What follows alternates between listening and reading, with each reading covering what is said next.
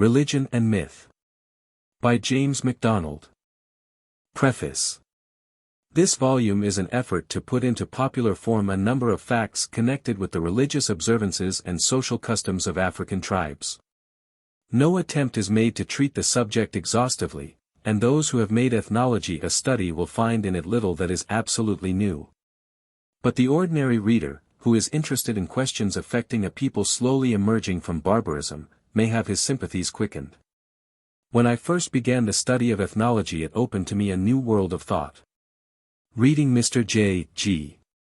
Fraser's Golden Bough last winter, I found it touched so many subjects which long residence in Africa had made familiar to me, that the idea of putting the results of my own observations into permanent form took shape.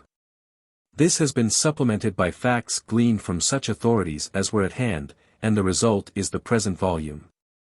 I have, in footnotes, acknowledged my indebtedness to various authors. The facts have been gathered chiefly from Mr. Fraser's volumes, Bishop Calloway's Nursery Tales, Traditions and Histories of the Zulus, Miss C. G. Gordon Cummings in the New Hebrides, W. Manhart's Antique Walduendi Feld Cult and his other works, Winterbotham's The Niger and Lair Tribes. Rowley's Africa Unveiled, Duff MacDonald's Africana, Schweinfurth's The Heart of Africa, Chalmers' T.O. Soga, Brownlee's MS Notes, Felkin's 4 Tribes of Central Africa, Ramsayer's and Coon's 4 Years in Ashanti, Asha's 2 Kings of Uganda. Arnott's Garangans, The Missionaries New and Krapf, G. M. Thiel, and several others, without whose works my book could not have been written. Though living at the back of the north wind, I still feel the African fever. That is to say, the charm which it has to draw back to itself all who have tasted its bitters and sweets. My object throughout has been to stimulate an interest in African peoples. If the book serves this purpose, I shall be amply rewarded for the labor bestowed upon it, in the fullest sense a labor of love. James Macdonald. Ray Free-Mance. Christmas, 1892. How do you find this book? Any thoughts about the book or the author? Any suggestion for improvement? Please take a moment to share your thoughts in a comment. If you like it, share it with your friends who might enjoy it as well. Subscribe to keep in touch. Visit CompleteAudiobooks.com for more quality content. Chapter 1. Primitive Man and the Supernatural. Religion in the widest sense may be defined as man's attitude towards the unseen. And the earliest forms of human thought furnish the clue from which must be traced the development of those great systems of religion that have at different periods been professed by the majority of men. Under the term religion we must include, not only beliefs in unseen spiritual agencies, but numerous customs, superstitions, and myths which have usually been regarded, by both travelers and students, as worthless and degrading. Till within a comparatively recent period. Only by taking account of such, and comparing usages common among tribes far removed from the influence of civilization with survivals in other parts of the world, can we arrive at any definite knowledge regarding the world's earliest systems of thought. In both ancient Greece and Italy the union of royal title with priestly functions was common.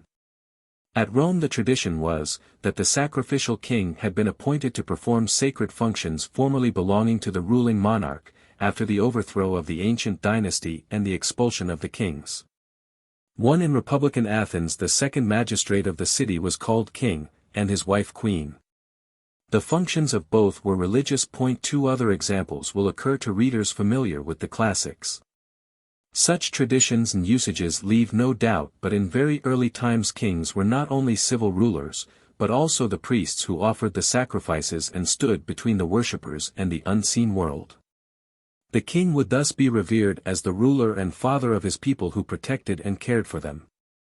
He would be also alternately feared and loved as the ghostly intercessor of men, and regarded as himself partaking of the ghostly nature, for the divinity which hedged a king in those days was no empty title, but a sober fact. He was regarded as able to bestow or withhold blessings, to bring blight and curse, and remove them, and so, being above and beyond the control of his subjects, reverence and fear would easily pass into adoration and worship. To us this may appear strange, but it is quite consistent with savage thought.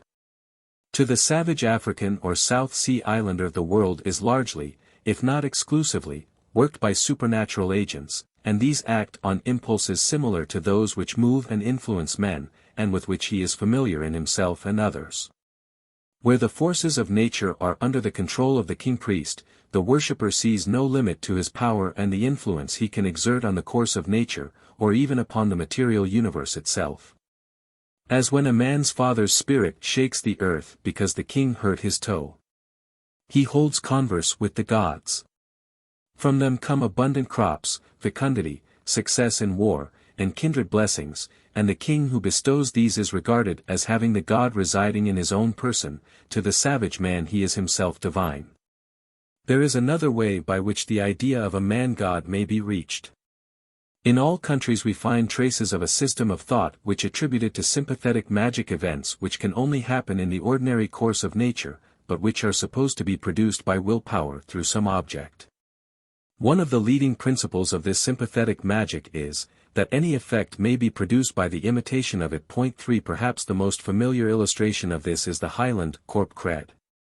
This consisted, or consists, for it is said the practice is not extinct, of a clay image of the person to be bewitched being made and placed on a door, taken off the hinges, before a large and constantly replenished fire. Sharp thorns, pins and needles, were pushed into it, oaths and imprecations were uttered over it, the victim writhing in agony the while. Elf arrows were darted against it, and the fire stirred to a blaze as the image was turned and toasted to make the sufferer feel all the torments of the damned. Finally, the corp cred was broken to pieces, when the patient died a horrible death, blue flames issuing from his mouth. In Africa a small bundle, with a charm, tied to a pigeon's leg, keeps the person bewitched nervous and restless as the bird flits from twig to twig. If no accident happens to the charm or the bird that carries it, there is no hope for the patient's recovery, he will simply be worried to death. This magic sympathy goes farther. It is supposed to exist between a man and any portion of his person that may be severed from the body, as cut nails, hair, saliva, or even the impression left when he sits down on the grass. The same sympathy exists between persons hunting, fishing, on a journey, or at war, and those left behind. If those who remain at home break any of the prescribed rules, disaster or failure overtakes those of their friends who are absent. According to the same superstition, animals, fowls, and crops may be influenced through tufts of hair, feathers, or green leaves of corn as the case may be, and among savages elaborate precautions are taken for their protection and preservation. Medicine poured out on the path by which a man usually approaches his dwelling affects him. Should he return by that path, as if he had swallowed it? A hair from a cow's tail steeped in the virus of any disease prevalent among cattle will affect the animal from which it was taken, and through it the herd. A green leaf of corn scorched against a fire, or placed where it will mildew, will produce drought or blight in the field or district from which it was taken. These are illustrations of the evils that may be produced by sympathetic magic, but it is capable of being applied to good purposes also. A South African, in calling a village to a hunt, goes from hut to hut imitating the movements of some well-known animal of the chase. The villagers pelt him with cow dung, which he does his best to avoid. Should he be well bespattered when he has finished his rounds, the hunt will be successful; if not, it will be entered upon in a heartless manner, as all will expect failure. In Nias, when a wild pig falls into a snare, it is taken out and rubbed with 9 fallen leaves, the belief being that this will cause 9 other pigs to fall into the pit. For a South Sea Islander when unsuccessful with his nets walks about as if ignorant of their existence, till caught himself, after which he goes home assured of success on the morrow. As a boy, when fishing about Loch Aline, we often, when luck went against us, used to make pretense of throwing one of the fellows overboard and hauling him out of the water. After that trout or sillet began to nibble, according as we were on fresh water or salt. These superstitions are worldwide. Actions are performed or avoided by all peoples because they entail results similar to, or in some way connected with, the action. So it is that a fashionable lady will throw a pinch of salt over her shoulder when any has been spilled. Another form of this superstition is securing certain desirable qualities of animals or objects for oneself. A Kaffir warrior twines tufts of rat hair with his own, as this will give him a rat's chances of escape from the enemy's spears. Bechuanas use ferret skins for a similar purpose, or it may be hair from a hornless ox, as being hard to catch and harder to hold. Thieves in South Africa affect the skin of the common wild cat, which is hardly ever caught when making descents on hen roosts. There is not a savage who does not believe that he can influence nature in some direction, or secure qualities by means of sympathetic magic, and when anyone obtains more than a village reputation for his gifts and powers, his deification is merely a question of time or of local accident. He by degrees ceases to be the receiver of divine communications, or the medium through which divine power is exercised, for divinity dwells within him. He is himself divine, and can by a touch or look, or even a wish, produce effects which result from divine power only, and which in their results go vibrating to the farthest confines of the universe. The savage ruler who has attained to the honor of divinity is expected to give such evidence of his power as his people need for material prosperity and comfort, but not more than that. Of these, health and strength, victory in war, fecundity and abundant crops, may be regarded as the chief necessities of primitive man. A shrewd ruler might keep his reputation unimpaired for a lifetime, as regards both health and success in battle among a hardy race of people. Nor would he be very much troubled by those desirous of issue in a land the inhabitants of which are notoriously prolific. But the question of crops in seasons of drought, or when there is too great a rainfall, complicates the situation considerably. And when to these are added hailstorms, tornadoes, insect plagues, and the occasional frosts of tropical lands, it becomes manifest that the divine king sits on an uncertain throne. For all these phenomena he must direct and control for the benefit of himself and his people. When the sky, for example, indicates the approach of a tornado accompanied by hail, the magician repairs to an eminence, where he collects as many people as can be hastily summoned to his assistance. These, under his direction and guidance, shout and bellow in imitation of the wind, when with hurricane force it swirls and eddies round the houses and among the forest trees. Then at a signal they imitate the crash of the thunder, after which there is a dead silence for a few seconds, then another screech, more piercing and long-continued than any that preceded, dying away in a tremulous wail. The priest fills his mouth with his own urine, which he squirts in defiant jets against the approaching storm, as a kind of menace or challenge to the wind spirit. The shouting and wailing being intended to frighten the storm spirit from approaching those who resist it. This is continued till the tornado bursts or passes away in another direction.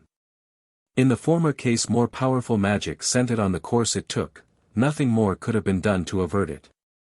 This belongs to a more developed system of thought after the offices of ruler and priest have been separated. I have scores of times watched South African magicians fighting the storm, and when successful the tone of proud arrogance assumed by the priest was most amusing, especially to those who did not believe in his power, and who at times included his own patron and chief. This same belief in regard to the power of man to influence the wind by means of magic is found in all parts of the world. The Yakut takes a stone, found inside an animal or fish, and ties it to a stick with a horsehair. This he waves again and again round his head, and a cool breeze springs up. 5 The New Briton throws burned lime into the air when he wishes to make wind.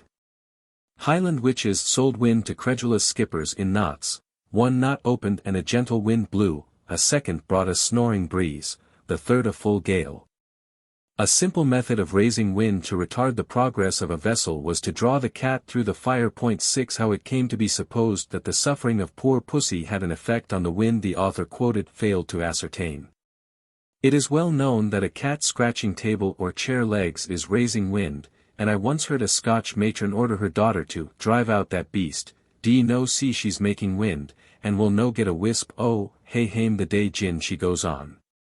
Our Highland friends, too, could sink a ship at sea by placing an eggshell in a tub of water and raising tiny wavelets to sink it.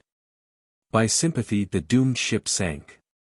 Mariners the world over whistle for wind, by courtesy to Neptune in modern times. Formerly, as an act or exercise of power. I tried it once but that was long ago, I am wiser now, and did raise wind. A hurricane of it, but it was from the skipper, who cursed me by all the gods he knew, and a good many he did not know, for interfering with what ye know nothing about. The fear of that man has haunted me ever since. Hottentots cause the wind to drop by hanging a fat skin on a pole. The Kaffir raises it by exposing his posterior to the clouds. An Austrian during a storm will open his window and throw out a handful of meal, saying, "There, that's for you, stop." 7 windbound fishermen in the Western Isles of Scotland believe that walking sunwise round the chapel of Flada, and pouring water on a particular stone, will bring a favourable breeze. If a mariner in the same region ties knots on a cowhair tether, he may venture to sea, even during a violent gale, as he can, by means of his tether and knots, control the wind at will. Bedouins of East Africa go out to make war on the desert whirlwind, and drive their weapons into the dusty column to drive away the evil spirit that is believed to be riding on the storm. The Australians kill their storm demons with boomerangs. While the Breton peasant, when a wisp of hay is lifted by the wind, throws a knife or fork at the wizard that is supposed to be disporting himself there. Other powers of nature are similarly treated by the savage, and the custom is continued by his civilized brother without any clear conception of the significance of his own actions. It is unnecessary to discuss the details of locust cursing and the banning of frosts.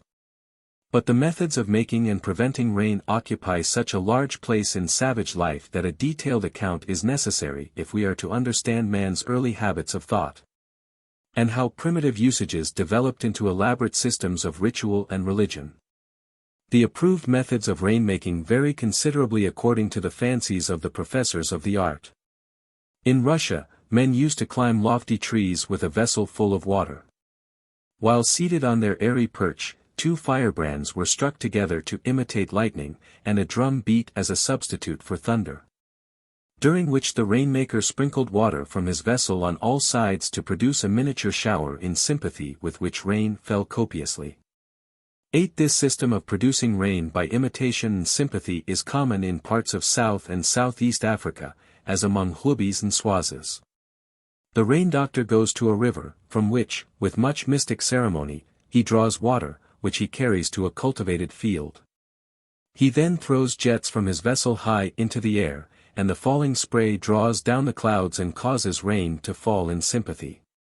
In time of severe drought the Zulus look out for a heaven bird, which is ordinarily sacred, kill it, and throw it into a pool of water.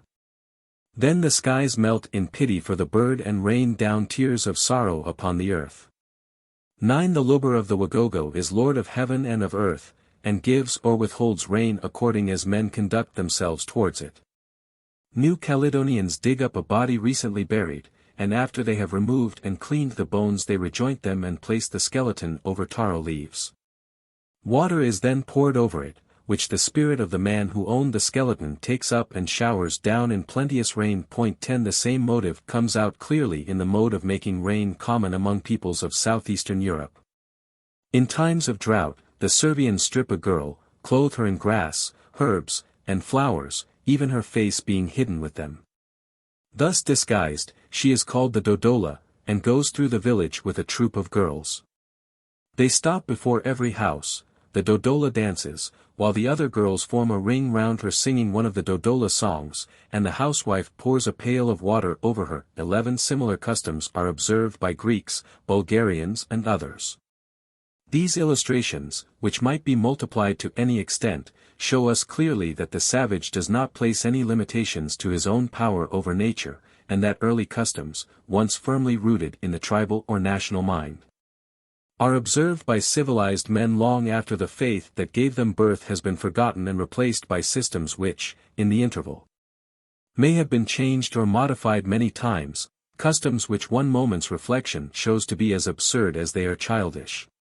But absurd as such actions may appear to us, there is behind there a philosophy, and from them we learn the processes of the human mind, as, groping after knowledge, it proceeded on the road to the discovery of all the facts which make up the sum of the world's acquirements. Though at first sight the action of the savage seems as if based on the assumption that nature is a series of caprices, a closer study convinces us that his reasoning is based on the constancy of nature, or, as we would say, the persistency of natural laws. The savage expects the same causes to produce the same results at all times, however inadequate the cause may actually be, and the universality of this belief proves that it is mere local philosophy, which is false root and branch. But a universal craving after knowledge on the basis of a philosophy where the premises are false, but where, this defect apart, the conclusion is based on sound reasoning. What we call natural law the savage ascribes to his own power over the forces of the physical world. The reason of this boundless confidence in himself on the part of primitive man is, that at first supernatural agents are not regarded as greatly superior to himself, and that at any time he may become one. These supernatural agents dwell in man, and their presence make him divine. To him acts of homage are paid. As the system develops, sacrifices are offered to him, and he is worshipped as a god. The office he holds is, or tends to become, hereditary. In any case, it is elective, and persons holding it are always sacred, frequently divine. Thus, the nominal king of the Monbutto is divine, a veritable man-god.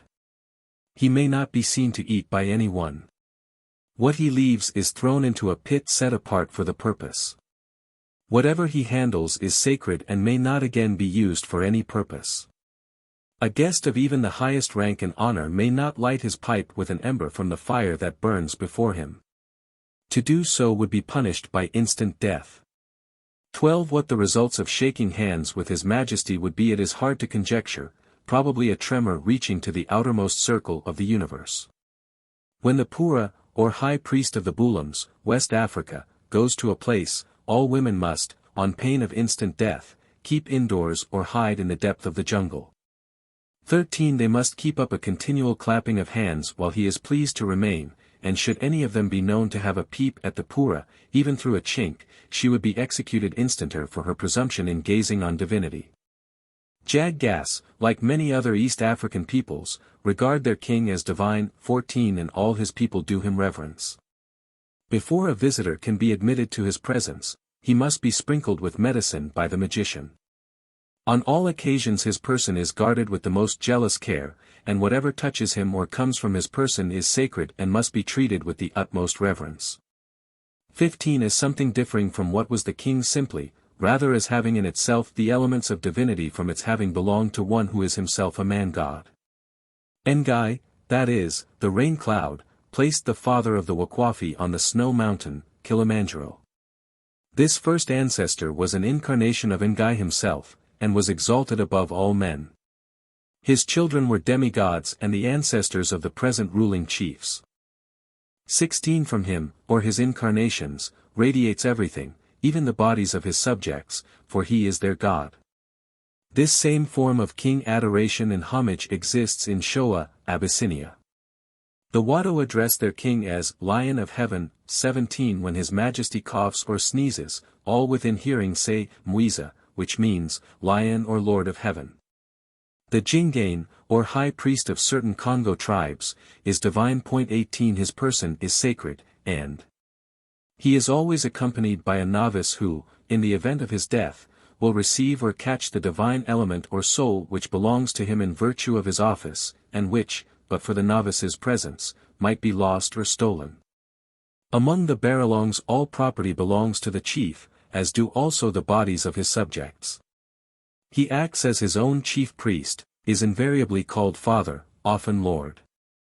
Zulus and Galikas acknowledge the chief as universal owner, and regard themselves as his body and soul. The kings of Dahomey and Ashanti are veritable gods, without any gilding to conceal their glory, as is also the Grand Lama of Thibet.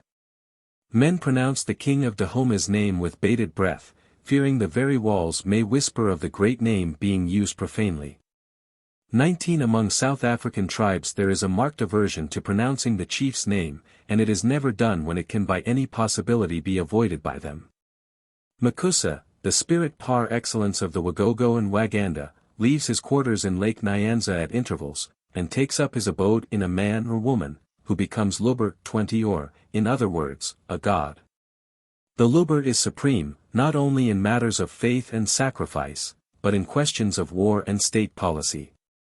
When counselors were questioned by Mackay regarding the nature of the Luber, or Makusa who dwelt in the Luber, they replied that the Luber is a bull, this because the Luber represents the principle of universal life.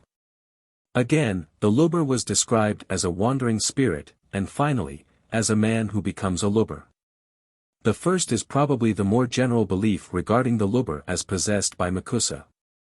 When Makusa enters a man he becomes a Luber, and is removed, by Makusa presumably, about 1.5 miles from the margin of the lake, and there waits the advent of the new moon before beginning operations. When the first faint crescent is discerned the king and all his subjects are from that hour under the orders of the Luber.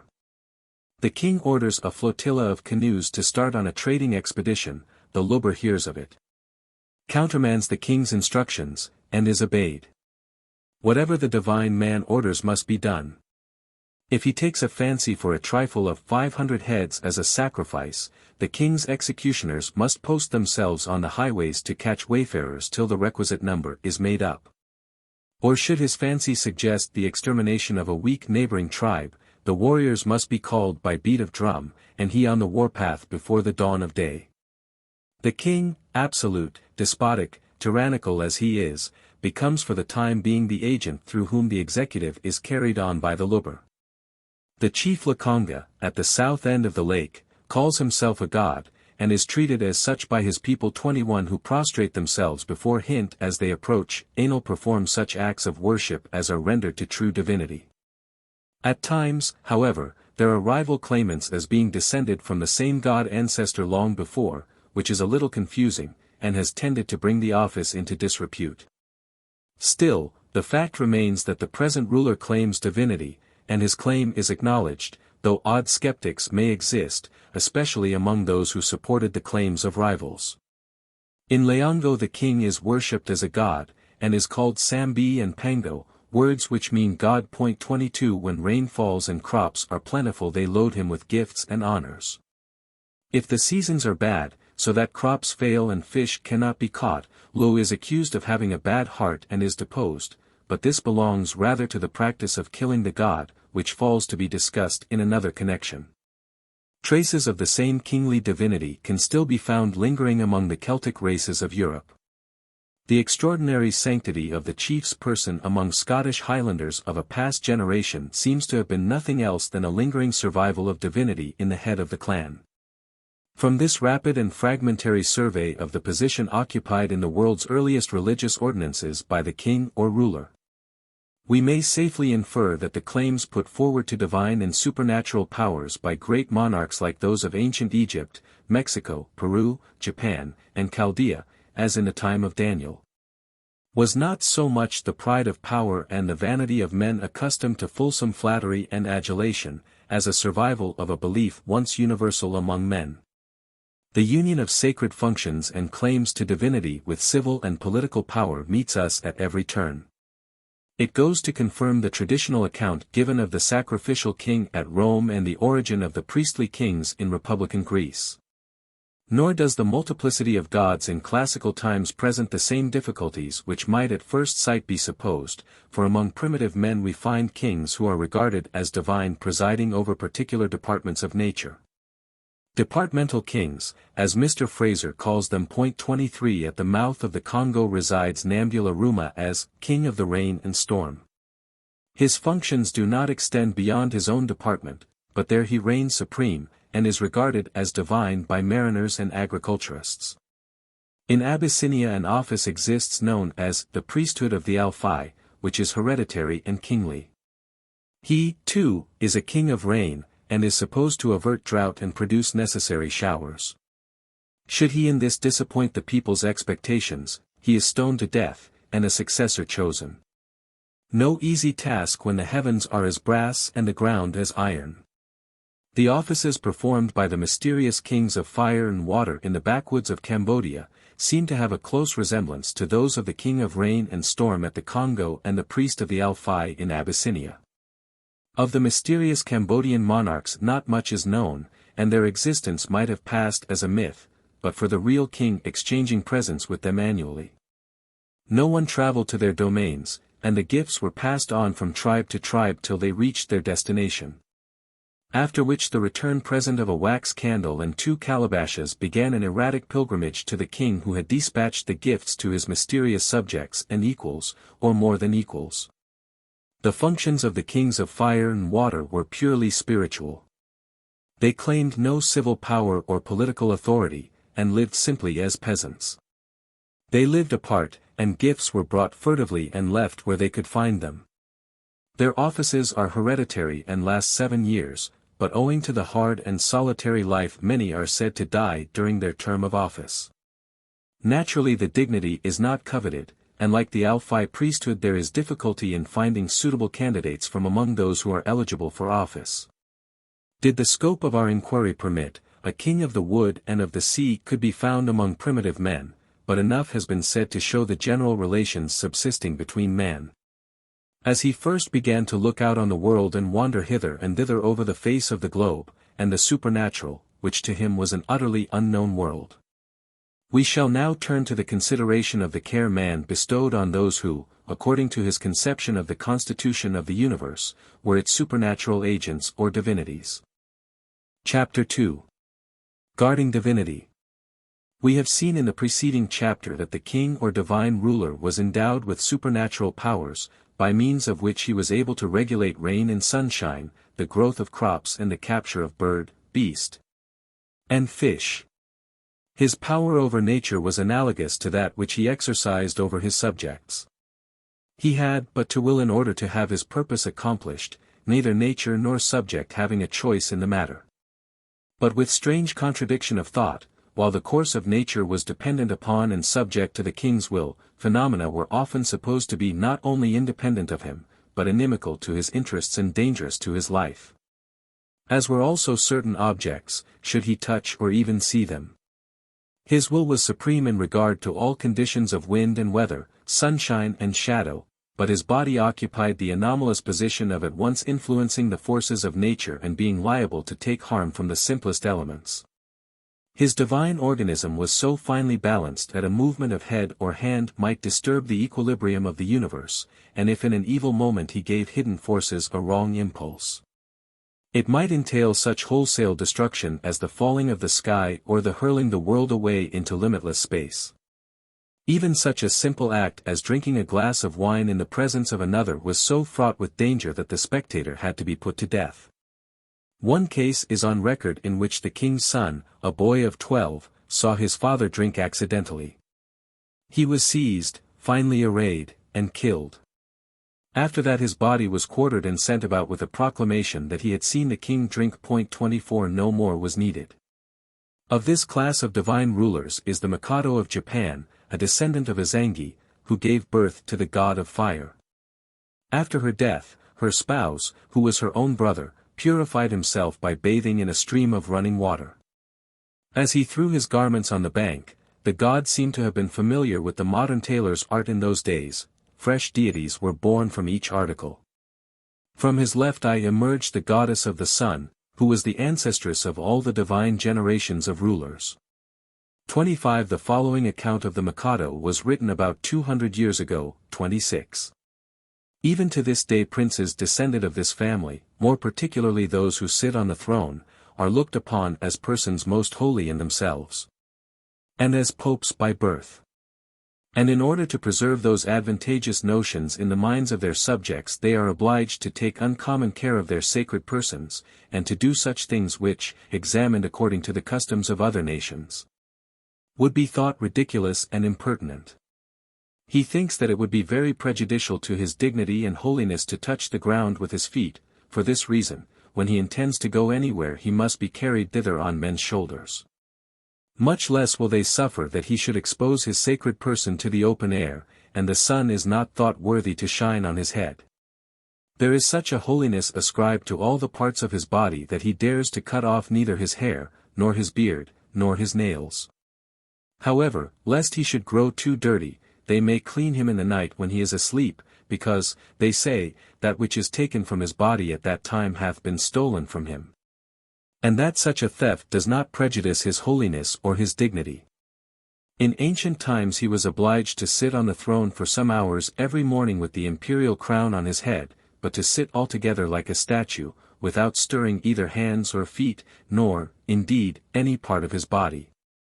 Because by this means it was thought that he could preserve peace and tranquility in his empire, for if, unfortunately, he turned himself on one side or other, or if he looked a good while towards any part of his dominions, it was apprehended that war, famine, fire, or some great misfortune was near at hand to desolate the country. But it having been afterwards discovered that the imperial crown was the palladium which by its mobility could preserve peace in the empire, it was thought expedient to deliver his imperial person, consecrated only to idleness and pleasures, from this burthensome duty, and therefore the crown is at present placed on the throne for some hours every morning. His victuals must be dressed every time in new pots, and served at table in new dishes, both very clean and neat, but made only of common clay, that without any considerable expense they may be laid aside, or broken, after they have served once. They are generally broken for fear they should come into the hands of laymen, for they believe religiously that if a layman should presume to eat his food out of these sacred dishes, it would swell, and inflame his mouth and throat. So much for the Mikado's habits of life. But this guarding of kings is not confined to an advanced cult. Among primitive peoples we find priestly persons and divine kings guarded with equal jealousy and care. At Shark Point, West Africa, the king lives alone in a wood. He may never leave his house. He may not touch a woman. On no account must he quit his royal chair, even to sleep, for in that case the wind would die down and all navigation would be stopped. 27 The supreme ruler at Congo is such another. Regarded as a god on earth, no subject would, on any consideration, taste the new crop till an offering of it is made to him. Then he leaves his residence to visit other parts of his territory. All married persons are under obligation to observe stringent laws of continence, any violation of which would prove immediately fatal to Chiton. Were he to die a natural death, the world would be annihilated. 28. Illustrations might be multiplied, but whether in Africa, Japan, or the South Sea Islands, the order and regularity of nature is bound up with the life of the ruler. It is evident he must be regarded by his people as at once a source of untold blessing and inexpressible danger to society. The care of his person must be their first consideration in their home and foreign policy, for any accident, through oversight or lack of vigilance, might prove fatal to the state. If he gives them rain, sunshine, genial warmth, successful hunting and fishing, he can also withhold these blessings and reverse the order of nature. When the working of visible phenomena is so closely bound up with his person that hurting his toe might set up such a tremor as would overthrow the foundations of the earth, the care bestowed on his safe keeping must be infinite. For their own safety his subjects must surround him with restrictions and safeguards. There must be set and accurate rules for the regulation of his conduct both public and private. So it happens that his life is valuable only in so far as he discharges the functions for which he exists. When he fails to order the course of nature so as to benefit his people, his deposition is not only a duty but a necessity. The homage and worship he received is turned into contempt and hatred, for he is not only useless, he is now positively hurtful. Disgraced as a ruler, he is disgraced as a god, and then put to an ignominious death. During his life, or at least his reign, he lives hedged in by such restrictions and limitations that he ceases to be a free agent, even when his people prostrate themselves before him, and offer to him the most costly gifts and sacrifices. Perhaps their sons or daughters. Of the divine king of Longo it is said that the greater his divinity the more restrictions or taboos he must observe. These regulate all his actions, his walking and his sitting, his eating and drinking, his sleeping and waking. 29 To the same restrictions the heir is subjected from infancy, only that the number of observances during childhood are comparatively few, but increasing in number, till on his reaching manhood he is lost in the swaddling clothes of taboos. The kings of ancient Egypt were, and in fact all rulers now worshipped as divine are, subject to the same life of immobility and inaction. King Egbo, West Africa, when he went abroad was concealed in an ark as became a divine and supernatural being. This was carried on the shoulders of men who were set apart for the sacred office, and were themselves sacred persons. 30 The sacred bearers still remain, but when Egbo, who has left the palace to the actual ruler, and now lives in a sacred grove that none may enter or explore, goes abroad. The ark contains but a dummy which is followed by the reigning monarch walking on foot. The king prefers the advantages of substantial power to the honors of divinity, and so does homage to the ghost of his own divinity, rather than enter the sacred box himself, to be the toy of party politicians. When the office of ruler grew to be at once so burdensome and so useless, there could be but one result. Men of action closed up the god in a box and went on foot. Contenting themselves with the substance of power, they left the honor and semblance to some nerveless aspirant to the priesthood who was satisfied with homage and honor in his sacred retreat, while his rival ruled the kingdom. This in course of time would lead to a separation between the offices of ruler and high priest, and so we gradually reach a farther stage in the development of human thought and the evolution of deity as that presented itself to primitive man. So burdensome did the office of king become, in the days when kings were divine, that we find in West Africa, when a king dies, a family council secretly held to elect his successor. The hapless victim is seized, bound hand and foot, and then thrown into the fetish house till he consents to accept the kingly honors thus forced upon him. The Galas of the East elect their king once in 8 years. They are selected from 5 families who are royal, and through whom the succession to the throne is carefully kept up. They have a custom called Rab which compels the 4 families out of office to destroy all their children. Those reigning for the time being allowed to rear theirs. 31 It is doubtless from such examples being common, that facts such as those recorded in the book of Exodus regarding the drowning of infants became possible as a political precaution. Powerful kings like those of ancient Egypt, or of Dahomey and Ashanti in modern times, may succeed in combining a vigorous policy with sacred functions and the idea of a man-god, but the tendency is towards degeneration and extinction. When a man ceases to move from his royal chair, to see any of his subjects except those whose interests it is to tell him only what suits their own purpose. When a movement of hand or head is dangerous to the stability of the world, and that he must give all needed blessings while carefully wrapped up in the swaddling bands of taboo, his final disappearance cannot be long delayed.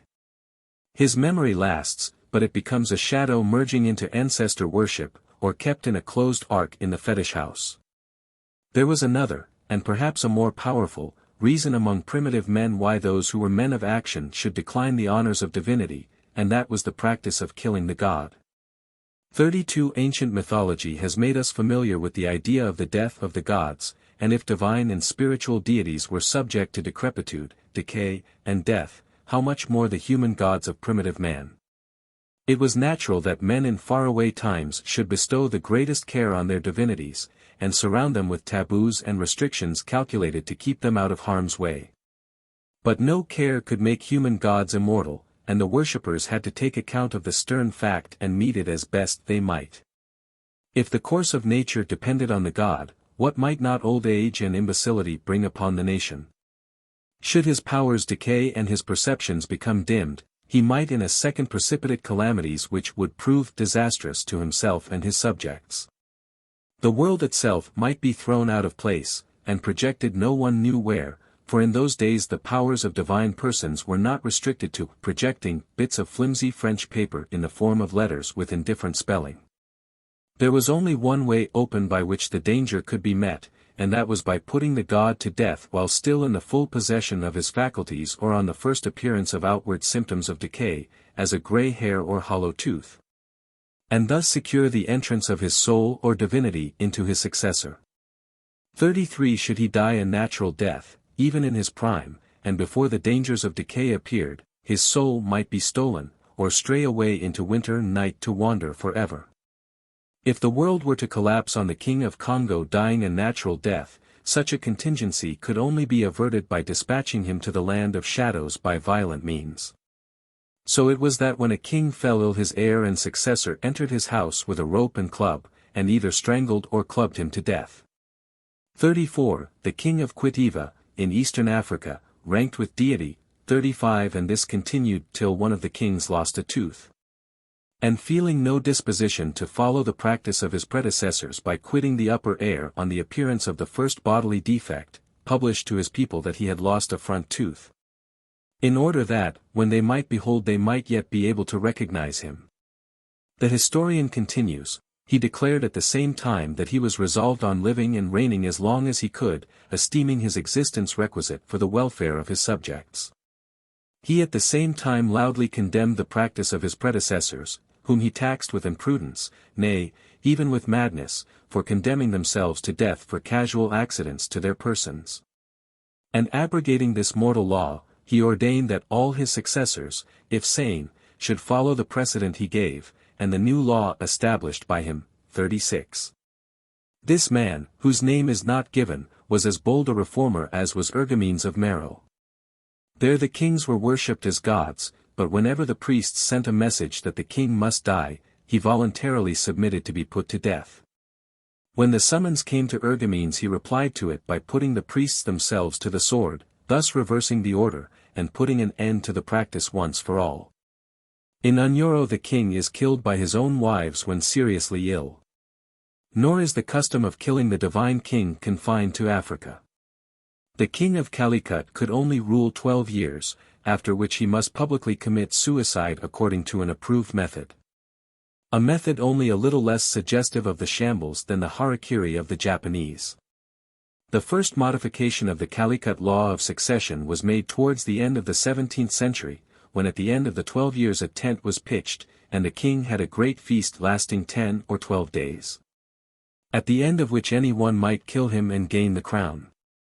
37 To do so he must cut his way, sword in hand, through the king's bodyguard to reach him in his tent. The desperate attempt was at times made but never with success. They were bold men who ventured on drastic reforms in faraway days. Bolder still were those who ventured to curb the power of the priests after the offices of ruler and high priest came to be separated, as not a few European monarchs discovered to their cost when kept standing, barefooted and bareheaded, waiting the pleasure of an arrogant ecclesiastic. But limitations were not put to the power of the priesthood without a long period of transition, during which many expedients were adopted to preserve time-honored usage, and adjust that to the inevitable. As represented by a truculent ruler who wished to enjoy the upper air as long as nature permitted him to do so, and who acquired awkward habits of answering the arguments of philosophers with sword-cut or gallows. To only one of such expedients can we refer, that of temporary kings or substitutes. Where kings were put to death at the end of fixed periods or on the appearance of the first signs of decay. Rulers would anxiously endeavor to discover a means of evading the letter of the law while giving such obedience to its spirit as would satisfy their subjects and worshippers. Some boldly set the law at defiance by refusing to submit to its requirements. Others sought out substitutes, and introduced to men's minds the idea of one taking, in a grave crisis, the place of another, and being regarded as the person he represented. His own individuality being lost in the act of self-surrender and substitution. He became the king, the very man-god whom people worshipped, in his office and act. The real king in fact died, and in resuming the government it was a new king who ascended the throne to reign for another stated period. At first a relative of the king would act as substitute, but this could not continue long without the sense of justice inherent in man revolting against such a barbarous practice. And a slave or condemned criminal would be substituted for a brother or son. This substitute, whether son or slave, was for a time clothed with kingly authority and lived in regal state, while the king retired into private life.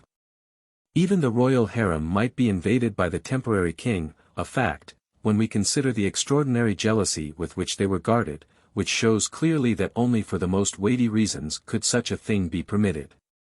It could only be in order that the temporary king should be invested with full regal authority without restriction or limitation. At the end of the time allowed, the temporary king was put to death, killed as a god, the king resuming office. The custom is in some places softened down still more, and the substitute is not actually put to death, a mock execution being sufficient. This latter custom is observed in Cambodia, where the temporary king receives the revenues during his 3 days of office, as is also done by the same functionary in Siam, only the latter seizes ships entering harbor, and holds them till redeemed. At the end of his term of office he goes to a field and draws 9 furrows, where seed is sown by old women. When the 9th furrow is finished, the spectators rush to pick up the seed just sown to mix with their own, and so secure a plentiful crop. This temporary king is known as Lord of the Heavenly Host. 38 These customs, and especially the killing of the king or his substitute, introduce us to the earliest form of human sacrifice. A system which developed to such gigantic proportions as men's conception of the supernatural advanced from the ideas of human divinities to personal spiritual existences, whether as the spirit of corn or vegetation generally. The powers of nature or the souls of departed ancestors. To the development of this form of religion and worship we shall now turn. Chapter 3. Evolution of Deity. To form a correct conception of African and other primitive peoples, it is necessary to have some acquaintance with the doctrine of souls, as that is understood by savage men. This throughout Africa is vague, and the results of inquiry are far from satisfactory. One hears accounts of souls, differing in all essentials, from men who observe the same forms of worship and are subject to the same system of government. The facts on which all are agreed are few and easily enumerated. All men have souls, even idiots, though some deny this, and the departure of the soul from the body is death. The soul is air, breath, wind, spirit, or it may be regarded as being all these, or having their essence. It is invisible, but in miniature an exact reproduction of the man. It is his shadow, reflection, what speaks in him. During sleep, or when a man is in a faint, his soul is absent from the body, but returns with restored animation. Should a person in a faint be removed from one place to another, as taking him out of his house into the open air, he could not recover, as the soul would return to the spot where the man fainted, and not finding him there, would go away. Again, a sleeper must not be rudely or hurriedly awakened, lest his soul, like Baal of old, should be on a journey, and have no time to return to re-enter the body. In that case the man might not die, but he would cease to be human, and go to wander forever in the forest like those corpses raised by the art of witchcraft, and who are doomed to an eternal wandering in mist and rain. The spirit or soul, in the case of temporary absence, leaves the body by the natural openings, especially the nostrils, and must re-enter by the way it went. Hence placing a handkerchief over the face of a sleeper would be highly reprehensible, as it might, probably would, lead to certain death. So would closing the mouth, should the soul have left by that door. At death the soul leaves the body to return no more. Its leaving is not regarded as voluntary, as death, that is, the expulsion of the soul, is most frequently the work of wizards. But in any case it cannot re-enter that body, whose eyes shall never see the sun again. Where does the soul go when it leaves the body, either temporarily or permanently? During the absence of sleep it may visit the sleeper's friend in a dream, or it may flit about the roof. In either case its return is prompt the moment the slumberer begins to move his limbs. The soul hears even a long breath, should it be with my friend far away, said a Kaffir once to me in a moment of unwanted confidence. At death the soul hovers near the body till the latter is buried, and then takes up its abode in the great world of spirits, except in those cases in which it enters an animal or object to watch over the doings of men. But souls are almost as liable to danger from external circumstances as human divinities are. They may be stolen, like a man's purse, snatched away in a whiff of whirlwind, or lost through carelessness or neglect. Should a South African native see an Incanti, his soul would be snatched away and he would die on the spot. When a river calls, he must enter it, but only to drown in its deep waters. The hill living there demands his soul. He may be bewitched by wizards, and his soul stolen, leaving him a ghostly wanderer in fun and forest. A Zulu will not look into a dark pool, as there is a creature, behind the reflection, that will steal away his shadow, and he dies. To all mirrors and reflecting surfaces there is the same objection. In either case the soul is snatched away by the devil. So it happens that mirrors being expressly invented by the devil for his purposes, people in civilized countries cover up theirs whenever there is a death in the house. To this day, in the Highlands of Scotland, all mirrors are carefully covered over with white cloths the moment a person expires. The same is done in Madagascar. The custom is not extinct in England. Such beliefs regarding the nature and habits of souls linger in odd corners of Europe in a much more distinct form than the custom of covering mirrors. In Greece, when a new house is being built, they have a peculiar method of giving stability to the building. For this purpose a cock is killed and its blood allowed to flow on the foundation stone. Another and a more effectual method is for the builder to entice a man, on some pretext, to enter where the builders are at work and then measure his shadow by stealth. This measure placed under the foundation stone, gives the house absolute stability. The person whose shadow was measured dies within a year, but that is a secondary matter with the contractor. 39 This is beyond doubt a survival of an ancient custom, and a belief that a man's soul and his shadow were identical, or in any case indissolubly bound to one another. I remember hearing my father tell of an old Highland tradition that those who practiced the black art cast no shadow. They had sold their souls to the devil for supernatural power, and their immortal part being his by right and possession, the body cast no shadow from the sun, soul and shadow being one. Another danger of the soul was slow expulsion by sorcery, but this belongs rather to the subject of witchcraft, under which it falls to be considered. Having thus seen the nature of the soul and a few of its dangers as these are conceived by savage men, we can the more easily proceed to the study of spiritual divinities as distinguished from, or evolved out of, incarnate gods. We shall begin with South Africa. There every man worships the spirits of his departed ancestors, especially those recently deceased. In Africa, as elsewhere, old ghosts are not of much account. The father's spirit must be worshipped and his wants supplied by sacrifice. The grandfather's must be honored and his known wishes regarded, but the poor old great-grandfather may sit in his horn in the corner and no one pay any special regard to him, unless, indeed, he happen to be a noted man. As the founder of a family or sept.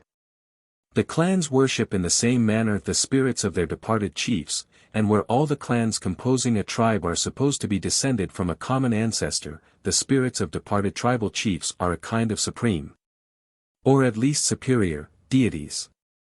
When a tribe is composed of different clans, this powerful element of union, the worship of a common ancestor, is wanting, as each clan looks to its hereditary chief as its true divinity. They have no very definite idea of the mode of existence of their deities, only they inhabit the old places and are always at hand. A man cannot perform an action unknown to the gods, though thieves disguise themselves to deceive divinity.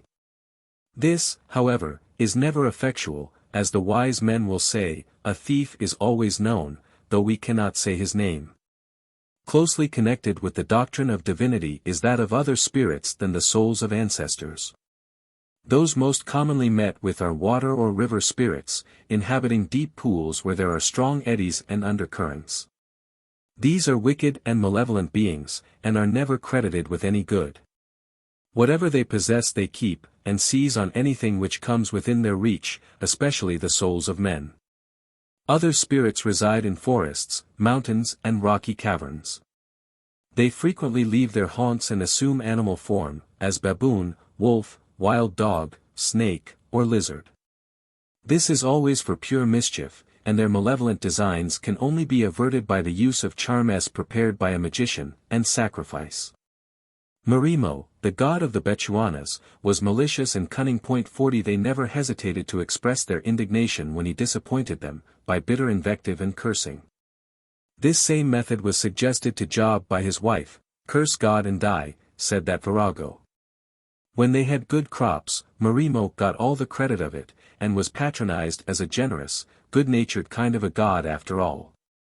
Evidently, from the accounts that have reached us, Bechuana religion is not very profound, nor is their god very consistent. As we move northwards we find the deities undergoing considerable modification, and along the west coast we make the acquaintance of fetish and fetish idols, hardly a trace of which is to be found in East and East Central Africa. These totems or sacred animals become the clan badges, and from the animals held sacred we can recognize scattered remnants of tribes separated by hundreds of miles, and having hardly any customs in common except the sacred animal as their clan badge. Throughout the whole continent we meet with customs, ritual, ceremonial acts, and other observances which have at first sight no appearance of being connected with any religious belief, but which have a religious significance. And this is consistent with savage thought, which always connects the most insignificant action that is unusual with what is supernatural, as a cock crowing in the evening 41 or a crane alighting on a housetop. Actions done by individuals may influence the whole policy of a tribe for generations either for good or evil. For example, the natives of Sengero, Abyssinia, sell only female slaves, never men or boys, and anyone selling a male would bring upon himself the wrath of the gods, even if he could hope to escape a visit from the executioner. The origin of the custom is said to have been that a king long ago, when kings were divine, had ordered a man to kill his wife and bring him a piece of her flesh for the cure of an ailment from which he suffered. The man refused to comply with the king's order, and saved his wife alive. She was next sent for and told what had happened, after which she was asked to slay her husband and bring a piece of his flesh to the king. This the ungrateful woman did, and ever since then a Sengero man may sell his daughter, or even his wife, but a man never. 42 Human sacrifices to their divinities are common among the people of Sengero. This, so runs the legend, was introduced long ago, when the seasons got confused, summer and winter being so mixed up that no crops ripened. The priests ordered many families to sacrifice their firstborn, and the rulers of the town to raise a huge iron pillar which stood outside the gate. The base of the pillar, like the stump of the roots of the tree in Nebuchadnezzar's vision, was to be left, and it and the throne to be sprinkled with the blood of the victims. After this was done the seasons resumed their normal course. 43 But in memory of the event, and to prevent its recurrence, the sacrifices are observed annually, and both throne and the spot where the pillar stood sprinkled with blood. This myth, the iron pillar apart, is probably a transcript of what the historian witnessed with his own eyes. These obscure practices and legends point back to a time when the spirit of vegetation, or creative energy, was worshipped and sacrifices offered to it. The confusion of the seasons and their readjustment by sacrifice has undoubtedly a close connection with the worship of the spirit of growth. Another curious custom in Sengero is the throwing of a slave into Lake Umo by dealers in men when setting out on a raiding expedition.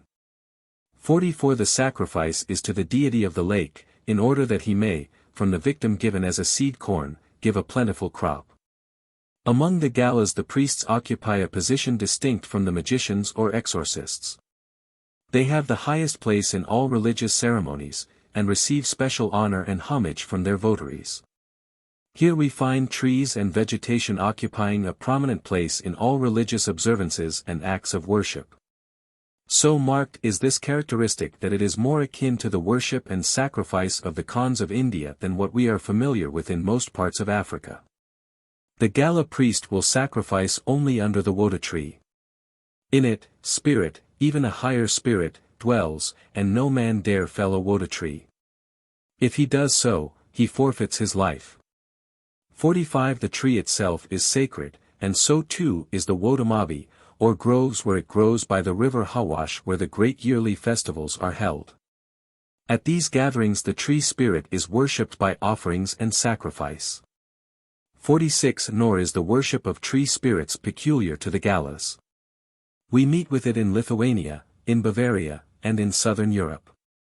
The Ovaeans of Bengal have a festival in spring, while the sal trees are in blossom, because they think that at that time the marriage of earth is celebrated, and salflowers are necessary for the ceremony. On the day appointed, the villagers, accompanied by their priest, gather the flowers in a forest where a goddess is supposed to dwell. Next day the priest visits each house carrying the flowers with him. The women as he approaches bring out water to wash his feet and do him obeisance. Then he dances with them, placing flowers in their hair, after which they drench him with water. 47 This ceremony is supposed to have an influence upon the course of the weather, especially the rainfall, and the spirit of the sacred psaltery is represented by both the flowers and the priest who brings them.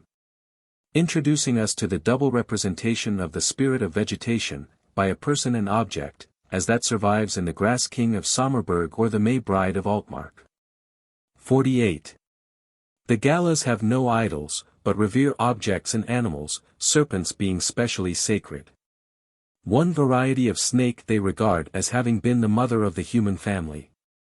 This same belief was a prominent feature of the ancient paganism of Abyssinia. The supreme Gala deity is water. Under him, or her, are two subordinate gods, a masculine, Ogli, to whom cows are sacrificed in June and July, and his consort Atai, whose offerings are made in September, and may consist of animals or fruits. She is the goddess of fecundity, and women are her principal votaries, but as she can also make the earth prolific, offerings are made to her for that purpose. 49. These divinities represent the creative and fructifying powers of nature, and this nature worship meets us under different forms in all parts of the continent. Even the Gold Coast moon dance is an act of homage done to the mother of all. Passing from the Galas to the Waganga, the same essentials are met with in the national worship. There a coconut is hung up at the village gate while the crops are ripening. This, curiously enough, is to prevent theft, as any one touching the fruits of the earth while it is there would be visited with the vengeance of the earth goddess. A secondary object served is the protection of the crops from injury. An empty coconut shell is placed on graves, and filled now and then with tembo, for without this the spirit could not exist. Tembo to them represents the spirit or essence of the earth's fruits, the lifeblood of nature. Of this earth divinity the visible representative is the Moansa. This is simply a log of wood, hollowed out in a particular manner, so that when rubbed it emits sounds resembling the roaring and bellowing of wild animals. 50. It is carried about in solemn procession at all great festivals, for in it the god resides. If at such times it were seen by women or children they would fall down dead. Should a woman, after seeing the Moansa, survive, she would become barren. So, when the god roars, women must hide in the woods till it is carried back to its house. Besides the great festivals, as that of first fruits, the god roars when the tribe sacrifices for rain, or when men go to the forest to strangle a deformed infant, which is invariably done. As is the case also with a cross birth or abnormal presentation. The Moansa is the center of the religious life of the tribe, and is a survival akin to the Egbo of the West Coast. The observances connected with it leave no doubt as to the intention of the institution, that is, the deification of nature, especially corn and vegetation generally.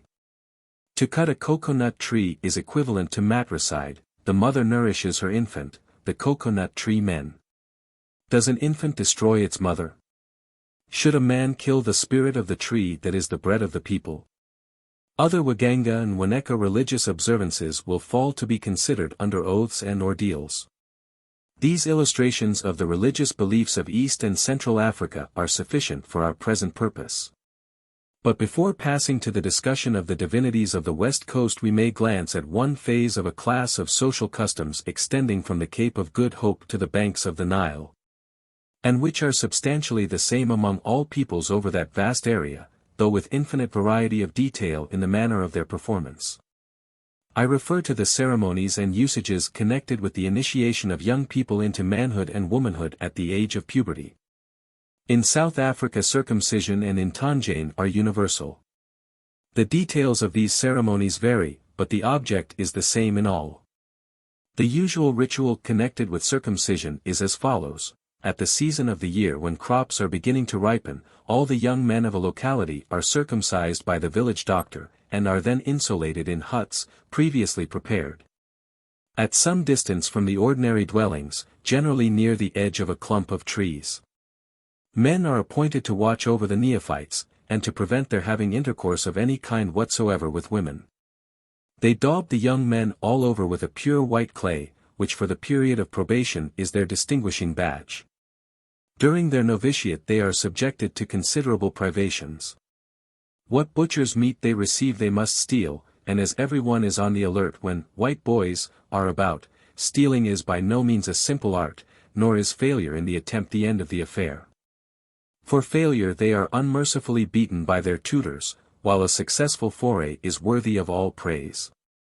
They are compelled to do violent bodily exercise in dancing and running, and are often kept awake for several consecutive nights.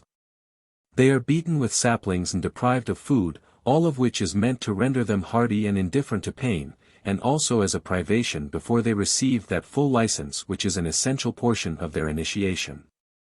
At the close of these preliminary ceremonies the white clay is washed off their bodies.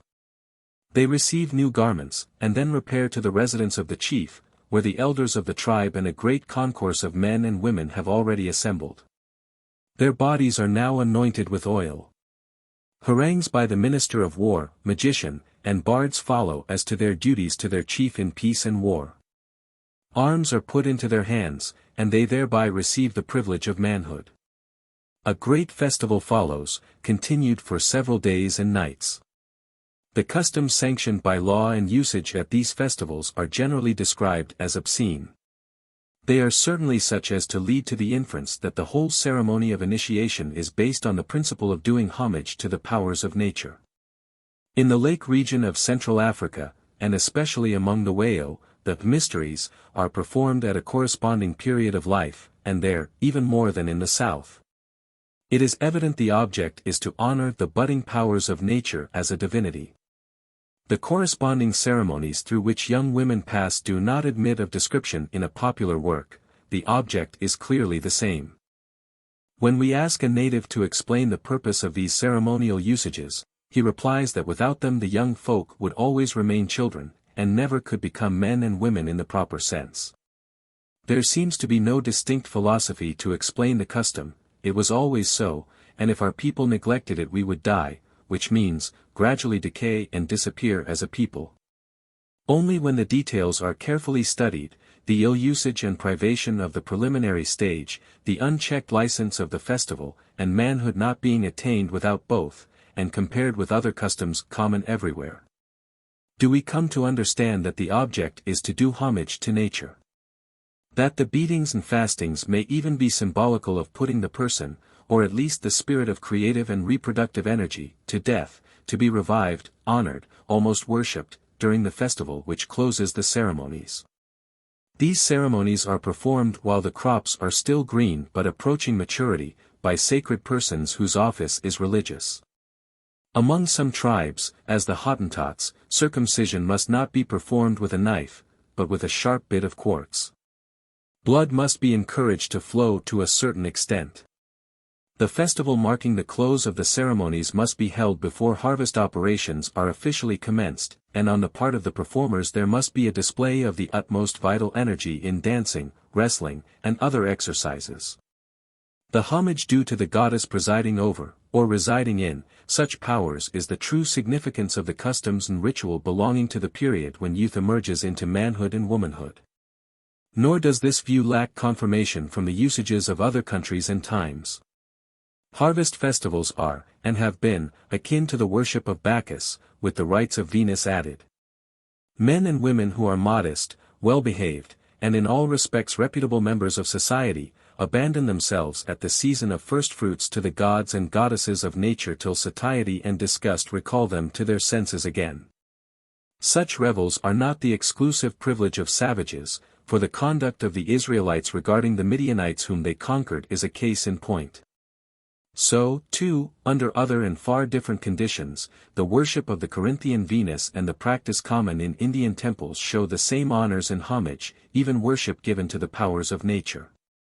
And this is nothing else than the worship of the spirit of creative or reproductive energy in the animal world, as we have already seen in connection with the growth of trees, corn, and vegetation generally. The deity is Mother Earth. The worship, to ensure her good offices in continuing her bounteous office of reproduction. The west coast of Africa is the land of fetish. How this system originated it is impossible to determine, but there are indications which seem to point back to its beginnings as a separate religious system. Among many African tribes it is common to preserve bones, and especially skulls, of ancestors as relics of the dead. 51 These were supposed to be the abode, temporary or permanent, of the departed soul, and were tended and guarded with all the reverence due to an ancestral spirit itself. From reverence and filial piety the transition to worship would be natural and easy. The soul dwelling in the skull was able to give or withhold certain blessings, and when treated with the respect due to it, could be of great service to the devout descendants who kept and tended it. In this way may have originated at once the worship of fetish, and the well-known African habit of giving the aged a help to leave the world. On the assumption that their bones and disembodied spirits would be of greater service to the living than their bodily presence, when age and infirmity had rendered them helpless. The attention bestowed on an invisible spirit residing in a well-cleaned skull, would not be more troublesome than that required by an aged grandfather, while the former in activity and power to benefit his descendants was vastly superior. At first each family would preserve and tend its own relics, but with the lapse of time their care would devolve on the priests, and with the accumulation of bones suitable receptacles would be provided. Developing gradually into special houses or temples consecrated for this purpose, and sacred. From such relic reverence and worship to fetish would be such an easy transition that no revolution in religious thought would be needed to accomplish it. And once the departed spirit could take up its abode in another object than a bone of its original owner, the growth of fetish objects would proceed apace. The magician, by the exercise of his own supernatural power, could impart to any object a sacred character and make it the home of the soul. For a similar reason he could impart to objects, as necklets, virtues for the protection of the wearer, this object being but a lower form of fetish through which the supernatural influence for protection came to be imparted to the possessor. Only, in this case its virtues were restricted to the person on whom the magician bestowed it.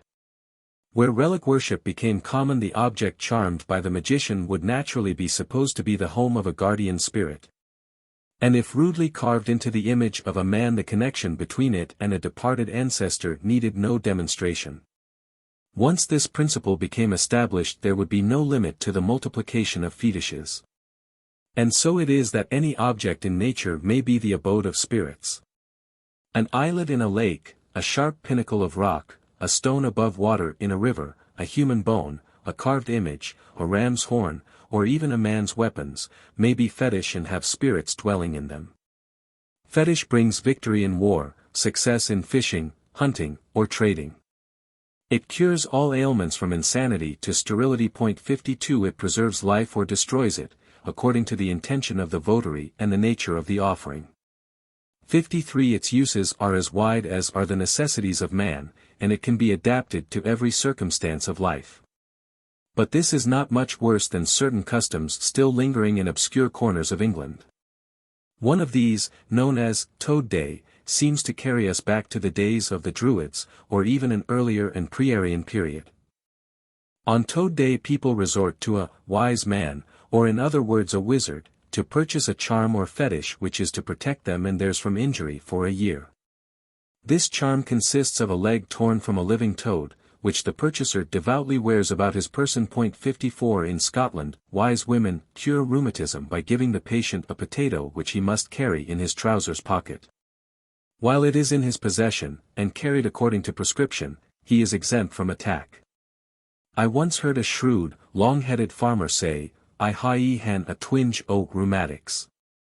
I had a tady I got frae a wife, but I slipped it o my pouch amang a ween twine. The potato being lost or mislaid, his old enemy had returned. We have seen how religion, when the king ceases to be worshipped as a man-god, tends to pass over to a deification of the powers of nature, associating with these the reproductive energy of departed priests or ancestors. These, or their spirit, may be present in any object, or they may only occupy the position of an influence, as when an African says when he escapes from danger, the soul of my father saved me. This tends to become pantheism, a deification of all nature.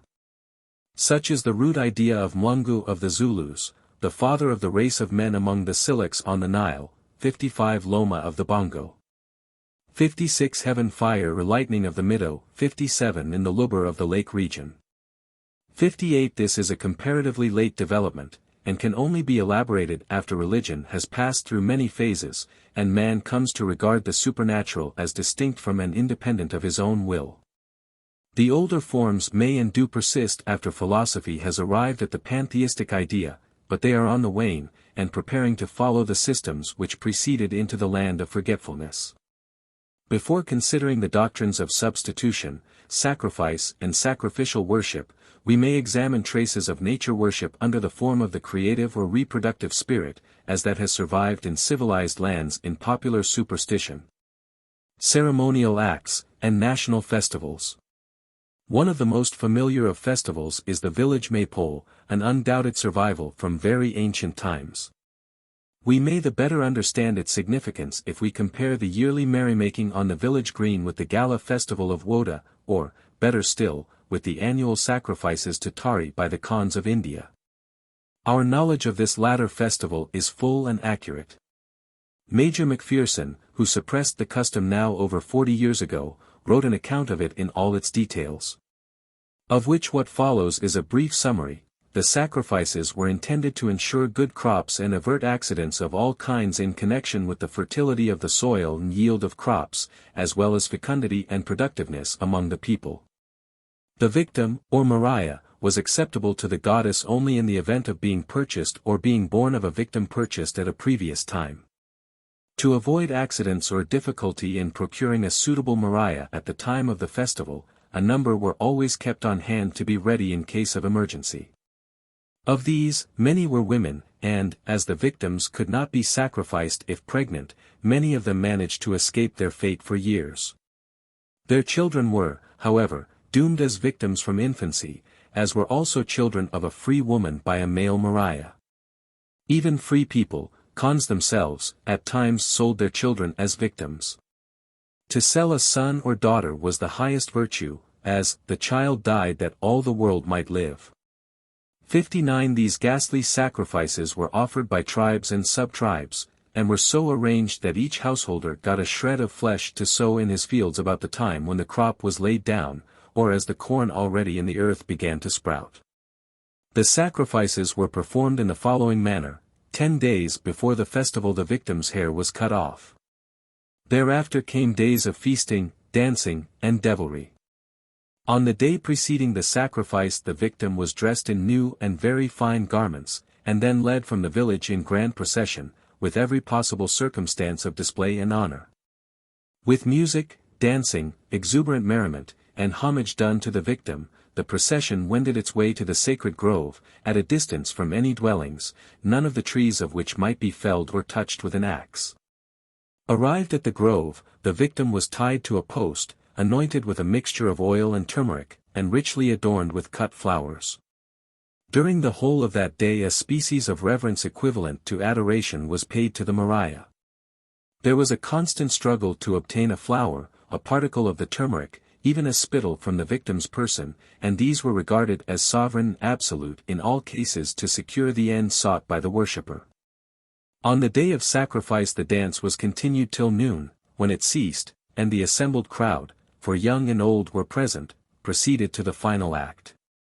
The victim was again anointed as before, and at times carried in triumphal procession from house to house. At this stage the Mariah might not be bound nor make any sign of resistance. It was indeed essential that there should be a voluntary surrender and sacrifice.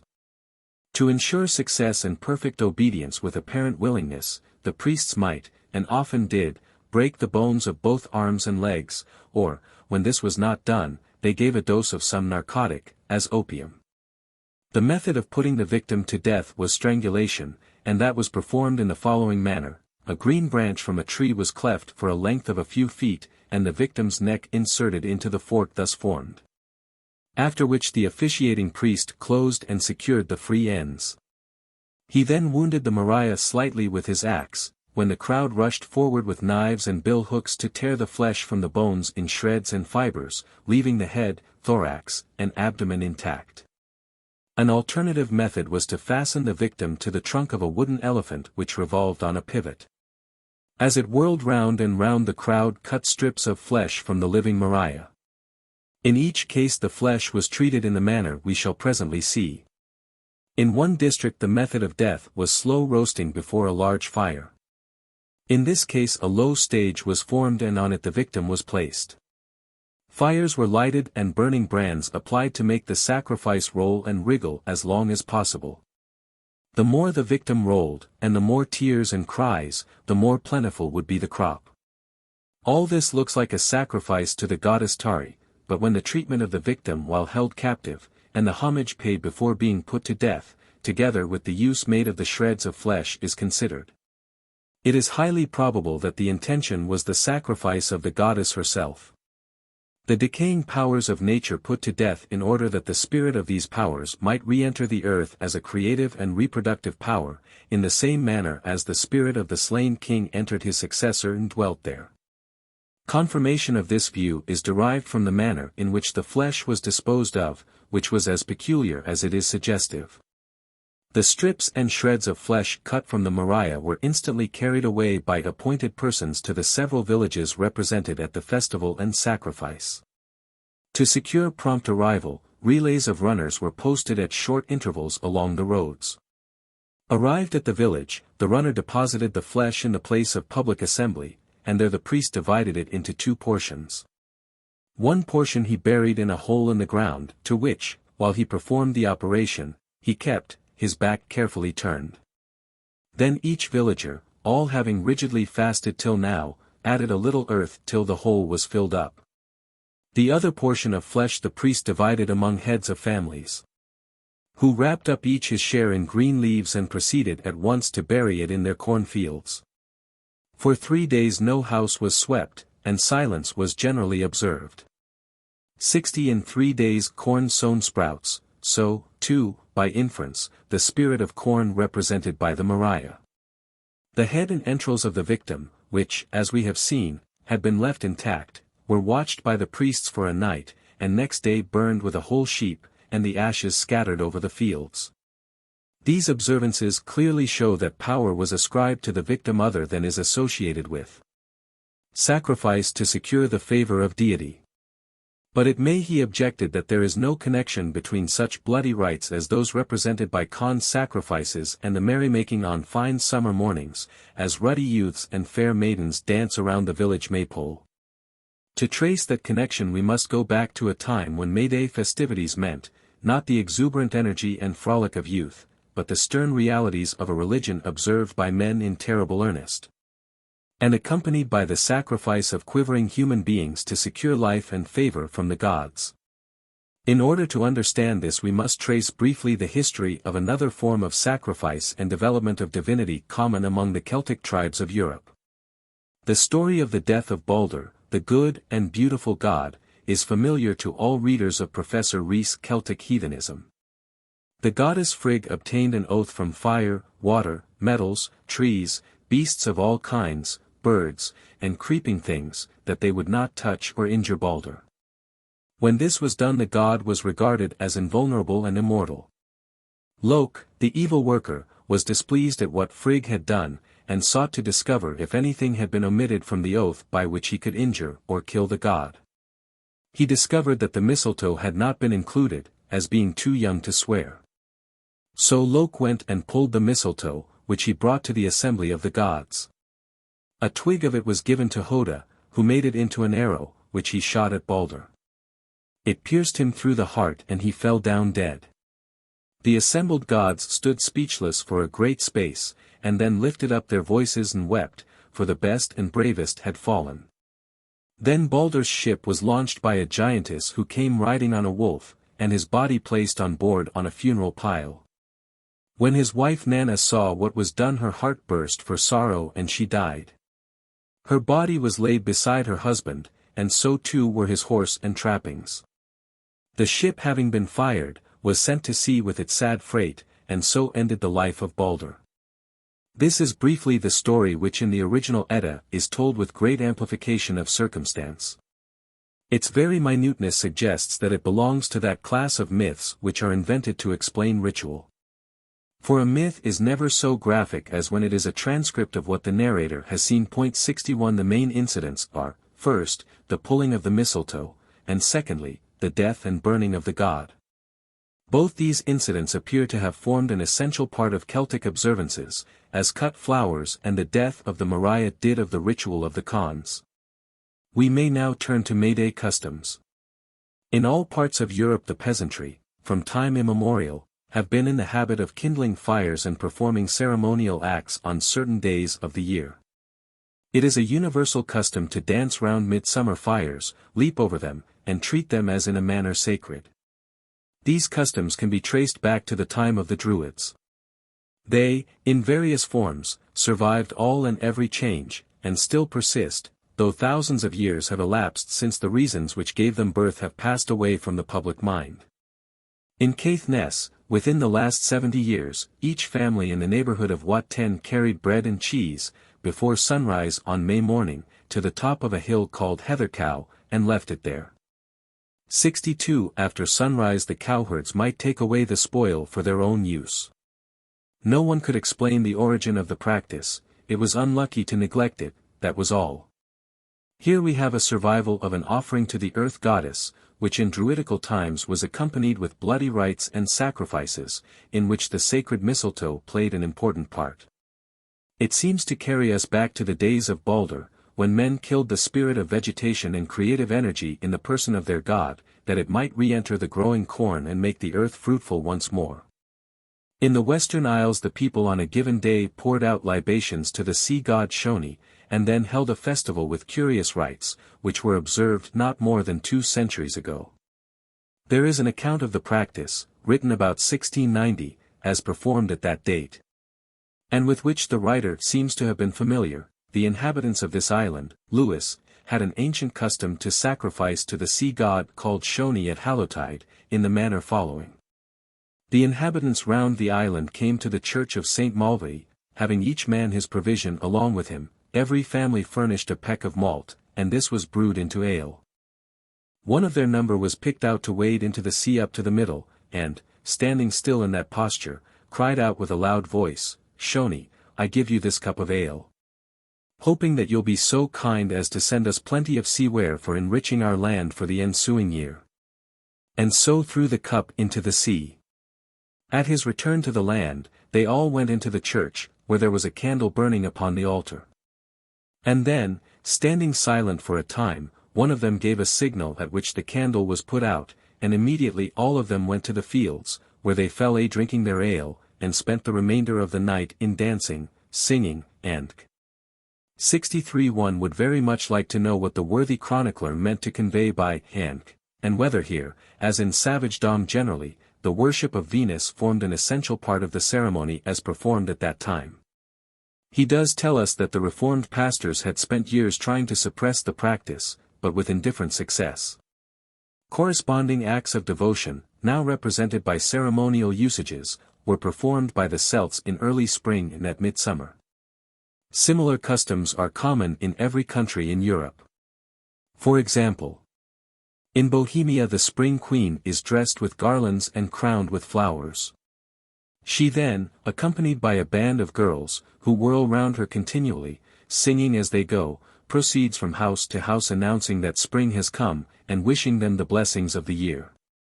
In Murcia, as soon as the trees begin to grow green in spring, the children assemble on Sunday and go out into the woods, where they choose one of their playmates to be the little leaf man. They break branches from the trees and twine them about the child till only his shoes peep out from the leafy mantle. Singing and dancing, they take him from house to house asking for gifts of food. Lastly, they sprinkle the leaf man with water, after which they feast on the food they have collected. 64 A somewhat similar custom is observed in England, where a chimney sweep walks about encased in holly and ivy, and accompanied by his fellow craftsmen, who collect money with which to have a carouse. These customs, which might be illustrated indefinitely, are all analogous to the setting up and decoration of the village maypole. Formerly it had to be renewed from year to year, the carrying of the new pole into the town being accompanied by crowds in holiday attire, who kept up a continual singing and clapping of hands with whirling and dancing. The object of the custom undoubtedly was to bring in the fructifying spirit of vegetation newly awakened, and for this purpose a newly cut pole and freshly gathered flowers were necessary. As the ancient druidical sacrifices were abolished under the influence of an advancing conception of divinity, the festivals remained, merely changing their outward form and expression. What was stern reality became a pleasant pastime, and so came to be continued through the centuries, after men had forgotten the object served by them in a ruder age. And this affords an illustration of how among a savage people customs change so slowly. 2 or 3 generations of literature do more to change thought and obliterate myth than thousands of years of tradition.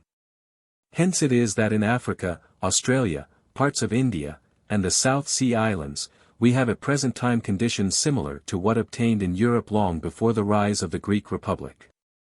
From this long digression we must now return to the consideration of African sacrifices, substitutionary and propitiatory. Chapter 4. Sacrifice. We have already seen that the earliest form of human sacrifice was associated in the minds of men with killing the god himself. The divine king of Congo was put to death by his successor. In the Fiji Islands old people are hurried alive. When a king of Kabanga is near his end the magicians quietly strangle him. Certain tribes of East Africa put their kings to death as soon as wrinkles or gray hairs appear. 65. A modification of the custom of killing was introduced when the expedient of temporary kings was reached. These could be put to death at stated intervals. We have met with examples of this in Sofala and Calicut. Ancient Babylonia affords another illustration. There, when the time drew near that the king should be put to death, he abdicated for a few days, during which a temporary monarch reigned and suffered in his stead. A prisoner condemned to death was dressed in the king's robes, seated on the king's throne, allowed to issue whatever commands he pleased, to eat, drink, and enjoy himself, and to lie with the king's concubines. But at the end of the 5 days he was stripped of his royal robes, scourged and crucified. 66. This same custom, softened down, is observed in Cambodia, where the king abdicates annually for a few days. The substitute performs all functions of state, and receives the revenues for the time he reigns. At the close of his brief term of office he goes and does homage to the king, and then, as his last act, orders the elephants to trample the mountain of rice. This is a large scaffold hung round with rice sheaves.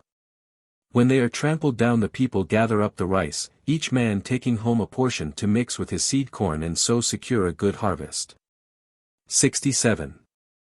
Once the idea of substitution was reached, sacrifice as an institution would develop rapidly, and the curious thing is that a trace of the original system of killing the god has remained to tell the world of an older and ruder conception of divinity. To the ancient man-god it was so convenient to have another take his place, that we can fancy the innovation being hailed with joy by the ruling castes, who by it were freed from the uncertainties of popular discontent and the accidental advent of signs of decay. But the doctrine of substitution had its disadvantages, and these in course of time would be felt and have far-reaching effects. Under the old order men were accustomed to offer homage to the living king. And their supreme and final act of worship was when he was put to death that his spirit might enter his successor as the creative, fructifying and preserving power of the world. Worshippers who associated such ideas with sacrifice could not be prevented from viewing the real victim offered, even as a substitute, as in some sort divine by inherent right. If divine by inherent right, the question of the spirit's return to the real king might be raised.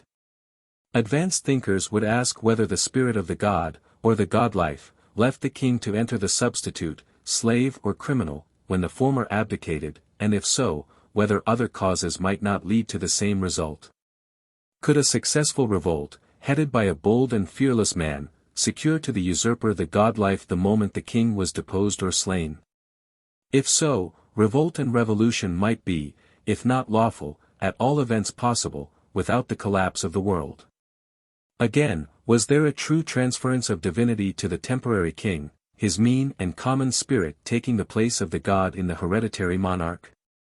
If so, might not men of ambition become substitutes, and at the last act rally their friends in order to retain the divine spirit permanently? Would the substitute spirit, which dwelt in the king, give place to the returning God spirit, poor fluttering thing, after the victim was slain? With such questions pressing for solution, and for a question to be raised among savage men is to find an answer, kings and their advisors would naturally seek to foster faith in an hereditary principle of divinity apart from the actual sacrifice of the God himself. We call this the divine right of kings. When this conception of hereditary divinity was reached, men would sacrifice to the king god as a personal and hereditary spirit, a spirit dwelling in the king in virtue of his office, or whom he represented to men, rather than to the spirit of creative and reproductive energy and vegetation which, in an earlier and ruder age was undoubtedly the savage's conception of his divine king. He was divine, not because he was a personal immortal spirit, but because in him was contained that spirit or power which ensured the orderly continuance of the course of nature. The sacrifice made in former days of the king himself by the priests, would, under the advance of thought, be made in the first instance to the king, and the more costly the sacrifices, and the more elaborate the ritual, the greater would be the virtue, and by consequence his influence and power. Kings attaining to great eminence as conquerors and administrators would be greatly honored with sacrificial offerings during their lives, and revered after their death. Their successors, especially if weaker men, would, in order to secure the continued allegiance of their people, pay respect to their memory. This, without any revolution of thought, would take the form of offerings, prayer, and sacrifice. Then the spirit of the departed king visited his successor in dreams and visions. At such times he entered his person, hence the common saying, he got the spirit of his father. By such means he kept his successor informed of his wishes, which were respected and obeyed, thus enabling a weakling to retain power which otherwise would have dropped from his nerveless grasp. That this is no fantasy is clearly proved by beliefs common among Africans at the present day. A Kaffir who has a remarkable dream will begin to tell it next day by saying, "My father's soul was within me last night." Prophets claim to be God-possessed, or, in other words, to have within them the souls of departed priests or chiefs. In this case they work themselves into, or through long practice assume, a state of semi-coma. During their paroxysms and the succeeding unconsciousness they are treated as objects of worship, in other words, they are truly divine for the time being. Let us now proceed to illustrate these general statements by an examination of the sacrificial system common throughout the continent, and in doing so it will be well to select a few places, widely apart, as typical illustrations. The natives of South Africa discontinued human sacrifices before they had much contact with Europeans, and, being of mixed origin, we study their religious institutions at a disadvantage. But an examination of their system of thought leads us up to a time when their rites and sacrifices differed in no essential from what is common to the vast majority of the tribes inhabiting the continent. From 10 degrees of north latitude to the farthest promontory of the south. When the course of nature is not to a Kaffir's mind, as during drought, floods, sickness among men or cattle, misfortune in war, failure in hunting or a visitation of locusts, he offers propitiatory sacrifices to the offended deities. Each man sacrifices to his own ancestors, each clan, through the magician, to the heads of the clan, the tribe to the ancestors of its chief. But in the latter case the sacrifice can only be offered by the tribal priest, or by the chief in those rare instances in which he is not only the ruler but the high priest also. I am not aware of any ruler at present in South Africa being his own high priest, but the combination is not unknown. The chief Makoma used to offer the sacrifices on important occasions himself. Here we have the curious anomaly of sacrifices to minor divinities made by ordinary householders, while those to superior deities can only be offered by the high priest if they are to be acceptable to the god. Those whose function it is to stand between men and the unseen, approach divinity with an offering for men's sins. They stand there as representatives or substitutes, taking the place of the worshippers. For a tribal offering may be made by the priest without a muster of the tribe or even the army. The sacred functions belong to sacred persons, and they determine how and when these are to be performed, and only obey certain general principles, without which no sacrifice is a genuine offering. One of these is that all sacrifices must be made by fire. Unless portions of the animal slain are burned, there has been no true offering, and the gods view the whole ceremony in grief and anger. Another is, that the animal must be honestly come by. A man may purchase a sacrifice, but this is rare, and, I think, regarded as irregular, but no man would sacrifice a beast that had been stolen. The most acceptable sacrifice is that which is a man's very own. There is also one phrase in the dedicatory prayer which is never omitted. It is this: we do not offer the dead, it is blood. We offer life. Behold, O ye hosts! During the time when the sacrifice is offered, the priest stands as intercessor for the people in room of the chief. His orders are obeyed as the chief's, and his deliverances accepted as the very oracles of God.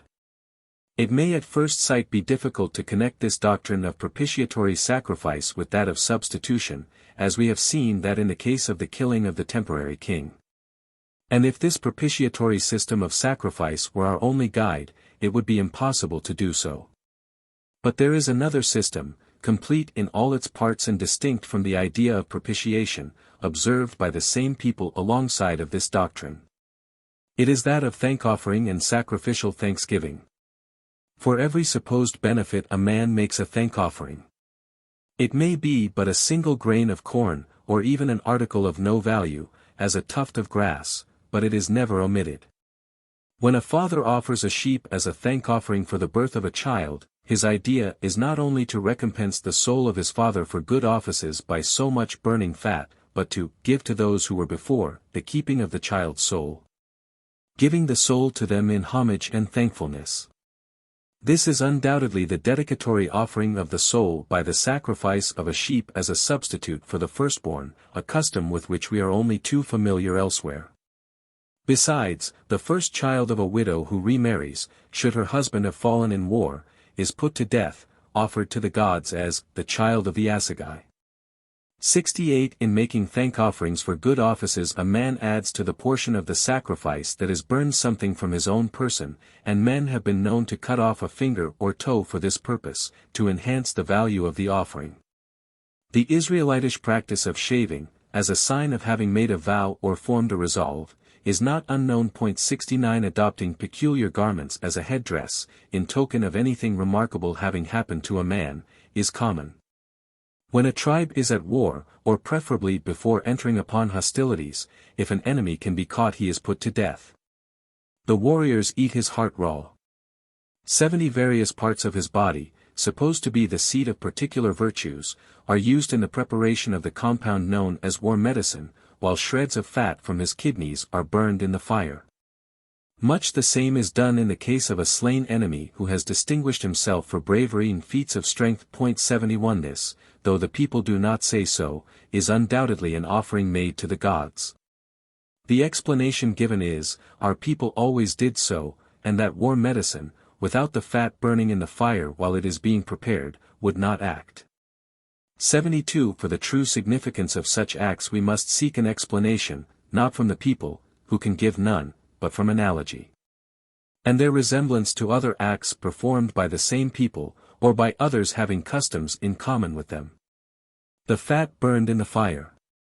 When oxen are sacrificed in time of war, drought, or the great annual festival of firstfruits, is avowedly a gift to the gods. 73 The odor of which they inhale. 74 And when we find the burning of human fat in almost identical circumstances, i.e. war, and the preparation of a magic decoction into which calcined human flesh largely enters, and on which depends its efficacy, the conclusion is forced upon us that here we have the last lingering traces of human sacrifice. Nor is this the only use made of portions of the human body in connection with the religious ritual of the people. The dried fingers of a man's hand is an essential portion of a magician's outfit when he goes to curse his chief's enemies. 75 Wizards deal largely in human flesh. 76.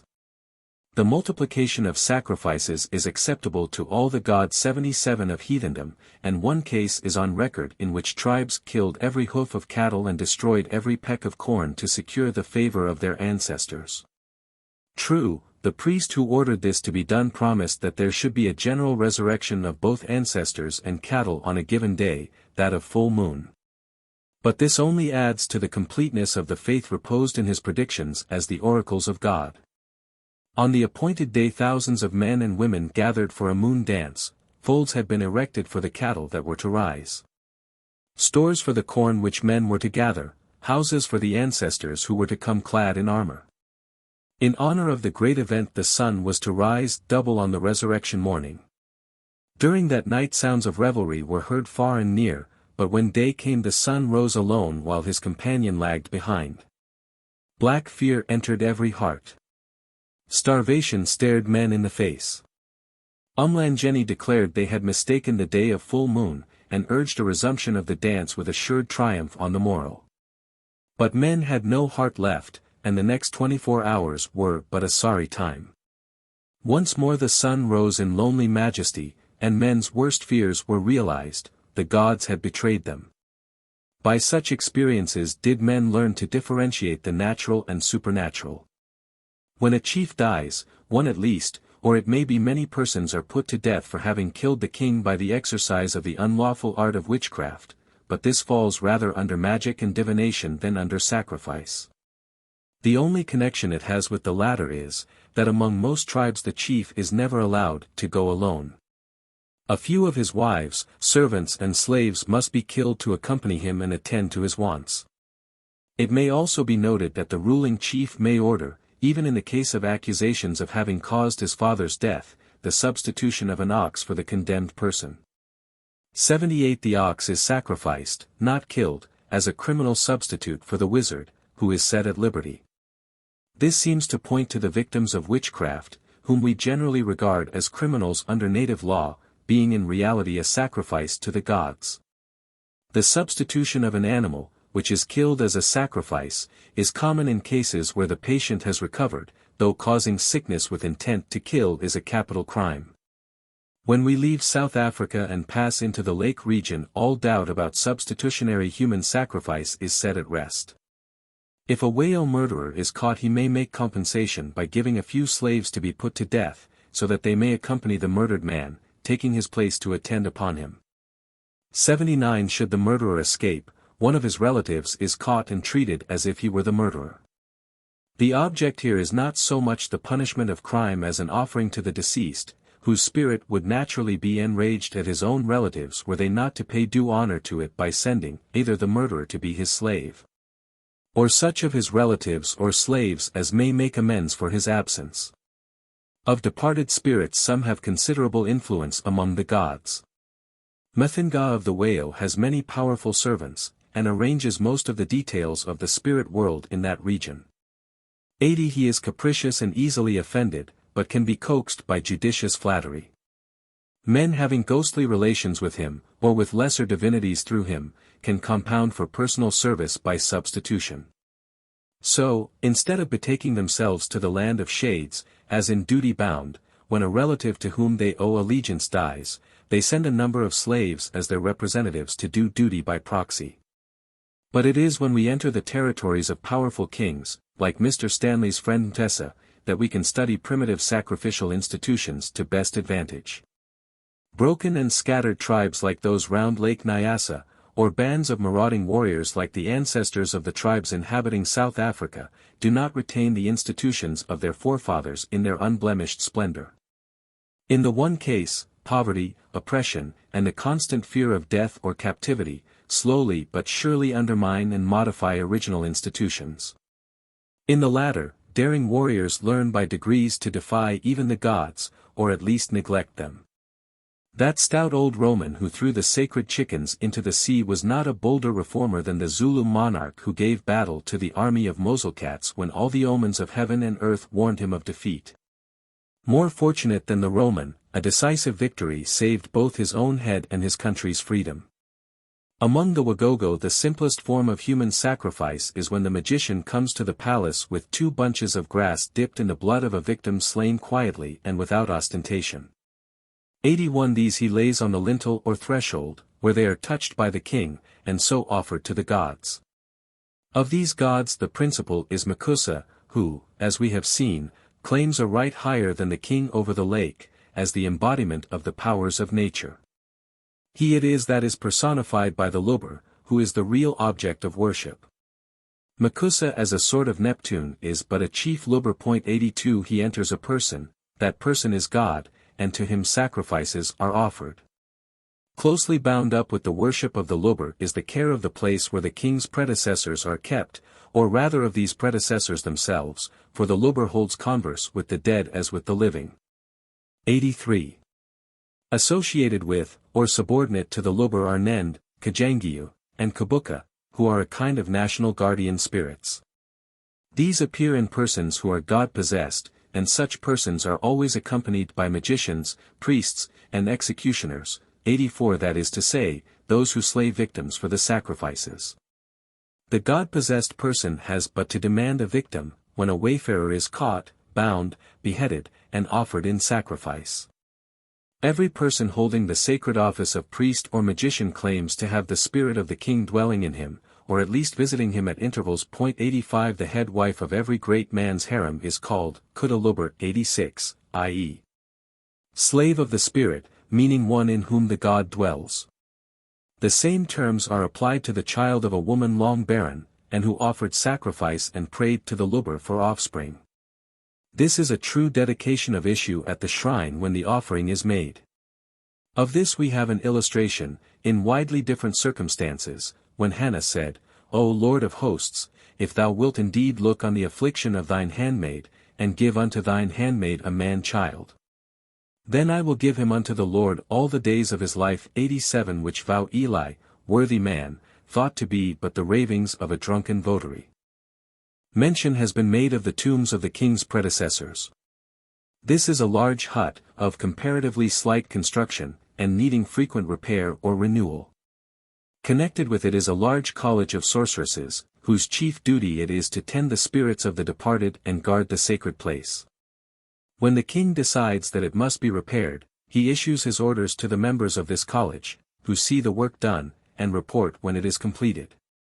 Offerings must now be made to their majesties as a kind of solatium for the trouble they were put to, owing to the disturbance in connection with the repair of their quarters. As many as 2,000 victims have been offered on such occasions.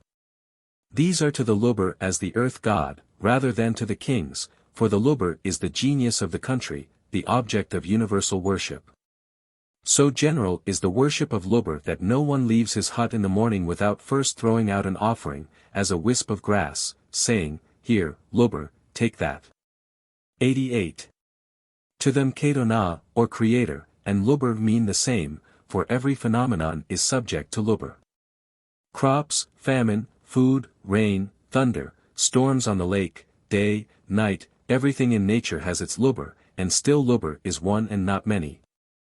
It is the spirit of Makusa, who is all and is everywhere, a kind of universal deification of nature as animate. When sacrifices are offered to the lubber, as on the completion of repairs of the house of the king's ancestors, or the death of a great man, the method of procuring victims is at once simple and sufficient. If victims were selected by choice from the sub-tribes and clans, difficulties of no ordinary kind would be met with in the case of a sudden demand for a parcel of 500 or 1,000. If chosen by lot, expedients would be adopted to avoid the ordeal. All these inconveniences are avoided by the executioners, of which a small army is kept, posting themselves on the great highways approaching the capital and seizing travelers on their way to the palace. At such times the gods send the proper victims, and when a sufficient number has been caught the sacrifices are offered. These victims go as royal messengers, or more properly pages, to attend on the king's ancestors. Turning to West Africa, where all religious institutions are modified by fetish, the systems at first seem distinct, not only in details, but in original conception of what is due to divinity. A closer examination shows that the conceptions of Central and West Africa regarding the unseen world are substantially the same, and that the intention in sacrifice is the same. From killing the god they pass to substitution, thence to propitiatory sacrifice and thank offerings. Each kingdom has its own particular customs and yearly festivals, presenting an infinite variety of detail, but in their general features the same. marking the steady advance of thought from the rude conceptions of the days when the world was young, to a conception of divinity akin to pantheism, and passing over into that system at various points. In Gamba, when a sacrifice is offered, the victim is paraded about the streets after the manner of the Lord Mayor's show.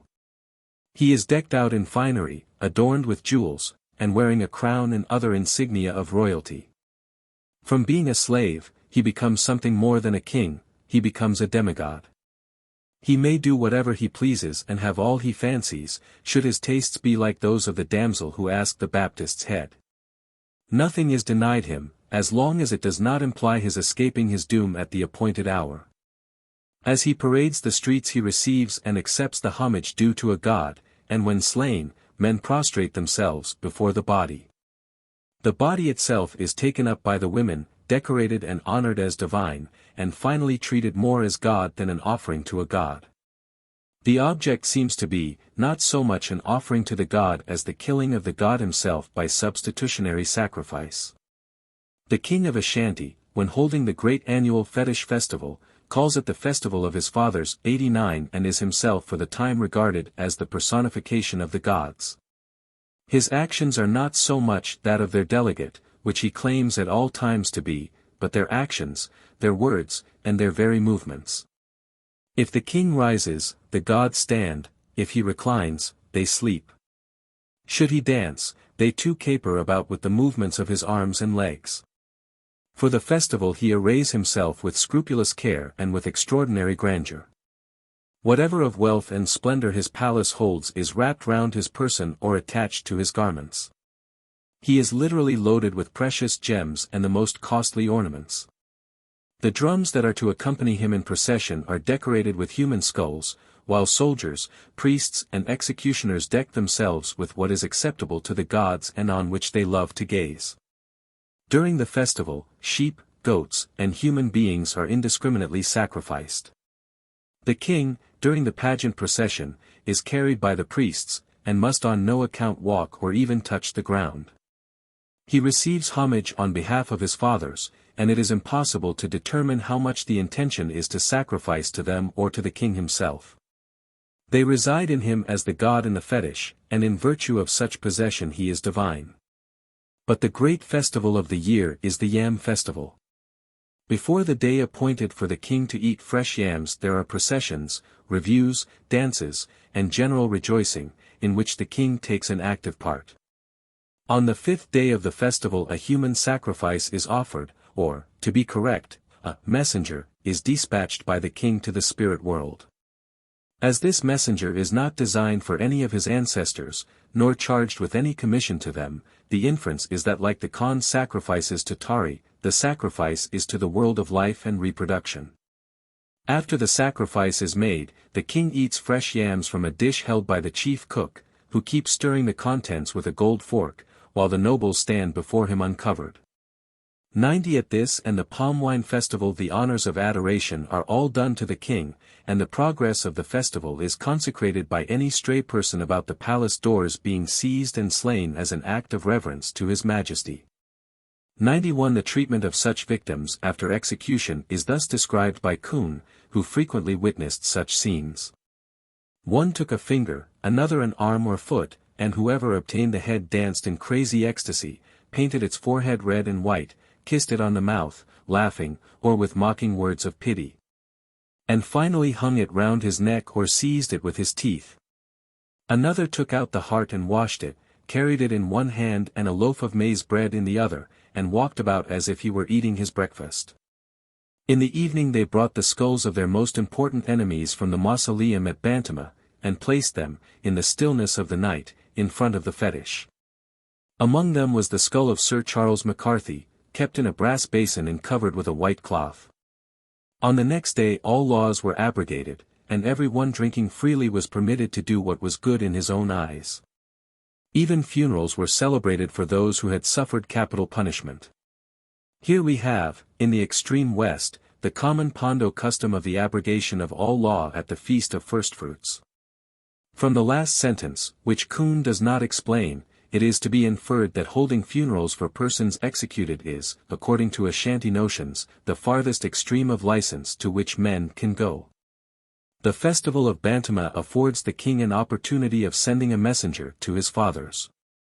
He delivers his charge slowly and deliberately, as if giving a diplomatic commission, and then the executioners cut off the victim's head, a knife having been previously run through his cheek and left there. Should the king remember anything he wished to say after the victim is slain, he orders another to be brought, and sends him with a hurried postscript lest his ancestors should be offended at the matter not being referred to in the original communication. Bantama is the resting place or mausoleum of the departed kings, and when Kun was in Ashanti there were 14 of the king's predecessors within its walls. It is a long building, divided into small cells, each of which contains the skeleton of a king, 92 the coffins containing these, as well as the skeletons themselves, being connected together with gold wires. Each cell contains such articles as the tenant loved best during his life.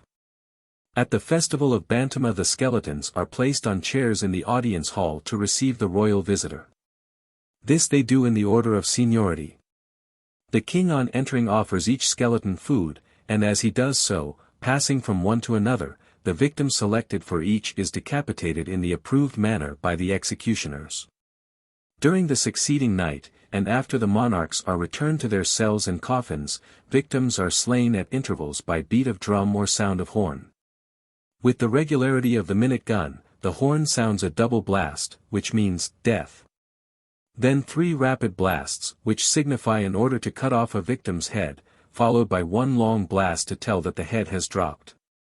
When the building needs repair, the king pays it a visit of inspection, after which the same ritual as we saw among the Wagogo is observed, the victims being counted by hundreds. Should the king dance with his wives, a messenger must be sent to his fathers to explain why he is at that particular time engaged in the like pastime. 93. But it is not necessary to go so far afield as Ashanti to find illustration of messages being sent to the spirit world. My father, who over 70 years ago resided for some years in the highlands of Perthshire, used to tell how at that time the people of Glenlyon and Glendachart charged their dying relatives with messages beyond the grave. And that people came long distances to ask, as an extreme favor, that their wishes should be made known, beyond, about certain particulars, one of the most common requests being to explain away shady transactions. If you meet such an one, tell him how we are, and all that is going on. I gave every penny he left to his daughter. Mind you tell him the dun horse, which I kept to get a better price for, died. Such were the commissions entrusted to the dying by pious Calvinists as late as the 2nd decade of the present century. Commissions from which even elders of the Kirk were not exempt. If this may happen in the green tree of Puritanism, what may not be done in the dry tree of paganism? In Dahomey the customs observed are in their main characteristics identical with those of Ashanti and other West African kingdoms.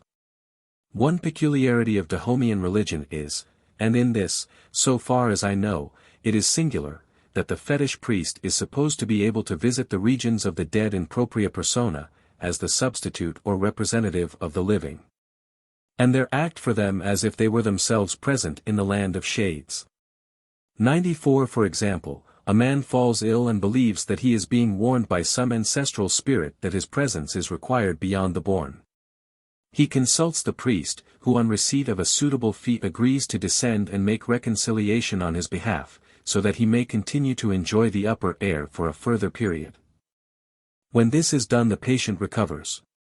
If not, he is killed by evil persons, the spirits never called at all, for the intervention of the priest is, within limits, effectual in all cases when the matter is in the hands of the gods.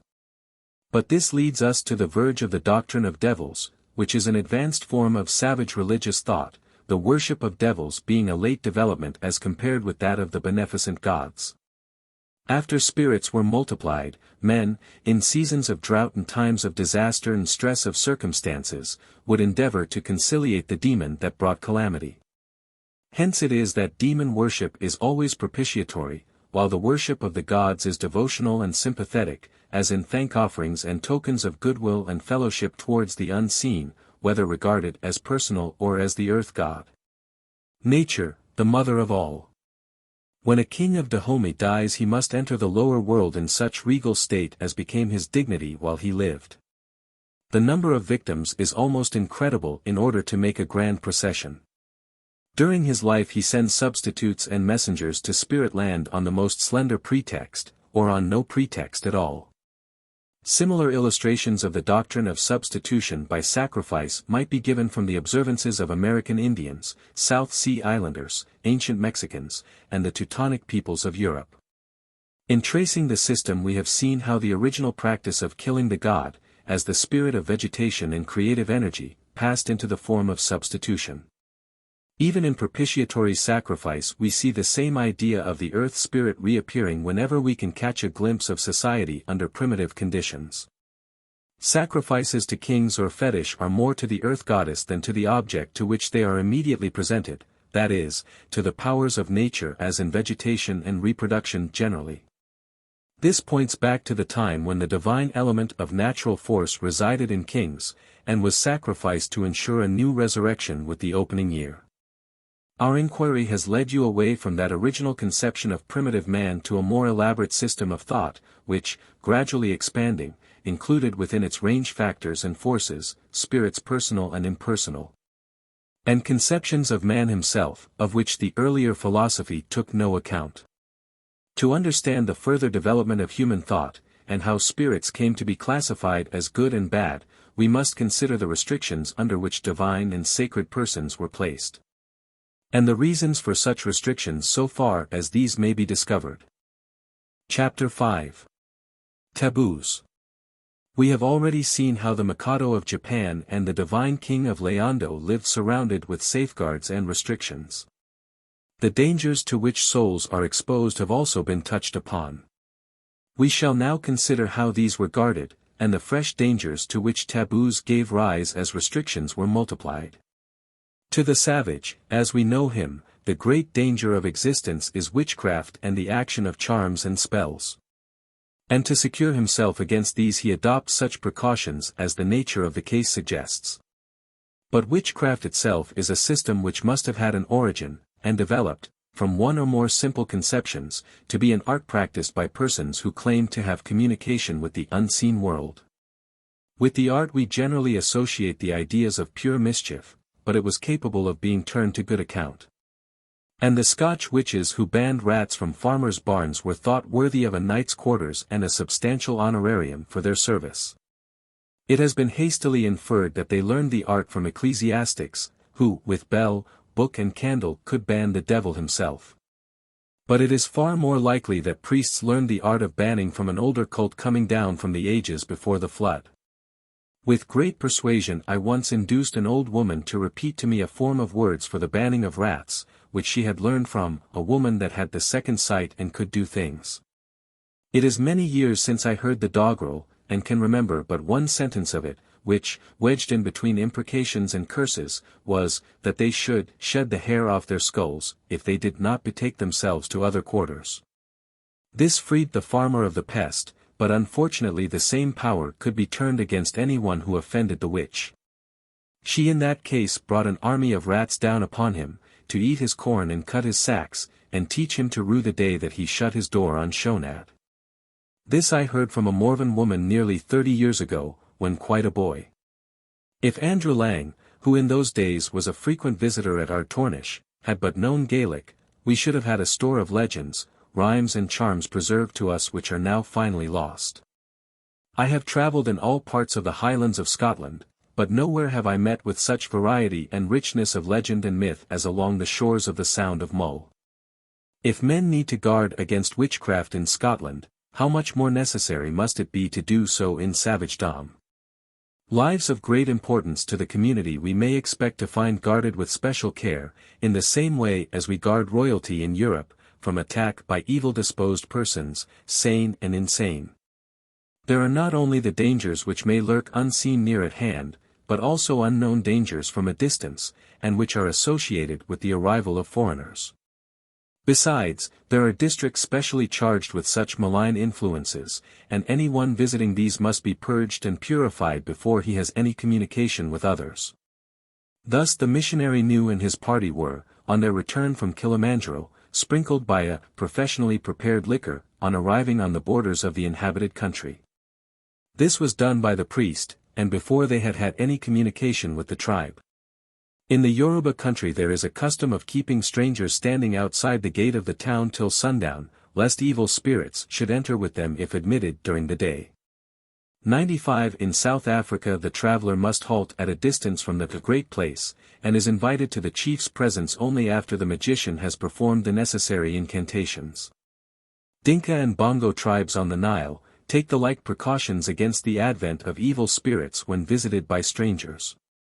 96 The South Sea Islanders subject those landing on their shores to a process of purgation to expel any evil which may hang about them. These are all general precautions taken for the benefit of the community. But do what he may, the savage cannot absolutely exclude evil from the tribe. Spirits do enter in the most unexpected manner, and witches will prowl about and follow their unlawful calling while men sleep.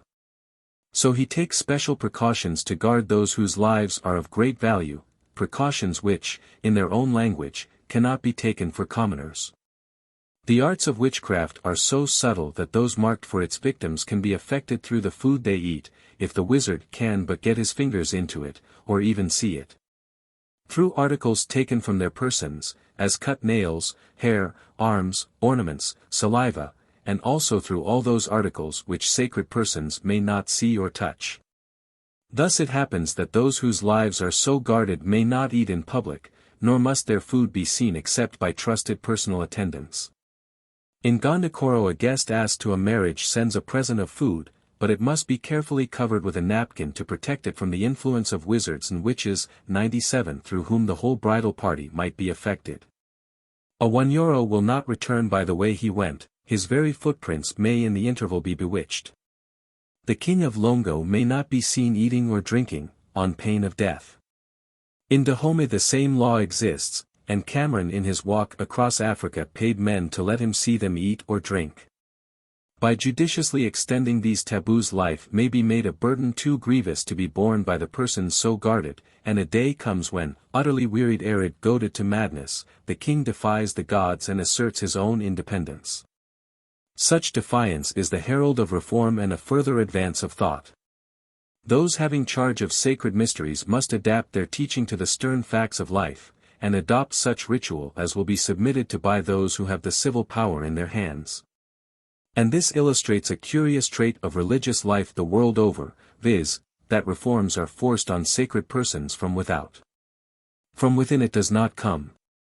They cling to tradition and usage, and when a custom or dogma has outlasted its time, instead of boldly throwing it aside, an attempt is made to prop and buttress it up by fresh legislation and more extended ritual. Till someone comes and shivers the structure, and it falls crumbling to dust and nothingness by its own weight. But there is another side to this mystery of taboos, for if the sacred person must be guarded from harm from without, so must others be protected from receiving hurt from him. He is neither in heaven nor on earth, and it is men's interests that he should be suspended as evenly as may be between the two. His divinity will be injured by too much contact with earth and with men. But then this very divinity is a source of danger should men be brought, in the ordinary relations of life, into too close contact with him. He is a source of blessing under proper conditions, but let these be violated, and his divinity becomes a source of greatest danger, a fire which, if touched, will burst forth to scorch and burn. Should anyone wear the Mikado's clothes without his leave, he would have swellings all over his body. 98 Nor is this confined to Japan. The following quotation from J. G. Fraser, quoting the authority of W.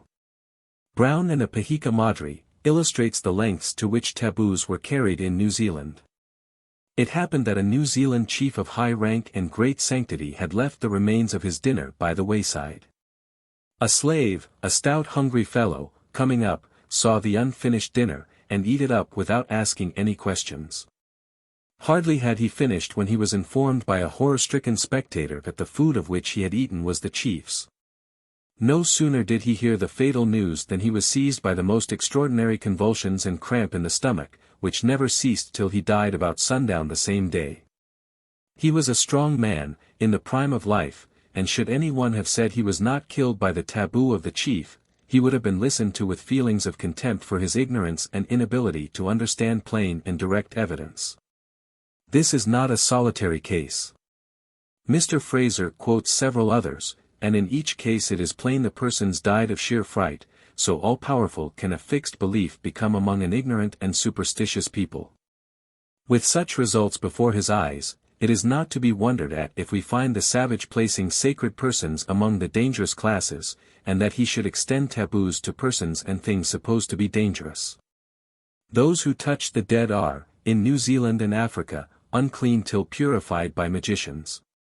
Indeed, the rules of ceremonial purity are so strict among some tribes that cases are on record where men have killed their wives for lying down on their mats at forbidden periods. 99 Hence it is that at such times women are secluded, as also after childbirth. In the former case they may be even rolled up in mats and suspended as in a hammock for a period of 6 or 7 days, to be unstrapped and conveyed to a stream of water for necessary sanitary purposes. The rules of ceremonial purity observed by divine kings, chiefs, and priests, by homicides, women at childbirth, and so on, are in some respects alike. To us these classes of persons appear to differ totally in character and condition. Some of them we should call holy, others unclean and polluted. But the savage makes no such moral distinction between them. To him they are dangerous and in danger, and the danger in which they stand and to which they expose others is what we should call spiritual or supernatural, that is, imaginary.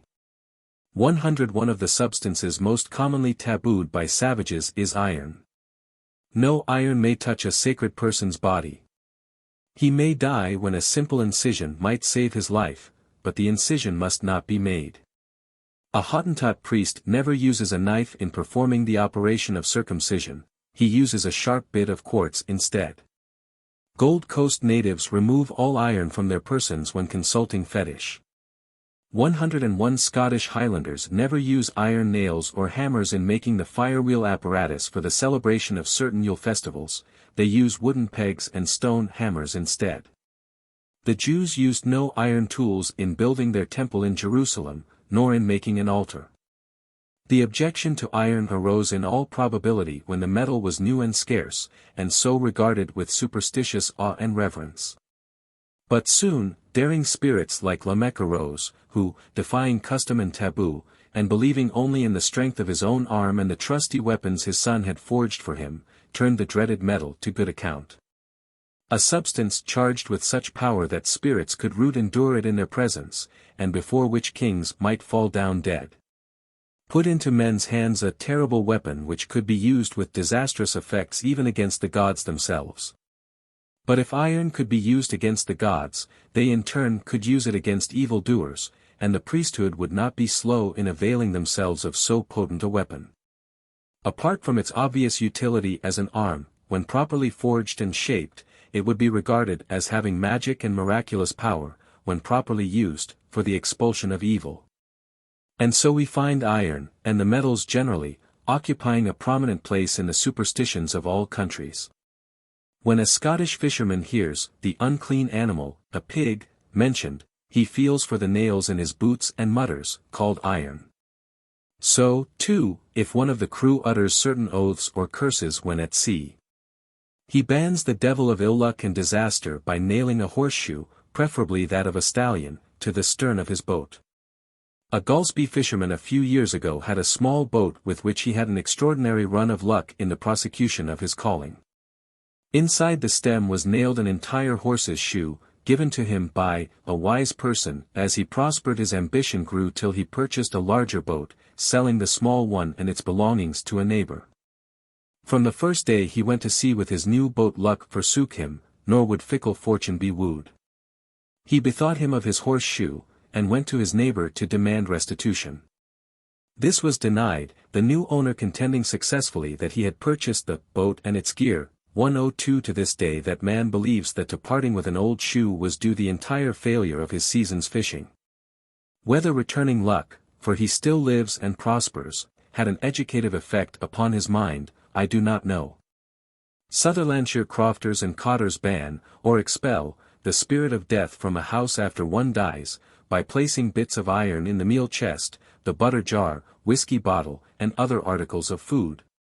Without which precaution they would speedily go to rottenness and corruption. Whiskey not treated so has been known to turn white as milk and curdle. Among savages iron is held in the same veneration. The Barralongs, who are famous smiths, regard the blacksmith's trade as a sacred art. Furnaces are placed at a distance from the houses, and none dare approach when the metal begins to flow, except those versed in the mysteries of the craft. But in Africa it is on articles from the person, or which have belonged to one regarded as sacred, that the greatest care is bestowed. This is common to the Zulu and the Dinka, to the Gala and Dahomean. We meet with it in every possible relation of life. For example, a young Zulu soldier, who was traveling to join his regiment with a companion, arrived at a village where they were to spend the night. They were directed to the traveler's hut, where they found a mat such as natives sleep upon.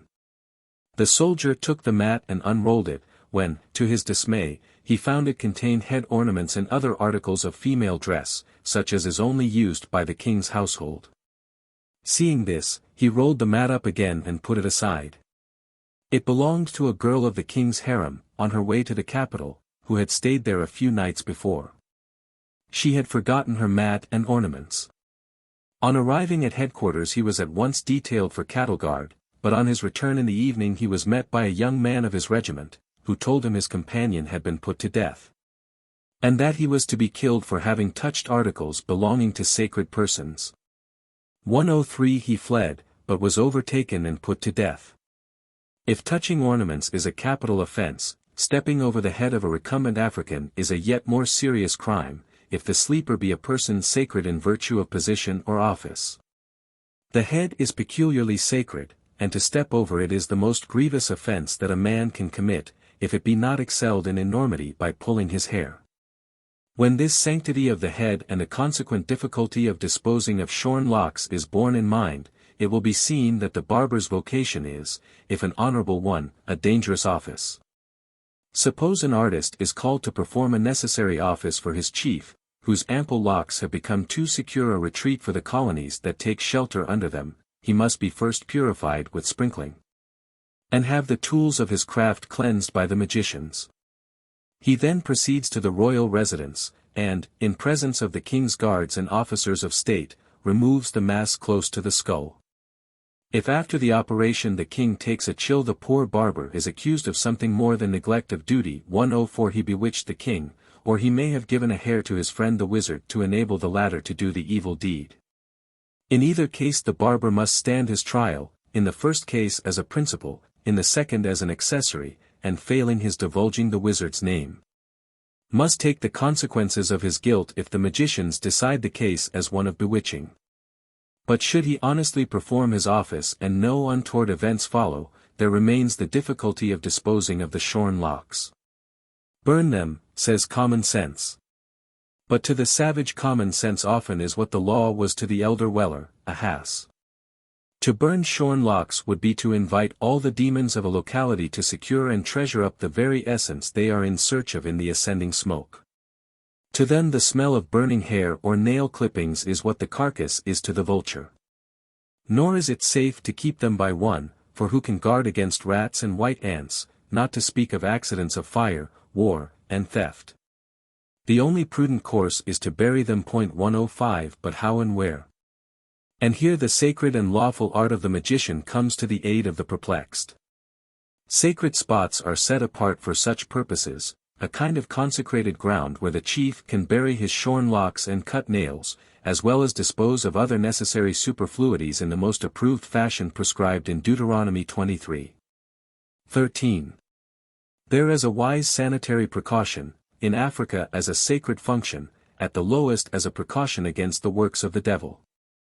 And here I may say that those who had charge of my own youth were most remiss in a necessary and most important particular, evidence of which I have to go before any jury of Celts over 70 years of age with.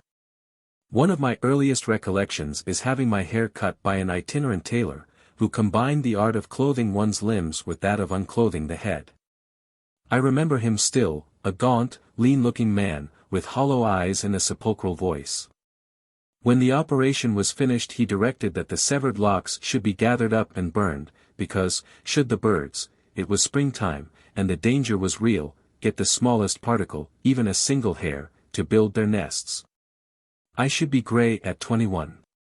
This he insisted upon with the strongest asseveration of its truth, while I, evil imp as I must have been, gathered up a handful of hair, which I threw over the window for the robins. The deed was done. The artist stood aghast, and now, though a good decade from the time when grey hairs should appear, I carry the evidence of my own folly to kirk and market. The gods of the Dakota Indians are mortal, and propagate their kind. Their oncturi resemble a bull, and can extend their tails and horns to the sky, the seat of their power. 106 The earth is believed to be animated by the spirit of the female oncturi, while the water and the earth beneath the water is the abode of the male god. The oncturi have power to issue from their bodies an essence, signifying a god's arrow, which can work wholesale destruction. 107 The priests possess or claim all the power ascribed to the gods, and are believed to pass through a series of inspirations by which they receive the god spirit. They lay hold on all that is mysterious, predict events, and declare that they bring about events of which they made no prediction. They have duplicate souls, one of which remains with the body, while the other wanders at will. Clearly it is necessary that such persons should be surrounded by such restrictions as will ensure the peace and safety of the community.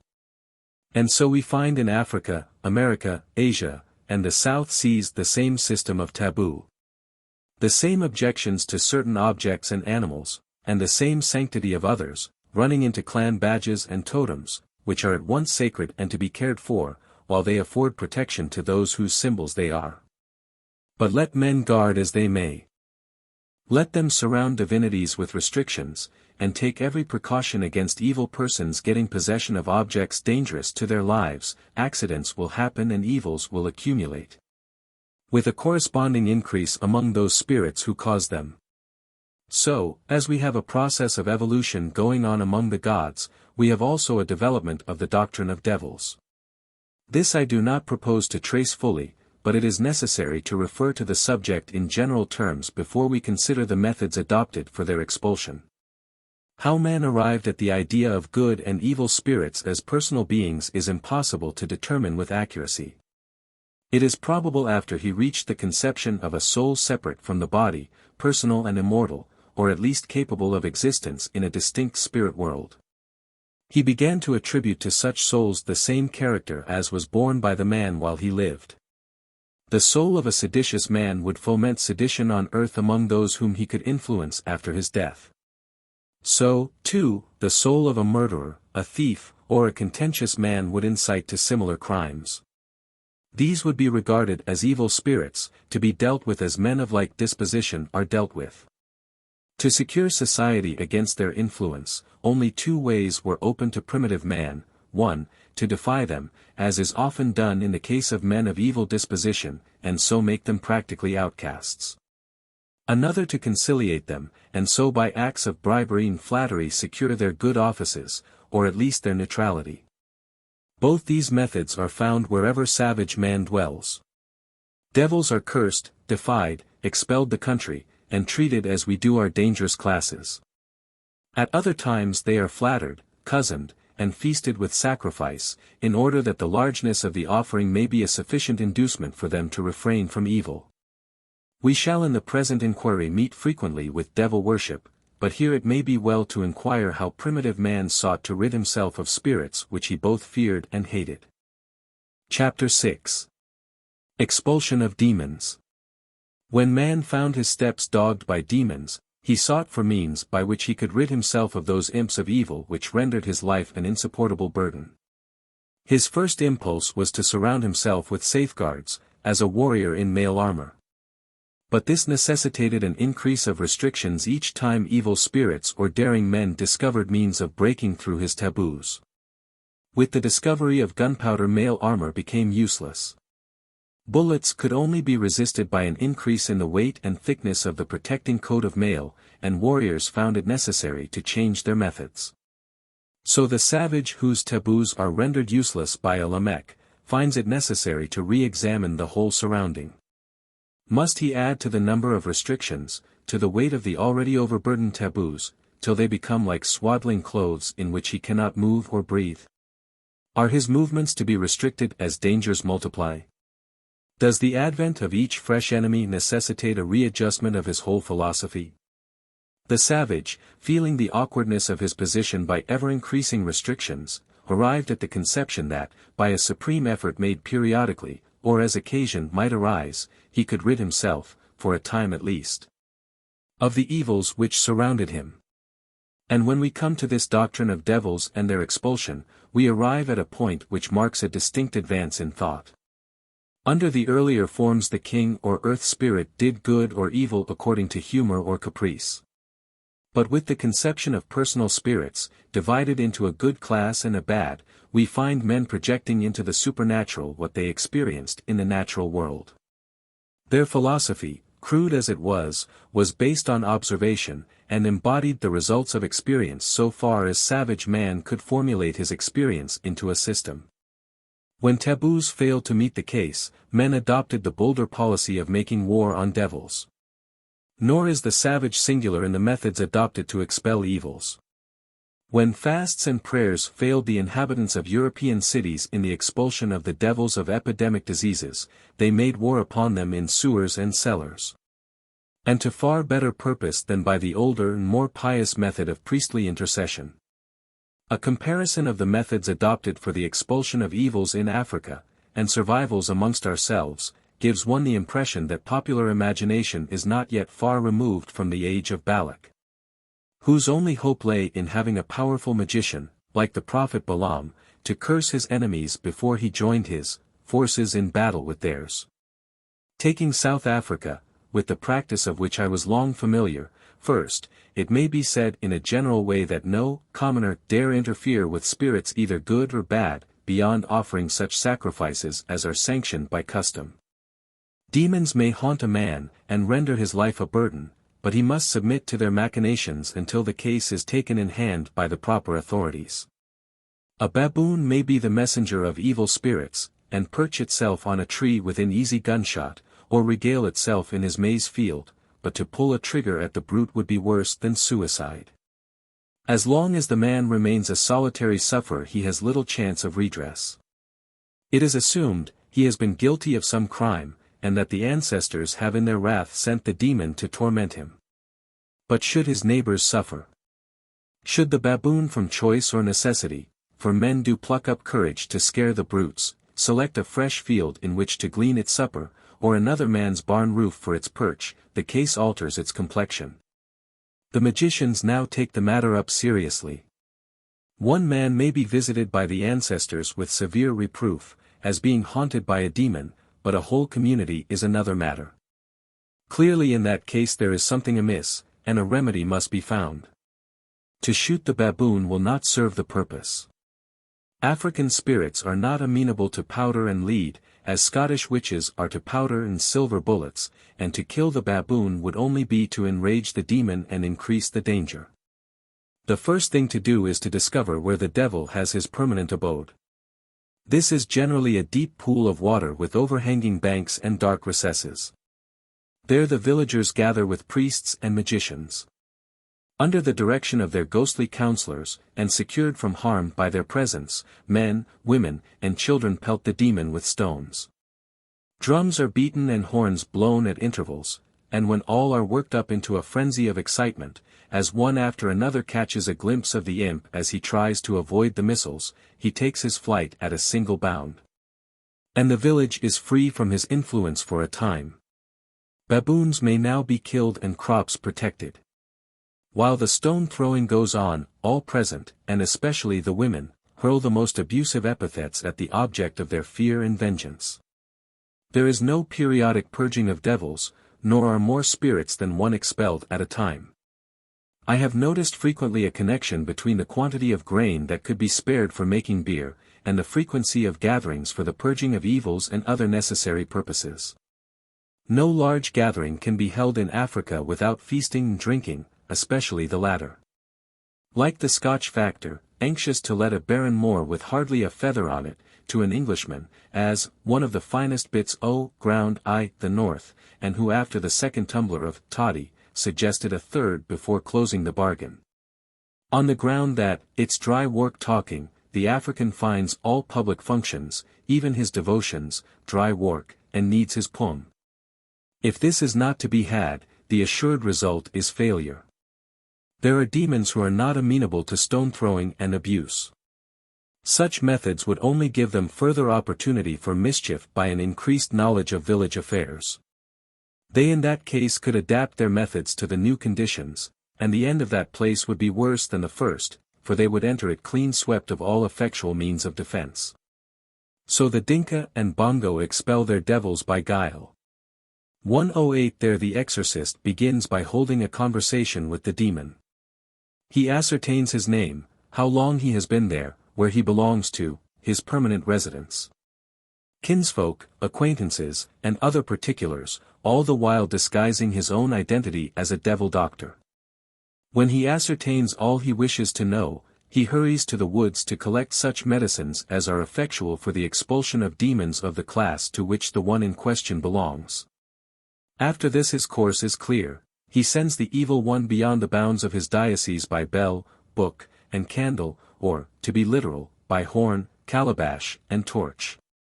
The Wazaramas, more tender of heart towards their demons, expelled them by gentler means than a shower of stones or a drastic purge. Suppose a patient is devil-possessed, he is taken out of his hut and propped up against a tree in presence of the assembled villagers.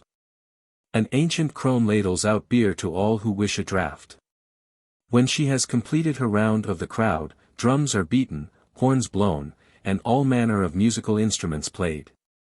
The demon, captivated by the music, has his senses, cuteness, dulled for the time, and at the auspicious moment, when the noise has reached a maddening pitch, the magician entices him to enter a stool, wooden pillow, or any other object that can be easily carried about. 109 This he conveys to a safe place, where he can deal with the demon at will and prevent his re-entering the patient. He, poor beggar, standing on one leg propped against the tree, is either killed outright by noise and excitement, or by a process of reaction obtains sleep, and frequently recovers within a few days or even hours. When a gala exorcist is called upon to exercise his powers over the unseen world, against any one of the 88 demons that haunt the tribe, 110 he kills a goat, the entrails of which he hangs about his neck. Thus arrayed, he carries in one hand a bell, which he rings, to waken the demon, and in the other a whip. After he has capered about for a time ringing his bell, he suddenly raises his whip, with which he gives the patient several sharp cuts. The demon, not liking such treatment, takes to his heels. A final flourish of the whip in the air as the demon flies past completes the process, and the magician goes his way carrying his fee along with him, which is the only guarantee against the demon's return. I recommend this method to European physicians whose accounts are of long standing. Of all methods employed for the expulsion of evil spirits that found among the Wanaka is the gentlest I have met with. There they are treated with the care and consideration with which ladies of quality were treated when they walked abroad a century ago. This method may be illustrated by taking the case of a patient who is devil-possessed, as has been done with the preceding. A mortar filled with water is placed at his bedside. Next a gaudily colored stick, richly ornamented with beads, bits of glass, and ornaments, is stuck in the ground close at hand. A boy dips a bundle of twigs in the water, with which he sprinkles the head of the patient. The people beat drums, dance, sing, and play as if round a maypole. The demon loves music, and he loves beads and gewgaws. As the merriment proceeds he thinks people are off their guard, and he looks at the stick. As he looks he becomes fascinated and leans towards it. Finally, he leaves the patient and enters the stick, when it is promptly pulled from the ground by the magician. 111 What he does with the demon so tenderly treated the historian does not record. He probably mars all his previous kindness by throwing the stick, devil and all, into lake or river. But the demons of South and East Africa are as water to whiskey when compared to those of the West Coast, where their expulsion wholesale, at stated intervals is a necessity of existence. So potent are they for evil that the people of Dahomey, who may in a few weeks thereafter expel them wholesale, sacrifice sheep and goats to them before sowing their crops. 112 If they neglected this precaution, so powerful are evil spirits, no corn would ripen, even should every demon be expelled before it comes into ear. Along the coast, where large towns have to be purged, the ceremonies are both elaborate and protracted. Rude wicker figures of elephants, tigers, cows, and other animals are made, and carefully covered over with cloth. Of these, one is set up before every house door. 113 Each family needs a figure, and the animals are selected from a supposed connection between them and the spirits of departed ancestors. Old Tigerface's son would naturally select the animal whose name his father bore when taking part in the great ceremony of expelling devils from the town and from his own fireside. The figures are intended as receptacles or places of temporary retreat for the demons when the process of purgation begins. At 3 a.m. a tempest of noise begins simultaneously in all parts of the town. Drums beat, bugles bray, horns roar, bells tingle, whistles screech. Everything which can be made to emit sound is brought into requisition and kept going till the owner is exhausted, or the instrument gives way, a frequent occurrence. This pandemonium of noise continues till high noon. At that hour floors are swept, dusty corners turned out, the ashes of the previous day's fires carefully collected, and everything where a demon could lurk removed and placed inside the wicker figure at the door. The images are then carried in tumultuous procession to the river and tossed into the water with beat of drum. The demons dare not return. They are now beyond the boundaries of the town, and but for untoward accidents men might live in peace for an indefinite time.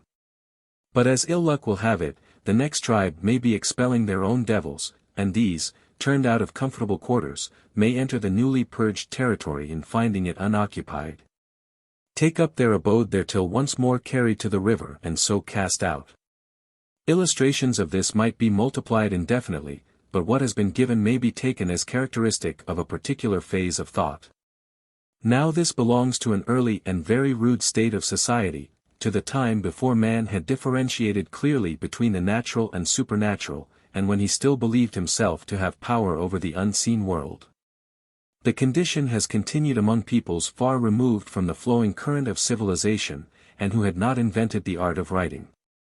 It has survived through the hunting, pastoral, and agricultural stages of progress among rude peoples, and seems to persist wherever man is unable to record his thoughts in symbols readily understood by his fellows. But although this peculiar belief in man's powers over the world of spirits persists in barbarous countries, to use a common expression, we should hardly be prepared for its persistency in Christian times in Europe, and among the most highly educated communities in civilized lands. Few peoples have enjoyed greater educational advantages, so far as the bulk of the peasantry is concerned, than the Scotch, and still we find among them, even at the present day, many persons who believe in man's power to call the devil at will. That such faith should be found universal among savages is consistent with all we know of the progress of human thought.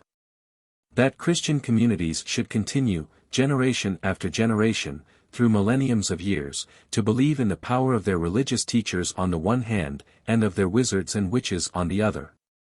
To control demons and influence nature, is one of those curious phenomena which show how narrow are the limits which divide savage man from civilized, and make us pause to ask, how much of truth, absolute truth, we, any of us, know concerning ourselves, and the mysterious, unsatisfied yearnings of our souls for a fuller, truer, and clearer knowledge of the unseen. Not more than a century ago it was no uncommon thing to appeal to priest or presbyter to visit this village or that to lay the devil, and the curious thing is that men of education and experience of the world went through the mummery supposed to have that effect. A priest of the Braes of La Habor laid the devil about what is now Speen Bridge, and the Reformed faith proceeded no farther up the glen of the Speen.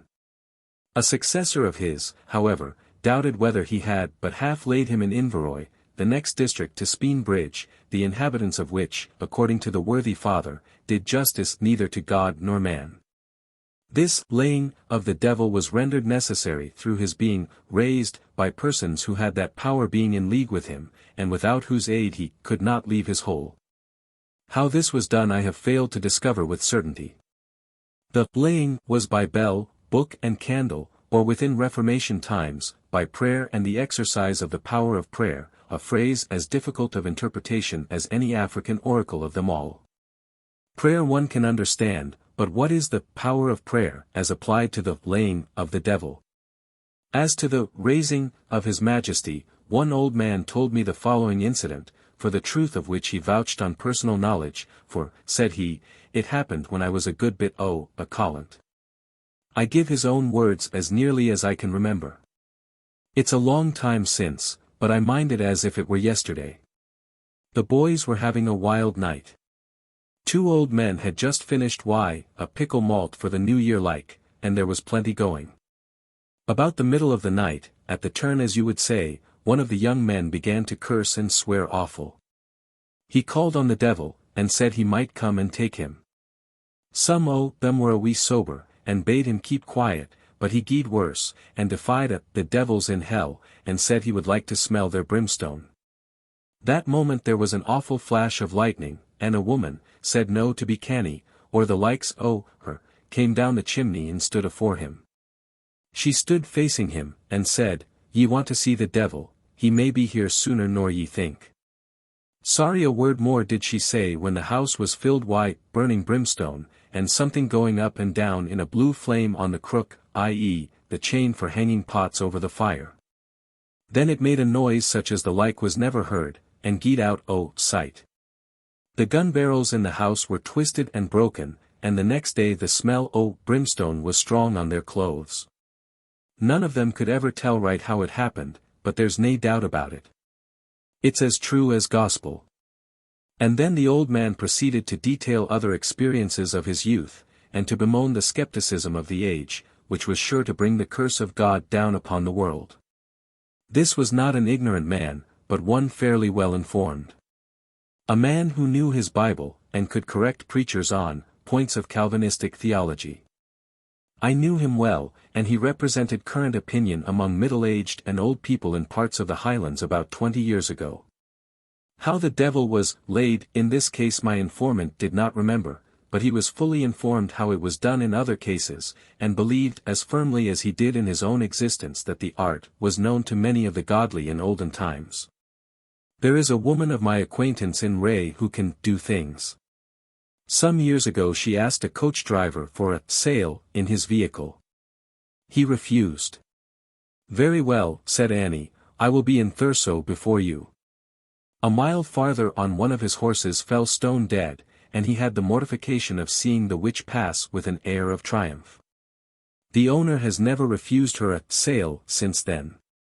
A former minister of the parish of Ray in Caithness, a Mr. Pope, was a man of more than local reputation. He came to the parish when the people were largely pagan, and being a man of Herculean strength, used gentle physical persuasion by means of an oaken cudgel, known as the bailiff, to bring his parishioners to church. His feats of strength, and especially his having first thrashed, and then driven before him to church, a local character regarded with dread as a giant in strength and a tiger in temper, gave him an extraordinary influence over his unruly flock. Supernatural powers were freely attributed to him, and this for reasons of his own he may have encouraged. Among other powers he possessed, he was regarded as being able to lay the devil at will. It so happened that the people of Strathy, in the neighboring parish, raised the fiend but could not get him laid again. In dire extremity they went to Mr. Pope, and on some pretext induced him to visit Strathy. When nearing the place, he got the smell of the fiend, and knew why they had sent for him. He was excessively angry, but having gone so far he proceeded to the place, and so effectually did he dispose of their troublesome visitor, that, as I was told last summer, the devil has never since been raised in the district. Did the scope of our inquiry permit, illustrations of the same practice of expelling the devil could be drawn from the usages of the Teutonic peoples of Europe. This is represented by such practices as are observed among the Finns of eastern Russia. There on the last day of the year a band of young girls march through the streets and stop at each house corner, which they beat with wands they carry for the purpose. As they beat each house they say, in chorus, "We are driving Satan out of the village." After they have in this manner visited all the houses, they march in procession to the river, singing as they go, and when they arrive there throw their wands, devils and all, into the water to float away downstream. At Brunnen, in Switzerland, the boys go about in procession on Twelfth Night, carrying torches and lanterns, and making a great noise with horns, cowbells, and whips. This is said to frighten away two female spirits of the wood, Strudeli and Stratelli. 114. These are but illustrations of the simpler forms of a custom observed by all the peoples of Europe. A custom which in many cases became grafted on to the services of the Christian Church. 115. No man can tell how, but which clearly carry us back to an age when the peoples of Europe were, by painful experience, groping their way towards a knowledge of truth, as the Central African of today is undoubtedly doing. For what are all religions but a searching after truth, the expression of man's desire to attain to a true and final knowledge of causes, and his own relation to these. Chapter 7. Witchcraft. When man reached the conception of good and evil spirits as personal and separate existences, that is to say, beings capable of being influenced by him and having an influence over him, it needed but the advent of a Milton to set the gods by the ears. But before the Miltonic conception was reached there was a long transition period during which the gods set men by the ears. We have seen that kings and divine priests claimed to have in their own persons, first, the spirit of the creative and reproductive powers of nature, next, that of their ancestors and predecessors. This latter passing over to the idea of an impersonal God. These were the beneficent patrons of men, who gave them rain, sunshine, crops, fecundity, successful hunting, and kindred blessings. During the world's youth the want of these was attributed to the negligence of the king, and with the lapse of time, perhaps to his malice or ill will, as when the king was said to have a bad heart. It was no uncommon experience for the king to be called sharply to task when the course of nature got into confusion and disorder, and men began to feel the pinch of want or the inconvenience of having to travel far afield for game. With the advent of evil spirits the blame could be laid on their shoulders for all the ills that afflicted humanity. Evil persons were supposed to be in league with those evil spirits, and to be their agents in carrying out their nefarious purposes. As the good spirits acted for men's benefit through the king or tribal priest, so other malign spirits acted through persons whose whole object was pure mischief for its own sake, except when bribed to do good actions by large gifts. The expulsion of spirits had not yet occurred to man, propitiation did not always suit his purpose, and yet the case required that drastic remedies should be adopted. It was obviously a matter of the first importance that means should be discovered for the detection and extermination, if possible, of the class of persons who brought the ills from which men suffered upon them. In earlier times the king himself was frequently put to death when he failed to order the course of nature regularly, and give the blessings expected from him, and if so, there could be no hesitation or doubt about the art of those who willfully disturbed the course of nature being a capital crime, or rather the capital crime beyond all others even by comparison. For to savage man there is no crime comparable to witchcraft in malignity of purpose and object. Here, then, we have the origin of that system of jurisprudence and religious ritual which, projecting itself into civilized and Christian times, pursued its victims, under the sanction of civil law and church judicatories, as persons who ought not to live. Primitive faith, or superstition as we call it now, clung for generations to men professing to be disciples of him who came to show the higher and better way, so tenaciously that they could, without pity or compunction, see their fellows amidst blazing faggots for an imaginary crime. If the growth of thought has been so slow within historic times, and among a people with a written language, what must it have been among primitive men? When religion, with all the sanction it received from the sacred books of Christianity, took so many centuries to realize such elementary facts regarding man's relation to the supernatural. Do we wonder that millenniums pass without any appreciable difference in custom and myth among savages?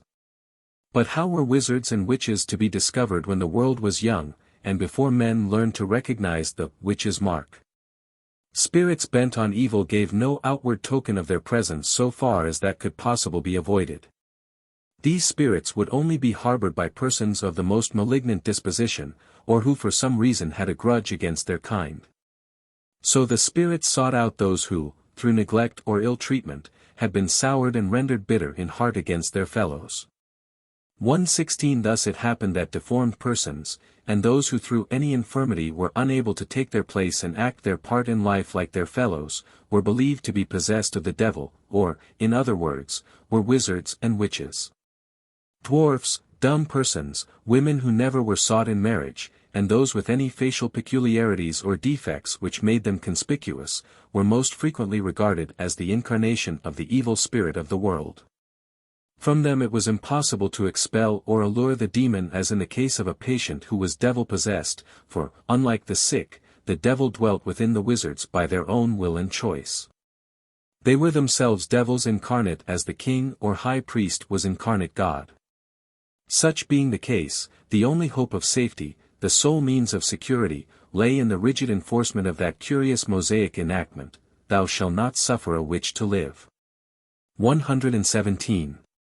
Let us now consider how man, as he groped his way towards a higher conception of truth and the facts with which he found himself surrounded in the world, sought to protect himself against the malign influences exercised by those persons who entered into league with evil spirits, for the purpose of injuring their kind. And here it will be better to begin with the southern portion of Africa, with the customs of which I am familiar, and which have been studied and recorded with a greater degree of minuteness than those of any other part of the continent. In any study of witchcraft it must be borne in mind that the wizard's power is unlimited, or only bounded by such limitations and restrictions as the gods are subject to. Evil spirits are as powerful as good. Hence it follows that the good must have assistance from man himself, if they are to cope successfully with evil. Man and the gods may keep evil in check. Either of them alone would be unequal to the task. Can the beneficent God give rain? The wizard can thwart his purpose by the simplest of expedients. Can he make domestic animals prolific? The wizard has but to get a hair out of a cow's tail to bring murrain among them. Does the Father of men give easy delivery to mothers? The wizard causes death in childbed or blights the offspring with a curse. Throughout the whole circle of social and domestic life the good designs of Providence and the gods can be frustrated by the art of witchcraft, and, indeed, the wizard may in a sense, be said to be more powerful than the gods. To them belong the initiative, all things are under their control and ordered by them, and the wizard has but to lie in wait till the gods act, and then, by the practice of his art, frustrates their intentions by marring their work. He, on the other hand, is safe from assault by the gods, for he never initiates any original work on his own account. His business is to watch their doings, and when they favor men to bring calamity and death. So the Hottentot priest, when he sacrifices for any purpose, takes the most extraordinary precautions against malign influences. He keeps his purpose a profound secret, lest his intentions should become known to some suspect person. At the sacrifice none must be present except such as can be fully trusted. And here lies his chief difficulty. Wizards are as cunning as are evil spirits themselves, and adopt every kind of disguise so as to remain unsuspected. He can guard against the presence of reputed wizards and suspect persons. But these have friends who are neither known nor suspected, and should one of them be present to inform the wizard of what goes on, and convey to him as much as a single hair from the sacrifice, or even a blade of grass from the spot on which an important person, as the chief or priest, sat, he can accomplish all the evil that he could have done by his presence among the crowd. For some reason, which I never could discover, suspect persons cannot be, or at all events are not, put on trial till specific acts can be charged against them before a properly constituted tribunal. They cannot even be shut up by such methods as we have often found so convenient beyond St. George's Channel. Under such circumstances it is necessary to have a method by which guilt can be easily and surely brought home to those practicing the unlawful art. This is done by a class of men known as witch doctors. These are really magicians or priests, who, because of the dignity of their calling, occupy a premier position among the religious teachers of Africa. They are permitted to have armed retainers, and to rank on an equality with heads of clans. Their places of residence are sanctuaries, they hold court and try causes, their persons are sacred, and in virtue of their office they are entitled to receive fees in connection with all cases and trials. The following may be taken as illustrative of the witch doctor's method of procedure. When any one, say a man in middle life, falls ill, his friends, believing him to be bewitched, repair to the witch doctor's house and sit down outside in a waiting attitude. After a brief interval the doctor appears, says, "Good morning," and then sitting down, takes a leisurely pinch of snuff. If the visitors ask for tobacco, he knows it is but an ordinary call, and enters into conversation on current topics. If they do not ask a pinch, he retires to his house, and returns with a dry hide and a small bundle of sticks which he throws down before his visitors. He then says, "You have come about a child." They, beating softly on the hide, reply, "We agree." The doctor proceeds, "You are going to speak about a woman?" "We agree," say the strangers, while they continue their gentle beating. "The man you have come about is very ill," may be the doctor's next remark. We agree," cry out the visitors, this time beating violently. On such lines the doctor proceeds till he has learned all he wishes to know, the man's age. Whether of a strong or weakly constitution, how long he has been ill, whether he has any known enemy, and his means. After this he sits a long while in silence, and then says, oracularly, "You are being killed." When asked how and by whom, he replies that he cannot tell, they must return on the following day, and meantime the gods may divulge to him the secret. He mentions his fee, generally an ox, as a retainer, and this must be brought when they return next day, otherwise no revelations will be made to him. He is the servant of the gods, and what is given to him is offered to them. The deputation then retire, and when they go home a trusted friend receives a hint as to whom they suspect of bewitching the patient. This neighbor goes at dead of night, and has an interview with the doctor, who is now in a position to act. A muster of villagers is duly called, attendance at which is compulsory on pain of confessed guilt. The accused marches, in ignorance of his doom, with the cavalcade on the way. He may be casually asked, "What does the person bewitching our brother deserve?" and he of course promptly replies, "He must die." The ritual followed at the meeting varies, but the following is one method. All the villagers give up their arms to the doctor's guard, and then seat themselves in a semicircle. The doctor sings, dances, capers and mutters incantations within the circle of expectant sitters, then rushing up to the doomed man cries out, "This is the wizard who bewitched so and so, the gods name him." He then runs in among his armed guards, and all the people jump up, leaving the culprit sitting alone. He must not move, nor will anyone go near him. No one is allowed to plead his cause even if they wished. His friends are disarmed and cannot strike a blow for him. The man's doom is inexorably fixed, and his only chance of escape is the somewhat slender one of the chief ordering an ox to be substituted and offered as a sacrifice. This, or a clean pair of heels, if he can show them. On crossing the border of the tribal territory he is safe, there being no extradition treaty for wizards. As we move northwards we find the same or even greater precautions taken against witchcraft, but the system of jurisprudence is modified. In the Nyassa region, for example, the office of discovering persons who practice the illegal art falls not to the priest, but to the prophetess, who is frequently the principal wife of the chief, and one of the most formidable and justly dreaded persons met with in Africa. It is to the prophetess the ancestral spirits make known the will of the gods. When she sees these face to face, which always happens at the dead hour of night, she begins by raving and screaming, which she continues till the whole village is astir, and she herself utterly prostrated by her exertions. She then throws herself on the ground in a kind of trance, during which the villagers gather round her, awe-stricken, waiting for the oracle of the god, for she is now God-possessed. After such possession and revelations she may impose impossible tasks on men, and these they will attempt without question as their destiny. 118 She may demand human sacrifices, and no one dare deny her victims. Suppose she declares a victim must be offered to a mountain deity, for there are gods of the valleys and gods of the hills, deities of the river and of the forest. The victim is conducted to the spot indicated and bound hand and foot to a tree. If during the first night he is killed by beasts of prey, the gods have accepted the sacrifice. If not, he is left to die of starvation or thrown into a pool. The slave was not worthy the gods' acceptance, he is of no further use to any one. It is, however, as a detective of wizards and witches the prophetess is in most constant demand.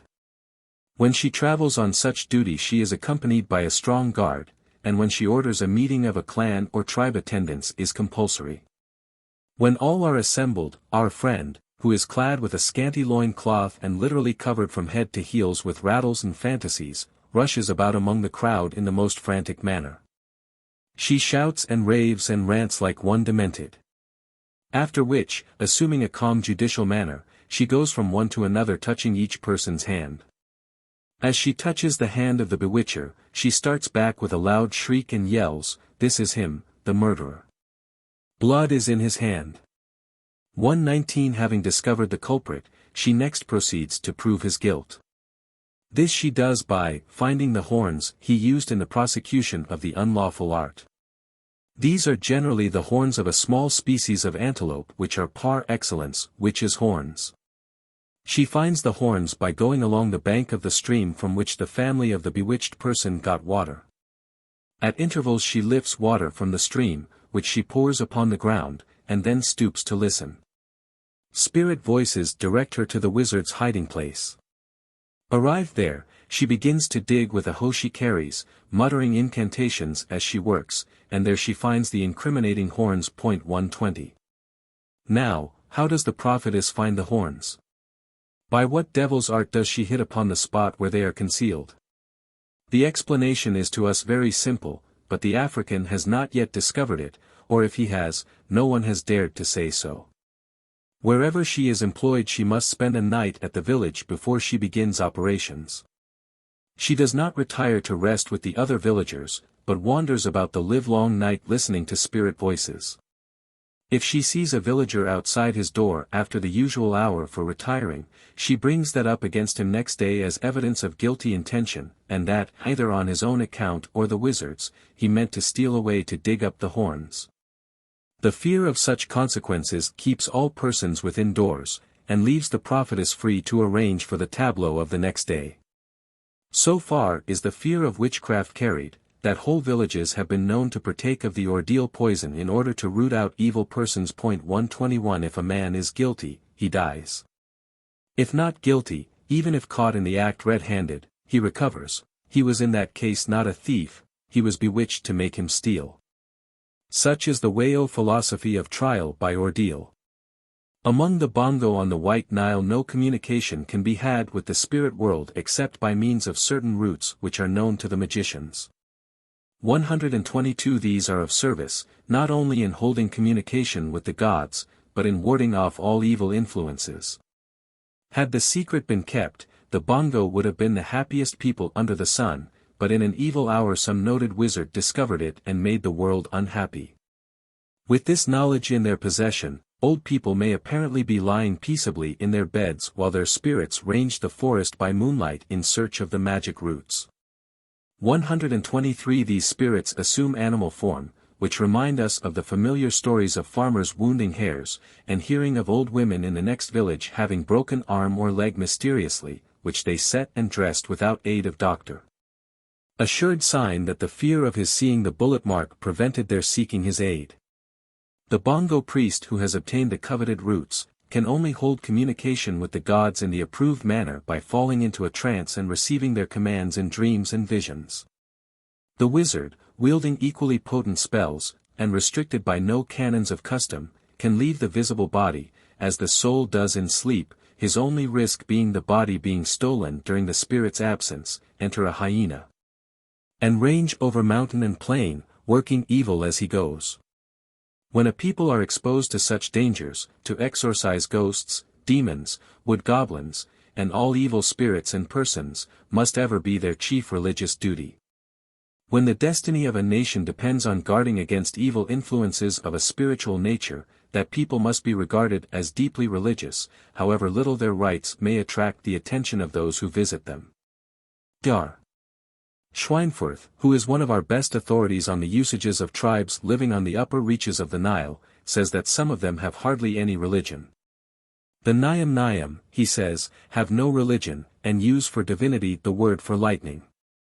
124. It is curious so observant a traveler should have been so far misled as to what constitutes religious observances.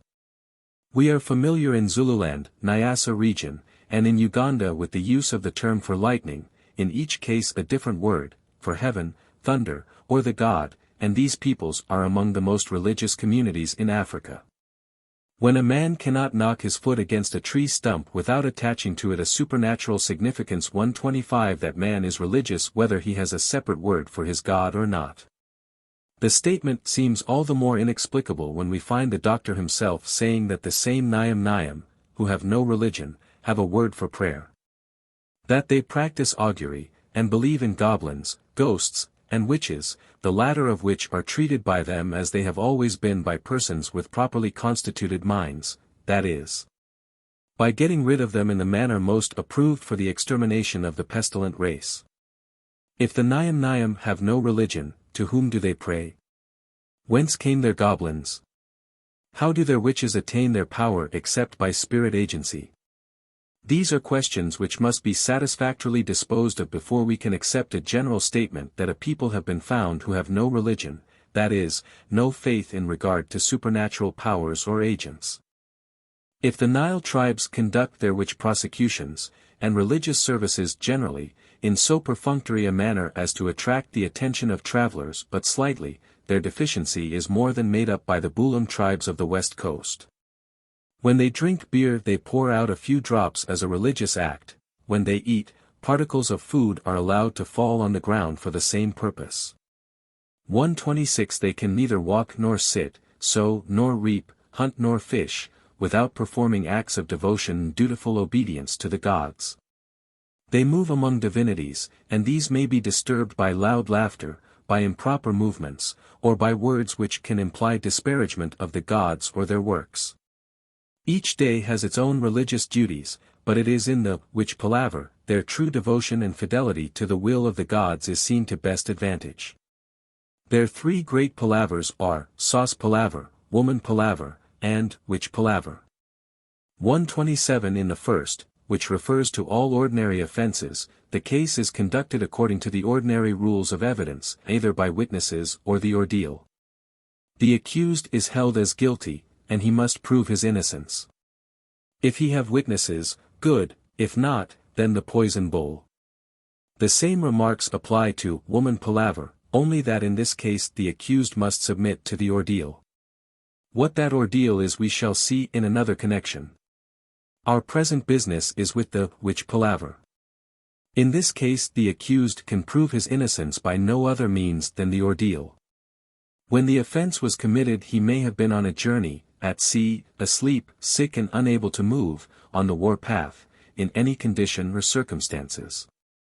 None of these things can be admitted in evidence nor in mitigation of sentence. Persons who have the power of transforming themselves into animals or insects, feigning sleep, or even death, so perfectly as to deceive the very elect, that is to say, the authoritative religious guides of the community, are not to be trifled with.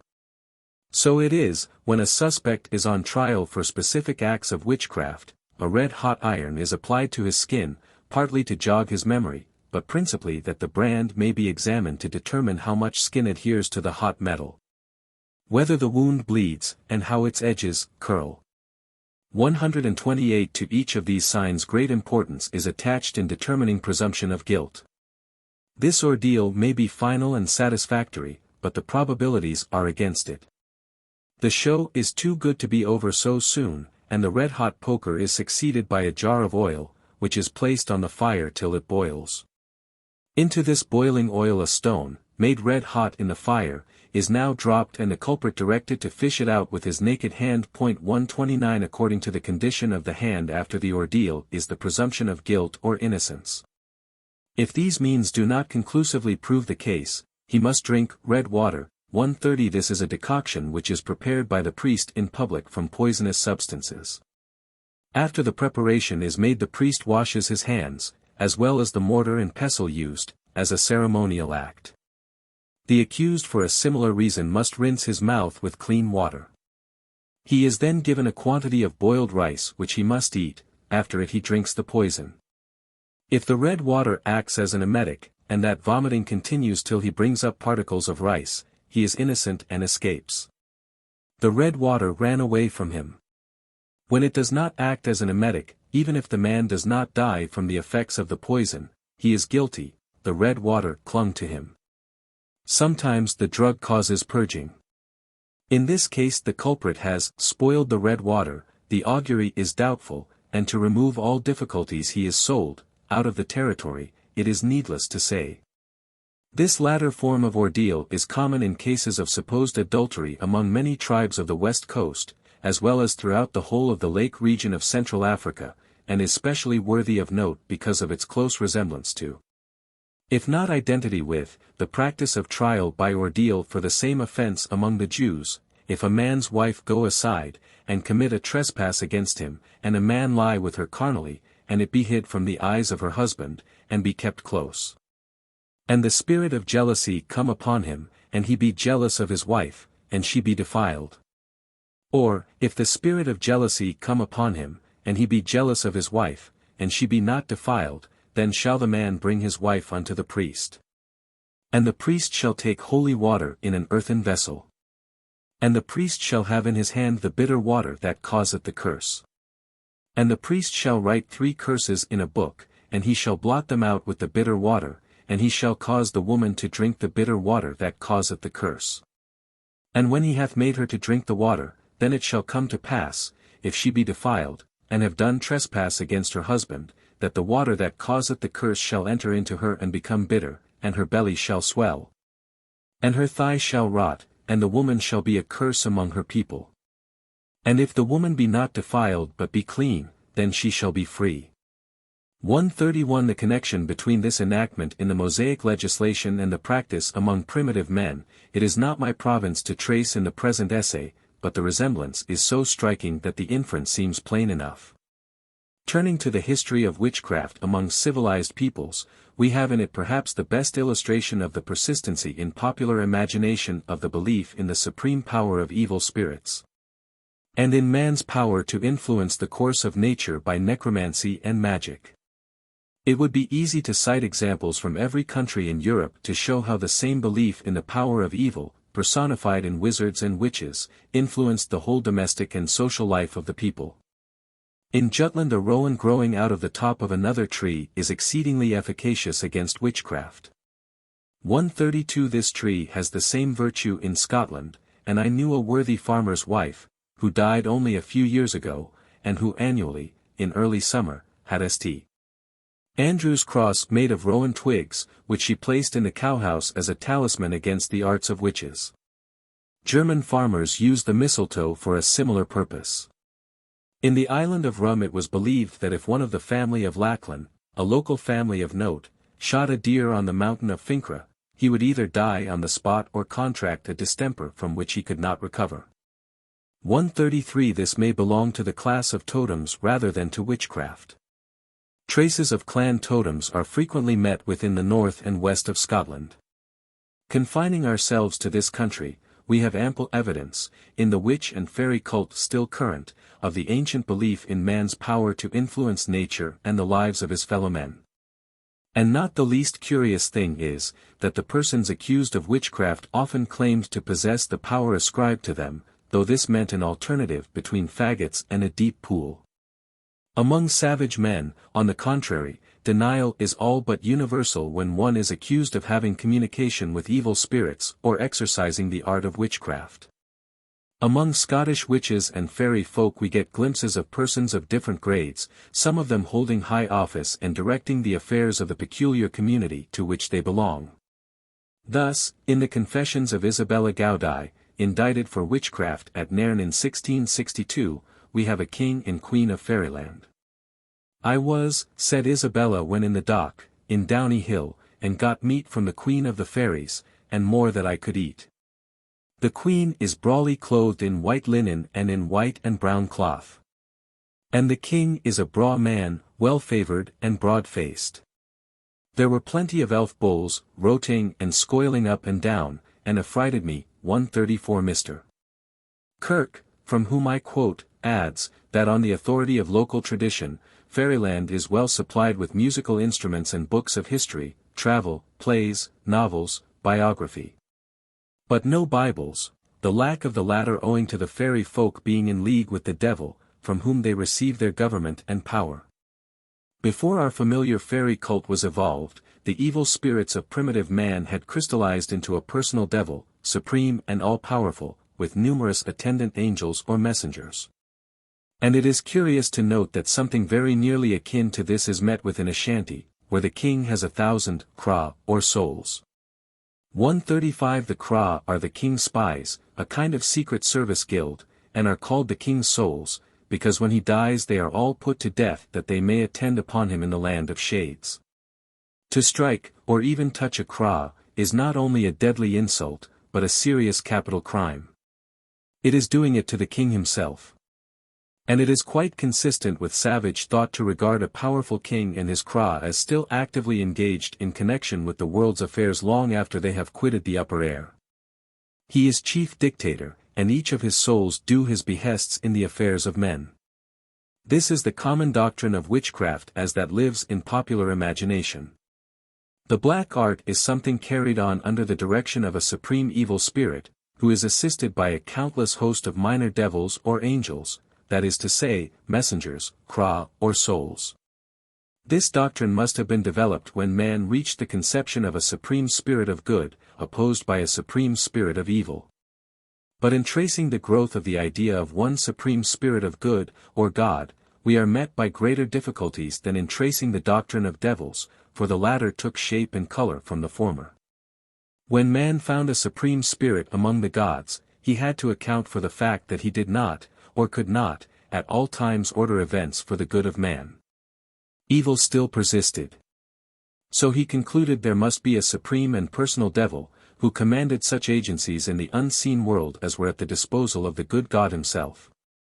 The difficulty of tracing the growth of the idea of a supreme God arises from the impossibility of determining with certainty what was originally a local or tribal deity, and what a spirit regarded generally as supreme.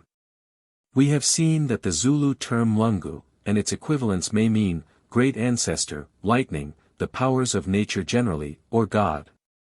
And we have at least one instance which seems to show how such ideas as that of Mlungu first take hold of the popular imagination, and become almost universal myth, for myth it is when all has been said. But myth which describes a sober fact of human faith and the progress of thought. The Rev.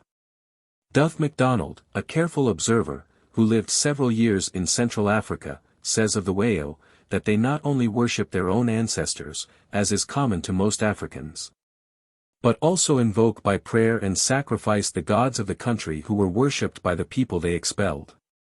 The older inhabitants were compelled to retire before the advance of the Wayo, but their great god Kangamba remained undisturbed on Mount Saki, nor would he be displaced by the newer divinities or the arts of magic. 136 So it is that the present chief, Kapini, when making annual supplication and sacrifice, asks some noted Wanyasa priest to come to his assistance. The Wanyasa are related to the people whose god Kangamba originally was, and their presence is acceptable to him. Such a god as this, though originally a local tribal deity, some remote ancestor of a chief, gradually gathers more than a local reputation. The Wanyasa priests officiating at his annual festivals will carry his fame to their own people, and bring the Wanyasa tribe, through association with the Wayo at his festivals, to worship him in times of stress and trial at their own homes. If he grants their prayer, his reputation will speedily spread as both powerful and good. Besides, every African who returns from a journey exaggerates all his experiences, and adorns his narratives with gorgeous imagery. In this way Kangamba will lose nothing of his glory and power by distance. He will be spoken of in every Wanyasa village as great beyond all local deities, and may, in a few generations, occupy a place second only to Mlungu himself. Such probably was the origin of Mlungu when first men worshipped him, and if so, it furnishes us with the key we have been striving to find as to how primitive men arrived at the idea of a supreme god. And from that deduced the doctrine of a supreme devil, on which he hangs all the traditions he has regarding witchcraft and kindred evils. It will also help us to understand much with which we have long been familiar, though we may not have understood the relation of facts to one another. Such conceptions of deity and of evil are consistent with the acknowledgement of Nebuchadnezzar, that the God of Daniel was supreme among the gods, greater than those of the mighty empire itself. We have now arrived at an advanced period of the world's progress in thought. If the theory suggested is correct, the African, starting with the crude idea that men could influence the course of nature, and that the power to do so was vested in his king, who was God, the personification of nature herself, advanced a long way when he conceived his chief, whose body he had buried or burned, still living and taking an active interest in the world's affairs. As thought progressed and man began to differentiate more accurately, he reached the doctrine of all human souls living in a land of spirits, thus making his way towards the conception of immortality. And that instead of the world's forces being regulated by caprice, there were good and evil spirits at work. To secure success to the good men sought for means of thwarting the evil. The evil, on the other hand, not to be balked of their object, sought out agents on whom they conferred supernatural powers. This war of good and evil could not long continue before certain of the good spirits, or evil, attained to a place of supreme power. In tracing the history of witchcraft and the methods adopted to eradicate its votaries, we find how naturally man came to believe in persons possessing supernatural powers for evil. We have also seen, casually, the growth and development of another order, magicians and prophets. But before endeavoring to trace the history of prophecy among primitive peoples, it may be best to consider some of their festivals, as those of first fruits and harvest, where magicians or prophets are seen to best advantage in the exercise of their functions.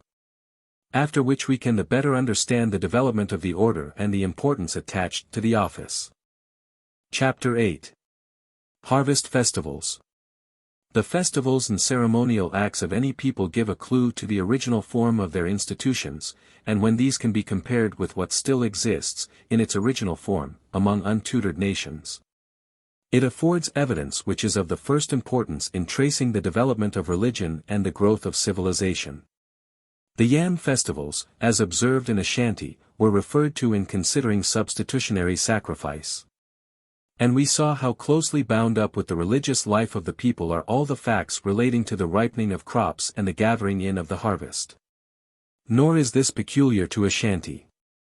Everywhere the feasts of firstfruits are intimately associated with the religious observances of the people and the homage which they render to the gods. Among savages this homage is to the powers of nature, whose efforts are crowned with success when the creative and reproductive spirit of vegetation yields its increase to man. When a Pondo chief is to hold the feast of firstfruits, some of his people procure a ripe plant of the gourd family, pumpkin or calabash, from another tribe. This is cooked, the inside cleaned out, and the rind made ready for use as a vessel.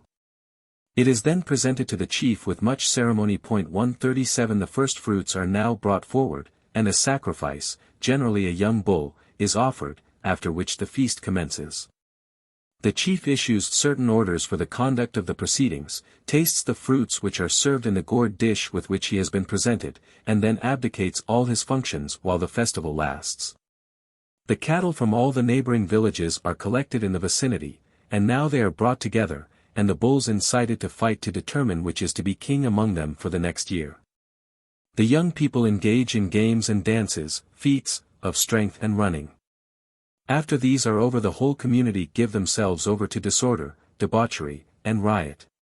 In their bullfights and games one they but did honor to the powers of nature, and now, as they eat and drink, the same powers are honored in another form and by other rites. There is no one in authority to keep order, and every man does what seems good in his own eyes.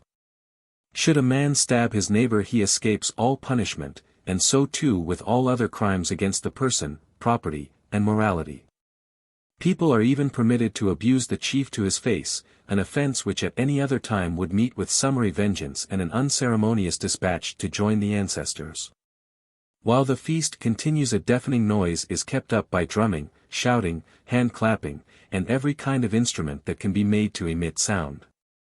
Men advance to the chief and explain their origin, and also the object they hold sacred, by imitating the sounds and movements of their most sacred animal. This is the person's totem.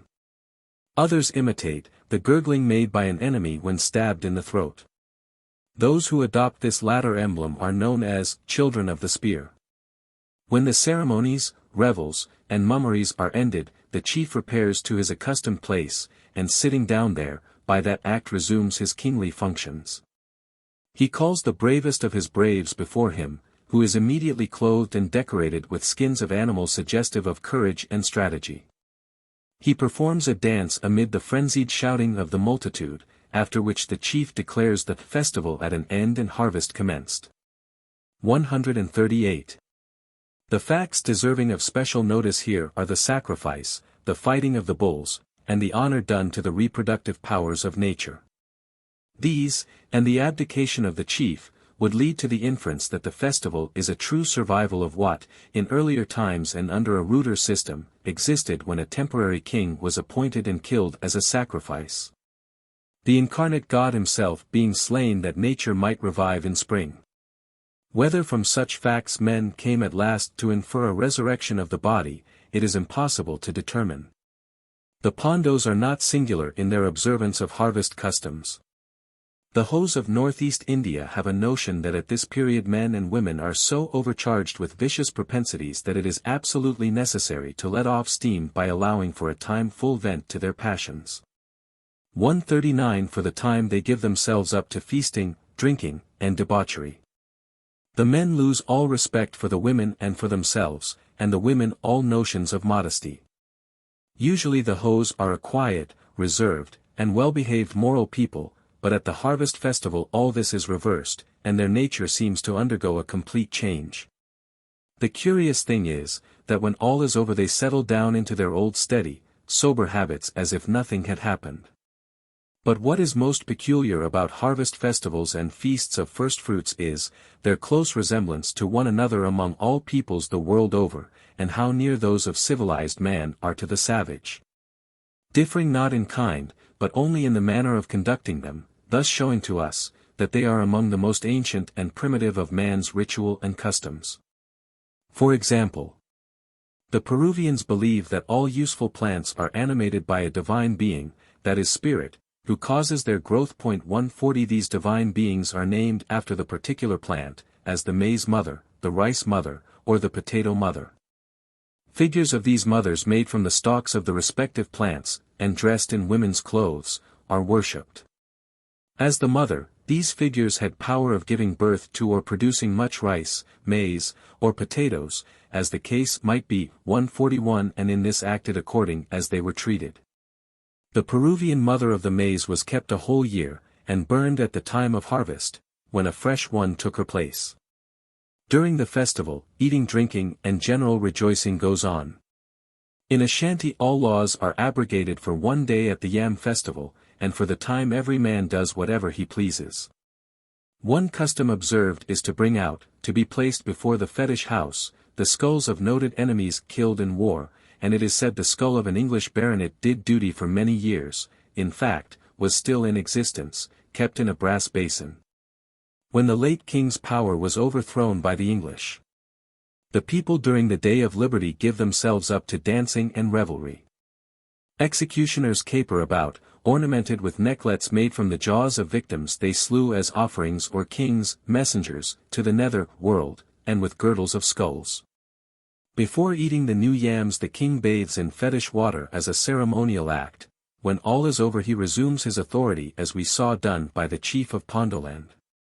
These customs, of which examples might be multiplied from every region of Africa and the heathen world generally, differ in no essential feature, and are singularly like the survivals we have in Europe. In Aberdeenshire, Scotland, the last sheaf cut, or maiden, is carried home in merry procession by the harvesters. It is then presented to the mistress of the house, who dresses it up to be preserved till the first mare foals. The maiden is then taken down and presented to the mare as its first food. 142 The neglect of this would have untoward effects upon the foal, and disastrous consequences upon farm operations generally for the season. In Caithness the person who cuts the last sheaf is called winter, and so remains till next harvest. The sheaf itself is carefully preserved till it is displaced by another the following year. The Celts of the West Country attached great importance to cutting the last sheaf. All the harvesters stood round in a circle while the youngest girl among the reapers cut a few straws left standing at the corner of the field for that purpose. This sheaf was ultimately used, as I have been assured by old people, for making Brud's bed, which was as follows: on Candlemas Day the mistress and servants of each family take a sheaf of oats, and dress it up in women's apparel. They put it in a large basket, and beside it a club of wood. They then cry 3 times in chorus, "Brud is come, Brud is welcome." This is done just before they retire to rest, and in the morning they examine the ashes, expecting to find among them the mark of Brud's club. If they do, it is an indication of a prosperous year and good crops, if not, the opposite. 143. In the district of La Havre, where dancing and merrymaking on the last night of harvest used to be universal, and is still generally observed, the ceremonies without the maiden would be like a wedding without the bride. The maiden is carried home with tumultuous rejoicing, and after being suitably decorated is hung up in the barn, where the dancing usually takes place. After supper, which is served in the barn ballroom, and before dancing begins, one of the company, generally the oldest man present, fills himself a glass of whiskey, which he drinks. After he has turned his face to the suspended sheaf and said, "Here's to the maiden." The company follow his example, each in turn drinking to the maiden. This I have seen done more than once.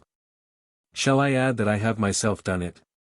Very similar to this is the custom observed in the neighborhood of Danteis, as recorded by Fraser, who follows Manhart. He says, "When the winter corn is cut and mostly bound up in sheaves, the portion which still remains to be bound is divided amongst the women binders, each of whom receives a swath of equal length to bind. A crowd of reapers, children, and idlers gathers round to witness the contest, and at the word, 'Seize the old man,' the women fall to work, all binding their allotted swaths as hard as they can. The spectators watch them narrowly, and the woman who cannot keep pace with the rest, and consequently binds the last sheaf, has to carry the old man, the last sheaf, to the farmhouse and deliver it to the farmer with the words, 'Here I bring you the old man.' At the supper which follows the old man is placed at the table and receives an abundant portion of food, which, as he cannot eat it, falls to the share of the woman who carried him. Afterwards the old man is placed in the yard, and all the people dance round him.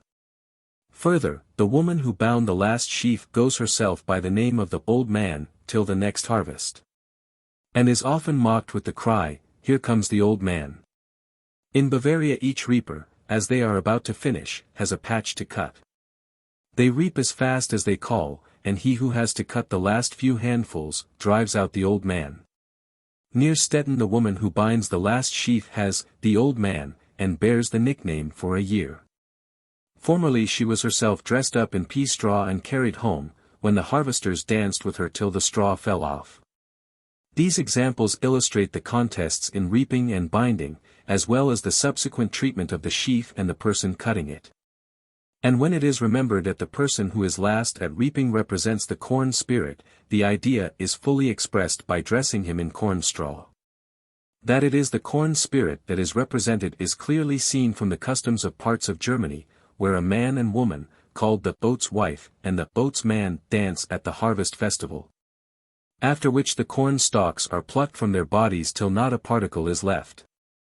In these cases the idea is that the corn spirit, the old man, the woman, or maiden, is the last sheaf, and that the spirit lives in the barn during the winter. At sowing time it goes out to the fields again to resume its functions and, as we saw, in the giving of the maiden to the first mare that foals, in Aberdeenshire, and as is done in parts of the West Highlands. Where it is distributed among the cows at Christmas, these functions include reproduction among cattle as well as growth of corn. This points to our harvest customs as being a survival from primitive times, and that in one form or another they have passed down from generation to generation, adapting themselves to all conditions of life and of faith. They carry us back to the wild revelry that surrounded the man-God when he gave his people the gifts of harvest. They still have an echo, faint it may be but real, of the days when the chief abdicated for a time that he and his people might do homage to the corn spirit, and to other darker rites when a victim was slain as the personification of that spirit, to ensure a resurrection in spring. Even in Christian times, and before our forefathers had freed themselves from the lingering customs of paganism, they preserved the maiden as an act of faith and religious duty. What is now a pleasant ending to the labors of the season was formerly a serious fact, a rite which, if omitted, might entail the entire subversion of the order of nature for the season. Formerly the god was present among men, and could give or withhold blessings, and on that account his rites could not be neglected with impunity. Man has traveled far in his conceptions of divinity since then, but the facts of the present connect the life and knowledge of modern times with a long-forgotten past, which carries us back to the youth of the world. When man first began to make his way, by slow and painful steps, to an understanding of the facts of the universe around him, and the supernatural which he felt must exist somewhere.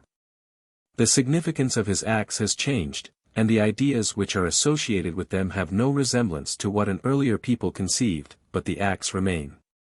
They are the same substantially the world over. It is impossible they could have been so universally borrowed, and the only conclusion is, that they existed from earliest times. Chapter 9.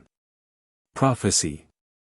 The office of magician is to primitive man what that of prophet is to a more advanced people.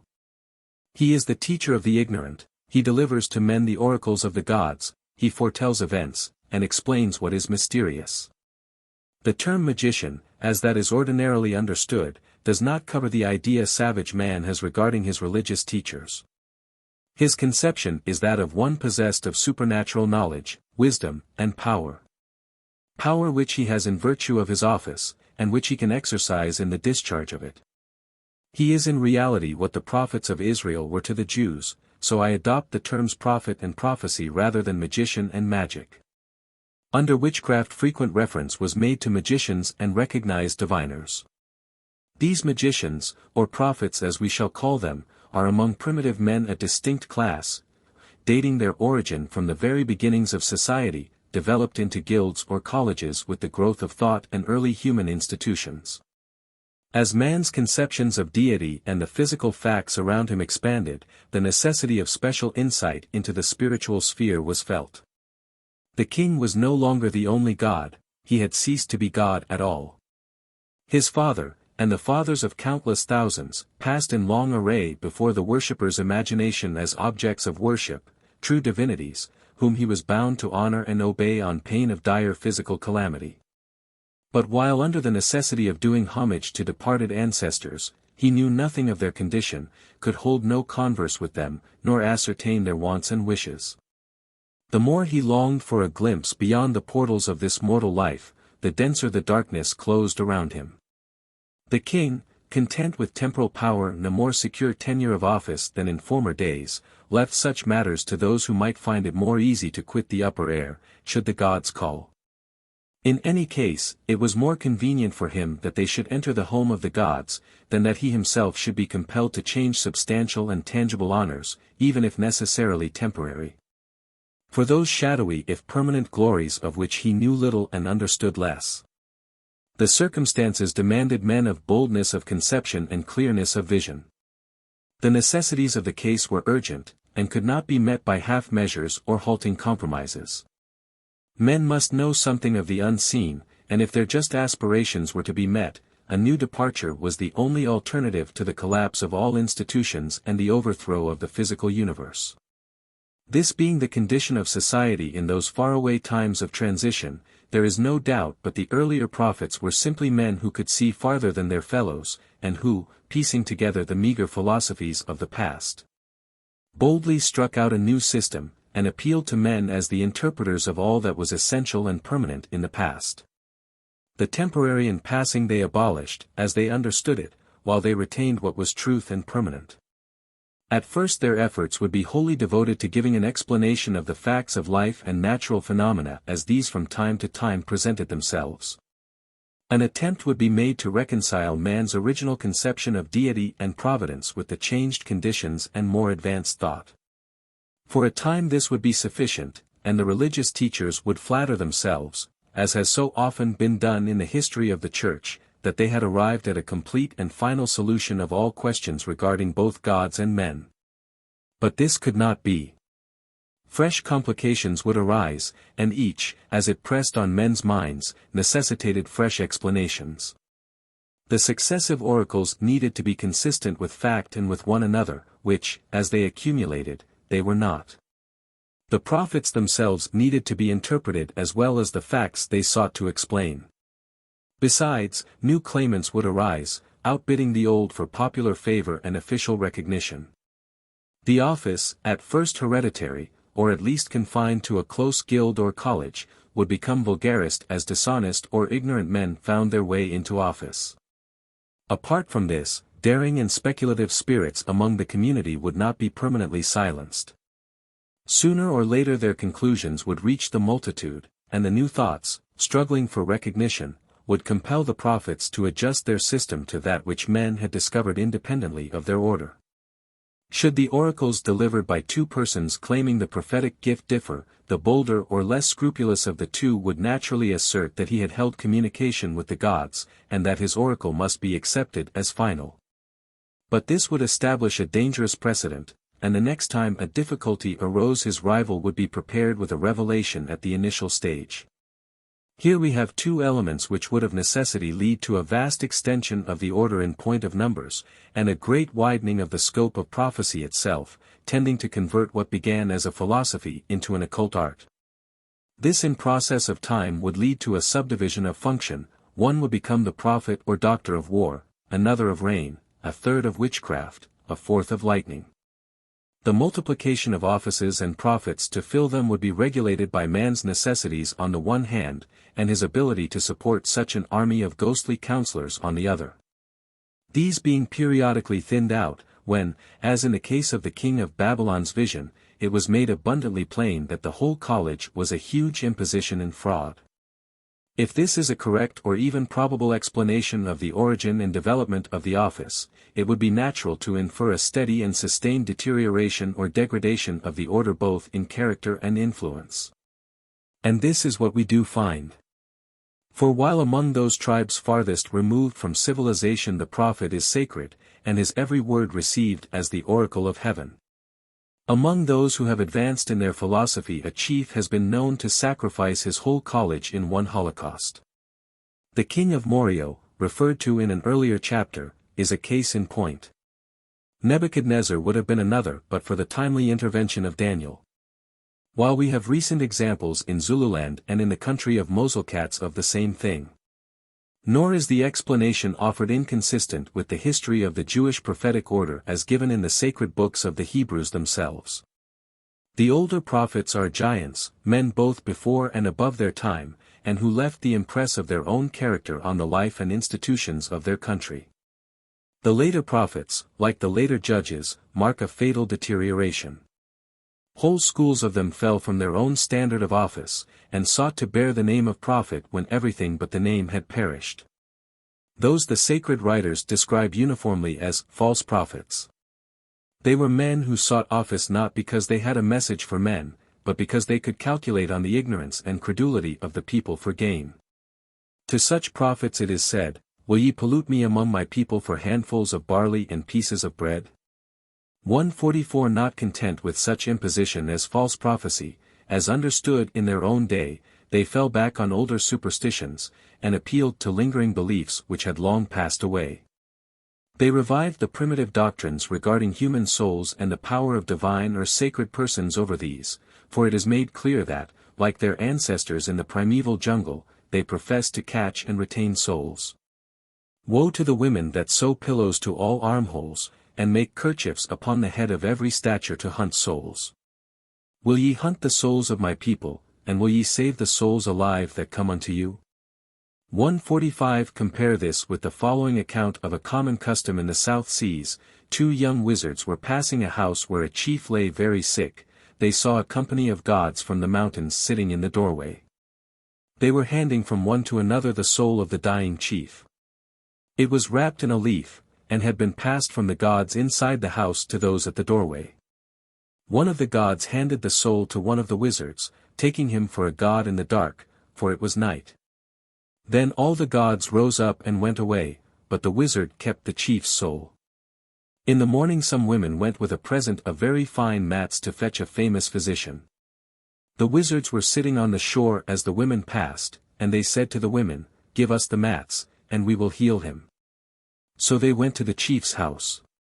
He was very ill, his jaw hung down and his end seemed very near. But the wizards undid the leaf, and let the soul into him again, and forthwith he brightened up again and lived. 146. The false Hebrew prophets thus carry us back to a practice which existed in early days, for wizards could steal as well as restore, when souls were hunted and caught. A clear proof that the office had fallen so low that its original conception was lost or forgotten. Of this we shall see farther illustration when considering the duties of prophets among primitive men, and how these were performed at various stages of culture during the world's progress. Every prophet claims to hold converse with the world of spirits, and to act in discharge of his sacred functions only in obedience to the will of the gods. Does he carry the soul of a sick person back to the invalid's bedside?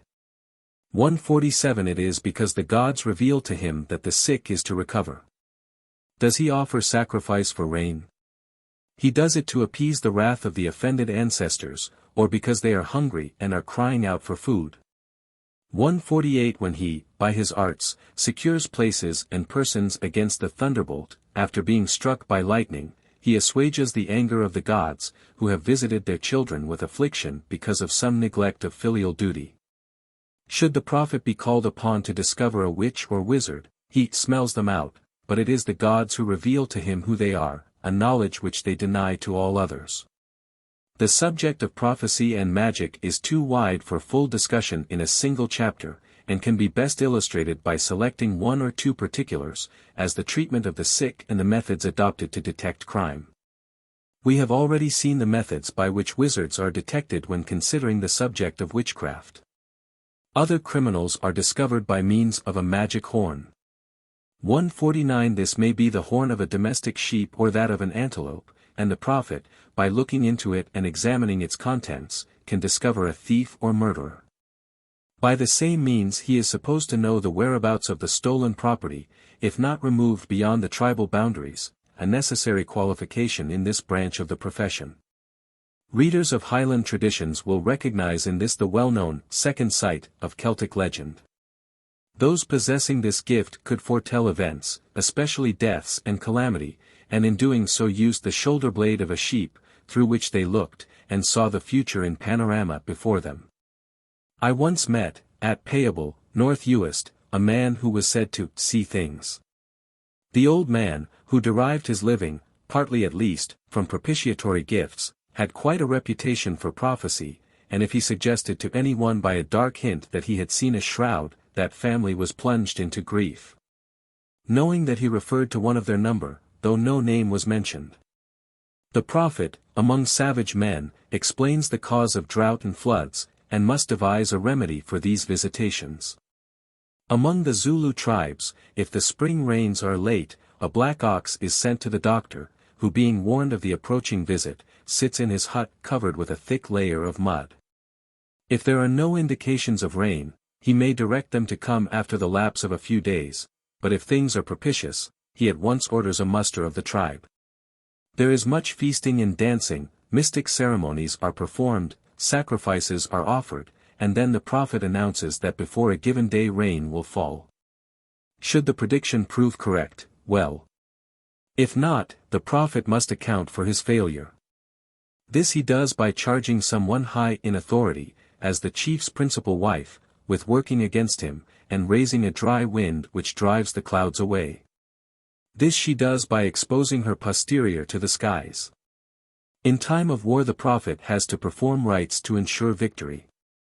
Among the Waganda, when the case is urgent, a child is flayed and placed on the path, and the warriors made to step over it. 150 or a child and a fowl are placed on a grating over a pot with water in it. Another pot, inverted, is used as a cover, and a fire kindled to heat the water. After a given time the contents are examined, and if found dead the war must be delayed as the omen is against the expedition. 151. But the prophet's services are not confined to the living, they extend to the dead. In Accra when a young person dies the body is placed on a bier. This is raised on two men's heads, and carried to a place indicated by the prophet, who accompanies the procession. Arrived at the spot, he takes his stand in front of the corpse. He holds in his hand a magic reed, which he shakes over the body, and at the same time asks the question, "Was your death caused by age and infirmities?" If this is answered in the affirmative by the body impelling the bearers forward, no more is said, and the funeral proceeds. If not, the prophet continues, "Was it caused by your bad actions?" Corpse answers, "No, by remaining perfectly still." By whose which was it caused, so and so, or so and so, naming the head men of the district. 152 When the right name is mentioned the dead impels the bearers forward. It is the duty of the head man indicated, or rather his magicians, to discover the culprit by the approved methods. The dangers to the dead are not over when the soul has left the body, and the Angoni prophet must see to it that the devil, to use a Highland phrase, is cheated of his own. Did evil spirits know a man's grave in that unhappy land, they would undoubtedly steal his soul to be educated in their own evil college. So every precaution must be taken for the repose of the departed. Till burial the soul of an Angoni hovers near the body, seeking an opportunity to re-enter its former abode. A soul does not at first know death. To it death is sleep. Death and sleep, said a Kaffir once to me, are one word. This being the case, a lay figure is made before the funeral. At the hour announced this figure is carried out, followed by a great concourse of people, who weep and wail, mourning for the dead. As soon as the cortege leaves the house drums are beat, horns blown, and guns fired to drive away evil spirits. These, kept back by the noise, hover about the outskirts of the crowd, lured on by the signs of mourning, till the grave is reached. There the figure is buried with all the respect and honor due to the departed, and as the crowd disperse the devils swoop down upon the grave to snatch away the soul, but only to find they have been outwitted and betrayed. Meantime the corpse has been quietly and expeditiously buried without beat of drum or sound of horn. 153 By using such precautions the prophets outwit the devil, and do an important service to the dead and the ancestral spirits, who wait the arrival of their brother spirit with much anxiety. When a Wahunga chief dies, his prime minister is killed and buried with him, to be his counselor in the dangers of the passage. All his wives are also killed except one. For her a pit is dug in the ground, just large enough to hold her. In this she is placed and covered over with earth, a small breathing aperture being left. A spear is passed down this hole, which she holds in her hand. If at the end of the second day she is alive and holds the spear, she is taken out and allowed to live. If her fingers are too nerveless to grasp the spear, no farther ceremony is needed, she is buried already. 154. The Congo natives keep the bodies of their chiefs for years, wrapping them in successive layers of cloth till the mass is so heavy as to be hardly portable. The same was done in the case of the Queen Mother of Uganda, for whom Mackay made the famous copper coffin, and with whom, within and around her 3 coffins, 1,500 pound worth of cloth and copper was buried. A fact which proves that the Waganda do not wish royal personages to be restricted in the matter of apparel in Ghostland.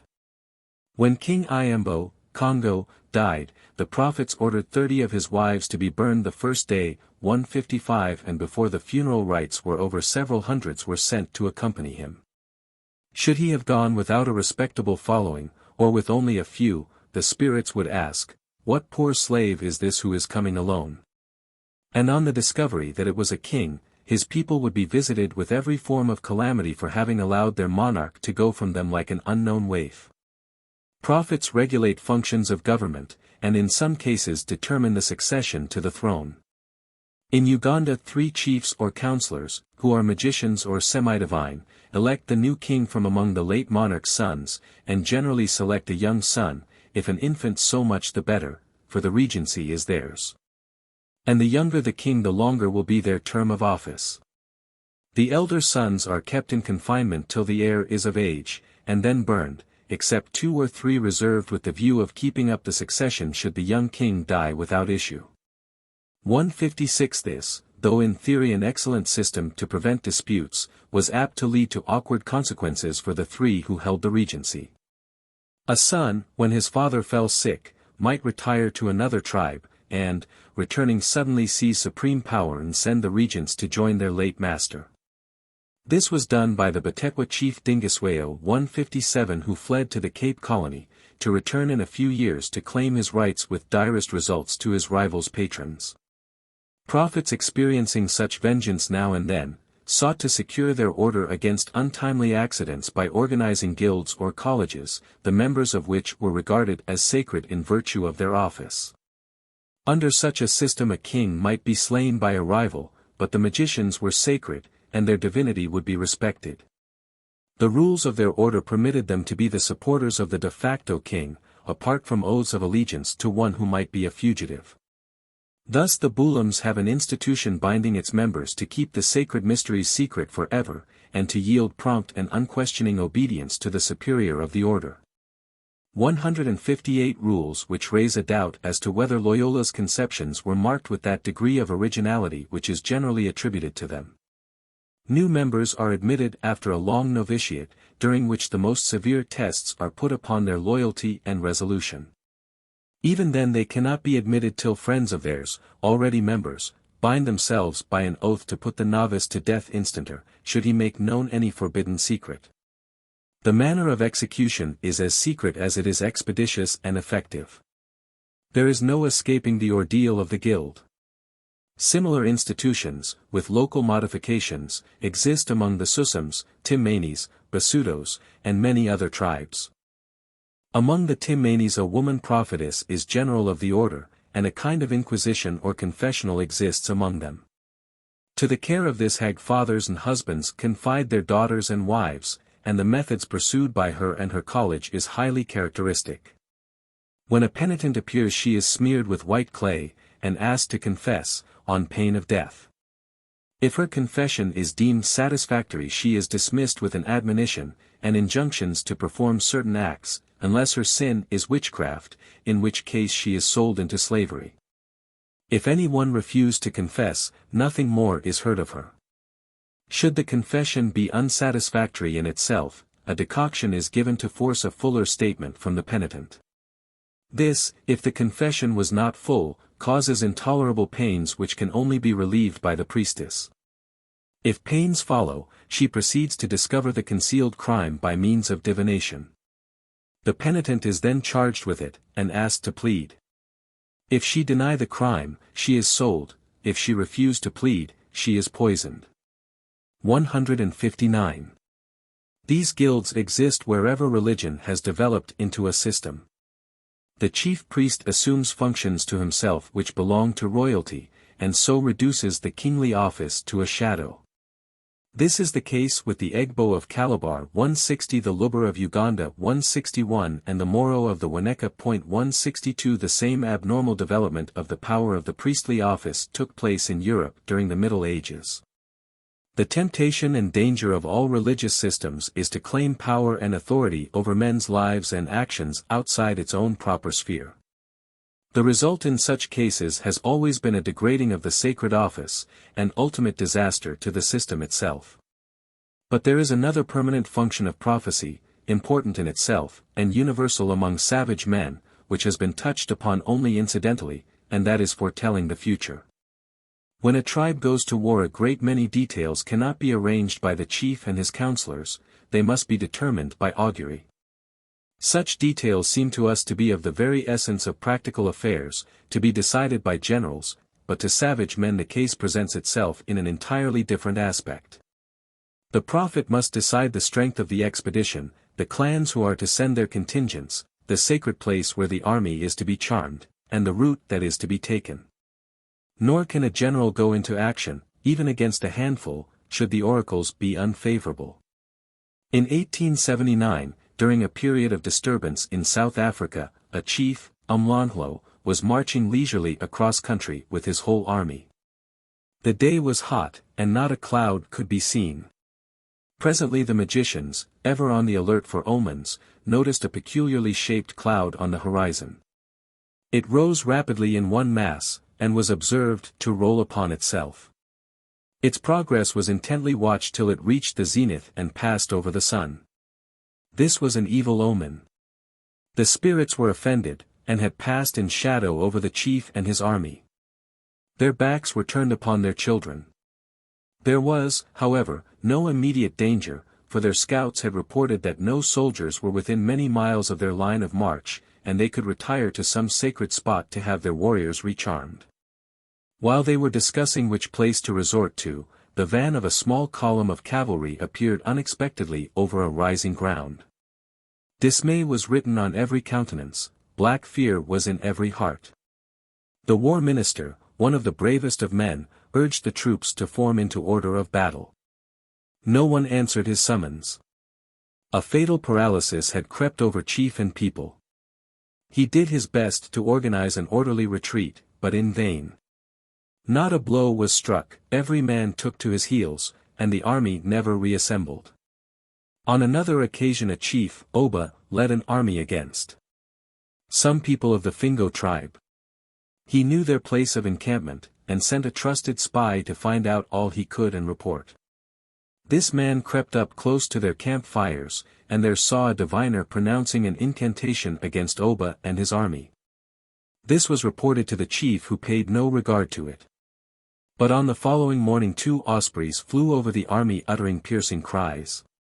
This the prophets declared to be an evil omen which boded defeat, but Oba was not to be frightened by Fingo curses or the screams of birds, and advanced boldly. From the crest of a hill they saw the Fingo camp, and a number of cattle grazing between. 6 men tended the herd, and these advanced shouting, Basalive, meaning, they are cursed. Quirana was ordered to advance, which he did at the head of his men. When quite near the Fingos fired a volley, shooting Quirana through the body. This was enough, the army turned and fled. Oba did his best to stay the panic. He begged his soldiers to act like men, he called them cowards and women. It was in vain. They had been warned by the ospreys, and now a body of nearly 2,000 warriors fled in panic before 6 cowherds. But the future cannot be left to such accidents as a midday shadow, or the flight of eagles. Methods that can be resorted to at any time must be found. These differ among most tribes, but the following may be taken as illustrative. The Bongo consult the oracle thus: a stool of a particular wood is made, the surface of which is rubbed perfectly smooth, a block of the same wood is then prepared to lie flat on the stool. When a response is wanted, a few drops of water are placed between the stool and the block, the latter is then moved backwards and forwards. If it moves easily, and begins to glide without friction, the oracle is favorable. If not, the undertaking proposed cannot prosper. Or an oily fluid from the benjai tree is given to a hen. If the bird dies there will be misfortune, if not, success. 163 Another method, which the same observer records, is to dip a cock again and again in water till it is senseless. It is then left in the sun, and should it revive the augury is favorable. By such means men determine war and peace, as well as the guilt or innocence of accused persons. The Bulam tribes determine the future by casting the sand. 164 This may be to discover if a sick person is to recover or not. The diviner takes a goatskin on which he carefully spreads a layer of fine dry sand, he then shuts his eyes, and with the 3 first fingers of his right hand makes lines and dots in the sand. According to the position of these, the patient will live or die. The same result may be obtained by taking a number of palm nuts, and arranging them in groups with the eyes closed. Galas divine from the appearance of the entrails of slaughtered animals 165. While almost every action a basuto or baralong performs is determined by the fall of dice. So it happens, that when a man goes to commit a crime, he lays aside his fetish, and does not consult the oracle, as he could not in that case obtain a favorable response. He covers his god with a cloth, that he may not know what the worshipper is doing. 166 The Weo determine the future by a flower cone. When a man has determined on an undertaking, as a journey, his magician takes a quantity of flour, and lets it fall in a steady stream at the head of his bed. If it forms a perfect cone as it falls, the omen is good. If not, that is an end of the matter by the flower cone test. Should the cone be perfect, it is covered by an inverted pot and left for the night. In the morning, when the pot is removed, the cone is examined, and if found perfect, there is nothing further needed beyond offering the customary sacrifice. But if there has been a falling down of the flour, even a small slip, it is a sign not to be disregarded. An equally effective method is to pour out beer on the ground, which if it sinks at one spot is a good omen, but if it runs along the ground, bad. 167 3 bits of stick may be laid on the ground, 2 parallel and 1 across. If found, after an interval of some hours, in position as left, the oracle has granted the worshipper's prayer. When prophecy descended to such trivialities as those represented by the auguries and observances referred to, it was doomed as a system. While it contented itself with exposition, purgation of demons, expanding philosophic conceptions and the enunciation of principles in an abstruse form, it commanded men's respect, and the prophet was regarded as a divinely commissioned messenger. But when it descended to the petty details of village life, it could not escape the fate of any great institution which is hopelessly vulgarist. When the prophet became little better than the court fool, he could only receive a fool's treatment. When a man who hurt his toe against a stump could command the services of the expounders of the supernatural to explain the fact, it was not surprising that other men, despising at once tree stumps and prophets, should introduce a new and more vigorous, if less reverent, form of government. As men's conception of divinity expanded from the crude unformed idea of a divine king to local deities, reaching gradually towards one supreme God, the world needed a philosophy to correspond with the newborn faith. This, prophecy did not as a system supply. Instead of advancing with the growth of thought to a higher and truer conception of life, it pursued a course which could only lead to deterioration and final extinction. But though prophecy as a system became moribund, and so continues among savage men, it was from it the new philosophy took its rise. This philosophy, springing out of what was once a system in advance of current thought, led to the development of the great religious systems which at different periods became worldwide. While the old world prophet cast the sand, or fumbled among the entrails of an expiring cock, there were men among his disciples who conceived bolder notions, and only waited for a favorable opportunity to give practical effect to their thoughts. They had to wait many weary years, generations, centuries, but their opportunity came at last. Such men in the early days could do little beyond raising a protest against the most glaring abuses among their own order and in society. Even in this they would meet with treatment similar to that experienced by the Hebrew prophet Jeremiah, and many of them would share the fate of all bold reformers, the gallows or the fire. One after another would quietly disappear as unworthy of their office and subverters of the faith of men. But the ashes of such men do more to fertilize the soil of human thought than their wisdom while they live. Like the dragon's teeth, they produce a fresh and ever-increasing number of souls with like thoughts and aspirations. The words of such men are treasured by a few. They are pondered, digested, made fruitful of new thoughts. As the years pass, and the angry passions raised by the heretic's teaching die away, men first view him as one who meant well, next as a true prophet, and finally as a sacred being whose memory is cherished as a divine heritage. Posterity places him among the gods. He was incarnate. No sooner is the popular mind led to regard such men as saints and martyrs, than a web of romance is woven round their lives, and the philosophy they taught becomes a new religion. Those of their successors who cherish their memories and keep their teaching alive, seize the opportunity, and boldly claim divine sanction for their doctrine. This is one way. There is another. All such reformers do not share the martyr's fate. A powerful king, weary of the inanities taught and practiced by his college of magicians, weary too of the endless sacrifices and the ever-deepening stream of human blood.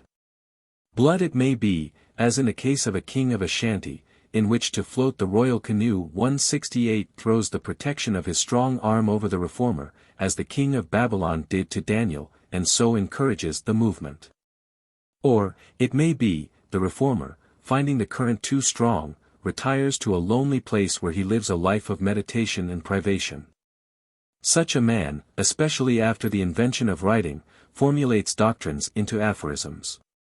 These, brief, wise, practical, as they must be in his circumstances, he communicates to the few faithful disciples admitted to his sanctuary in confidence. They carry them from hamlet to hamlet, thence from house to house, where they pass into the current language of the people.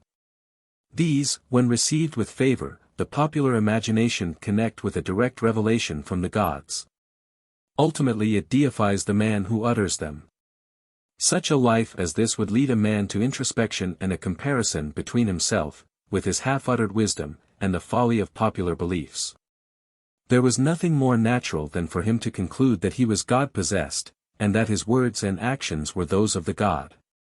When this was asserted and boldly proclaimed, men in a primitive age, when the old order and the worship of ancestral spirits was discredited, and the new still unsettled and fluctuating, would readily seize upon the idea as giving a clue to the solution of the perplexities with which they were surrounded. The very multiplicity of ancestral gods complicated the situation. The presence of demons, as powerful and more subtle than the gods themselves, made matters worse. The great, or one God, was too shadowy and remote to be approached, and his existence, if he did exist, gave no relief to the pious. Thus the incarnation of divinity, in the person of a prophet, would be hailed as giving a hope that the mysteries of the spirit world would at length be solved. But we are now approaching a stage of development which carries it beyond the bounds of our inquiry. In Africa there has been no great incarnation of deity as in Brahmanism and in Buddhism. An examination of these, however brief, would lead to the discussion of Vedic religion, which is foreign to my present purpose. The fact to be noted is, that earlier forms led to the incarnation of the founders of the respective systems, and that myth surrounded them with a halo which makes it impossible to distinguish the true from the false. So as to get at the man and the philosophy he taught in its simplicity and truth. For it is the truth which those systems contained that has given them vitality to exist through so many thousands of years. Thus, from the rude conception of a divine king who ruled nature, thought advanced to a doctrine of souls, thence to separate and personal divinities, slowly gravitating towards the idea of one supreme God, unknown and unknowable.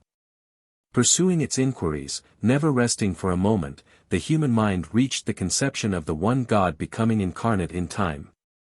And here it is curious to note, that those in whom deity became incarnate, so far as we can discover, put forward comparatively modest claims, and that these were expanded by their disciples into a cumbrous mass of doctrinal teaching which, in some cases, fell to pieces by the very weight of its ritual and ordinances. Men could not bear the burden. In Africa, always excepting ancient Egypt and the countries bordering upon it, there is nothing which corresponds with the Asiatic development of religion. The art of writing being unknown would, apart from other causes, have made that impossible. But our inquiries have, so far, tended in the direction of a development not unlike that through which the great systems of the East must have passed. Tradition does not preserve the words of wise men, as is done where there is a literature. The words may be said to remain, or a faint echo of them, but tradition gives them a local setting and myth adapts them to local circumstances. Still, the position occupied by the god of the Wao, as the god of the original inhabitants, and his reputation as a beneficent and powerful deity, points to a deification of a prophet whose soul was developed into a principal god. Mlungu is doubtless such another. A great man whose memory has waxed dim, and whose words cannot be recalled as those of Brahma may. Myth itself has almost died away in the course of ages, yet Mwanga lives as a faded memory though the traditions of his life have perished. The sketch attempted of the growth and decay of the prophetic order is consistent with what we are familiar with. In a highly developed state of society, the prophetic function ceases to be exercised as we meet with it in primitive times. But it is still present. The wise men of a nation are its prophets. Its poets, philosophers, preachers, reformers, scientists, and discoverers, are as truly the guides of men's thoughts and actions as were the magicians of ancient Egypt or Chaldea. They are the descendants of humble ancestors who determined the fate of individuals and nations by casting the sand, or by the spots found on the entrails of a decapitated cock. Men may imagine themselves independent of all external circumstances, but we are the creatures of our surroundings as were those who sacrificed their God that his spirit might enter his successor. We may make it our boast that we have freed ourselves from the thraldom of superstition, but there are still curious survivals among us. And of these, one of the most remarkable is the suspicion with which religious teachers are regarded in popular imagination. There is a deeply rooted prejudice against religious teachers among the peasantry of Europe, and not unfrequently those who are most devout in the discharge of their own religious duties, have the most pronounced superstitions regarding clergymen. Fishermen will not go to sea with a minister on board, as in that case no success would attend their labors. They will not even have one enter their boats, if possible, as that is apt to take the boat's luck away. Skippers fear to have them as passengers, and voyagers expect contrary winds if a priest should happen to be among their fellow voyagers. I remember one, Rob MacLachlan, the owner of a smack that plied between Oban and Morven, having on one occasion a very boisterous passage, to the intense alarm of his passengers. On his arrival one of the villagers remarked on the state of the weather and how suddenly the storm had sprung up.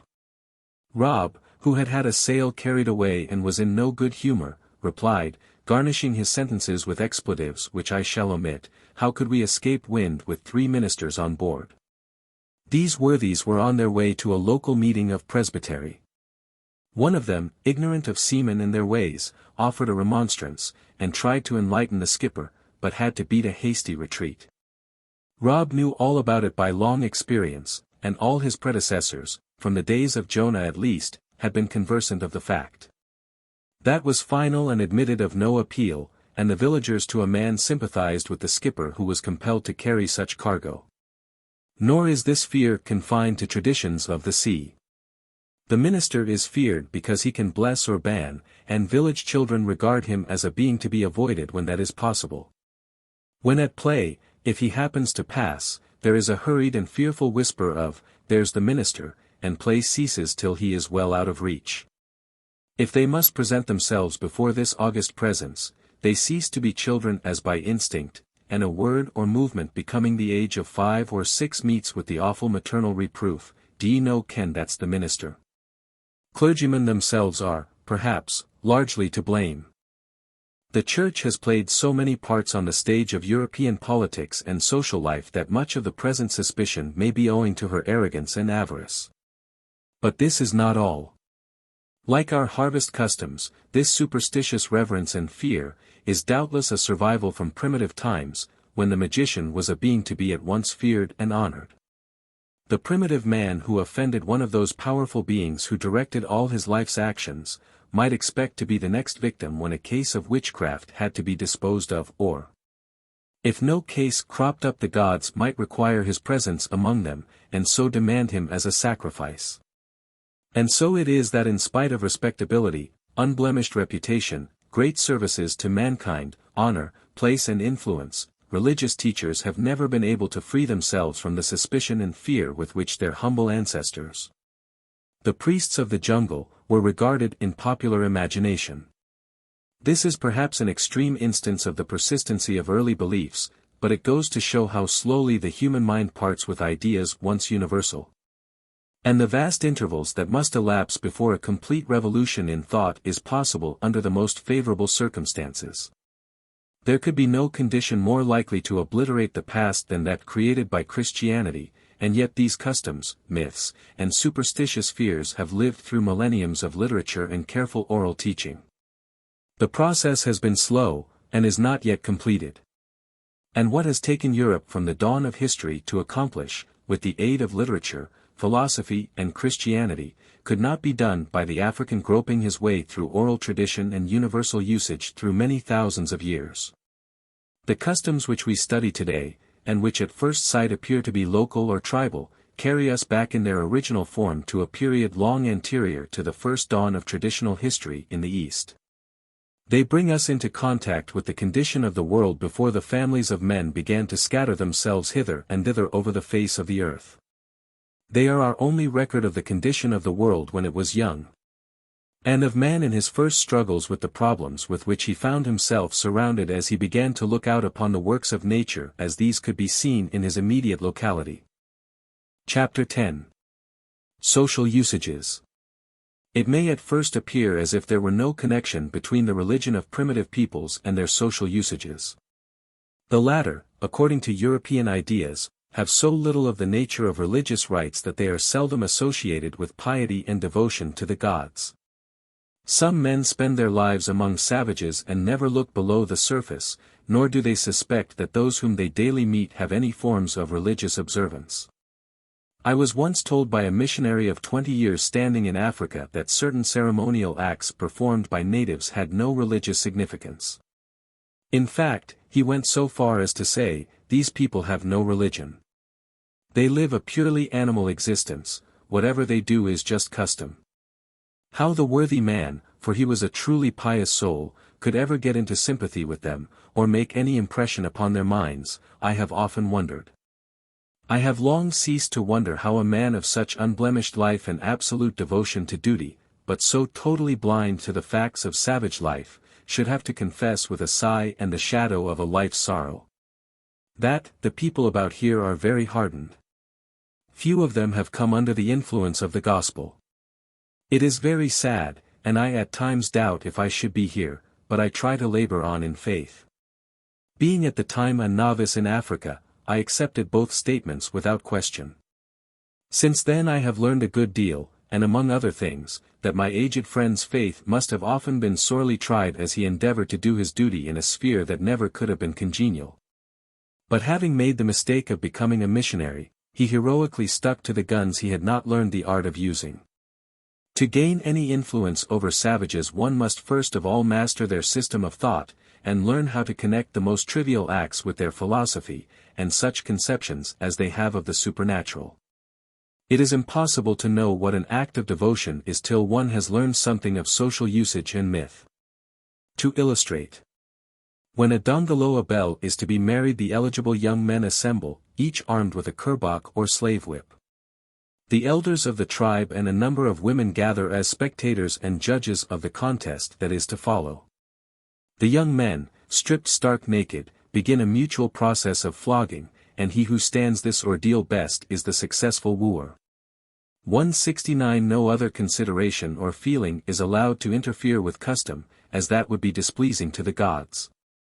Should a woman marry without such a contest, her prospects would be poor indeed, having despised an ordinance of heaven. At times there is a tie between two young men in a flogging match, and in that case the girl has to decide the matter, between them.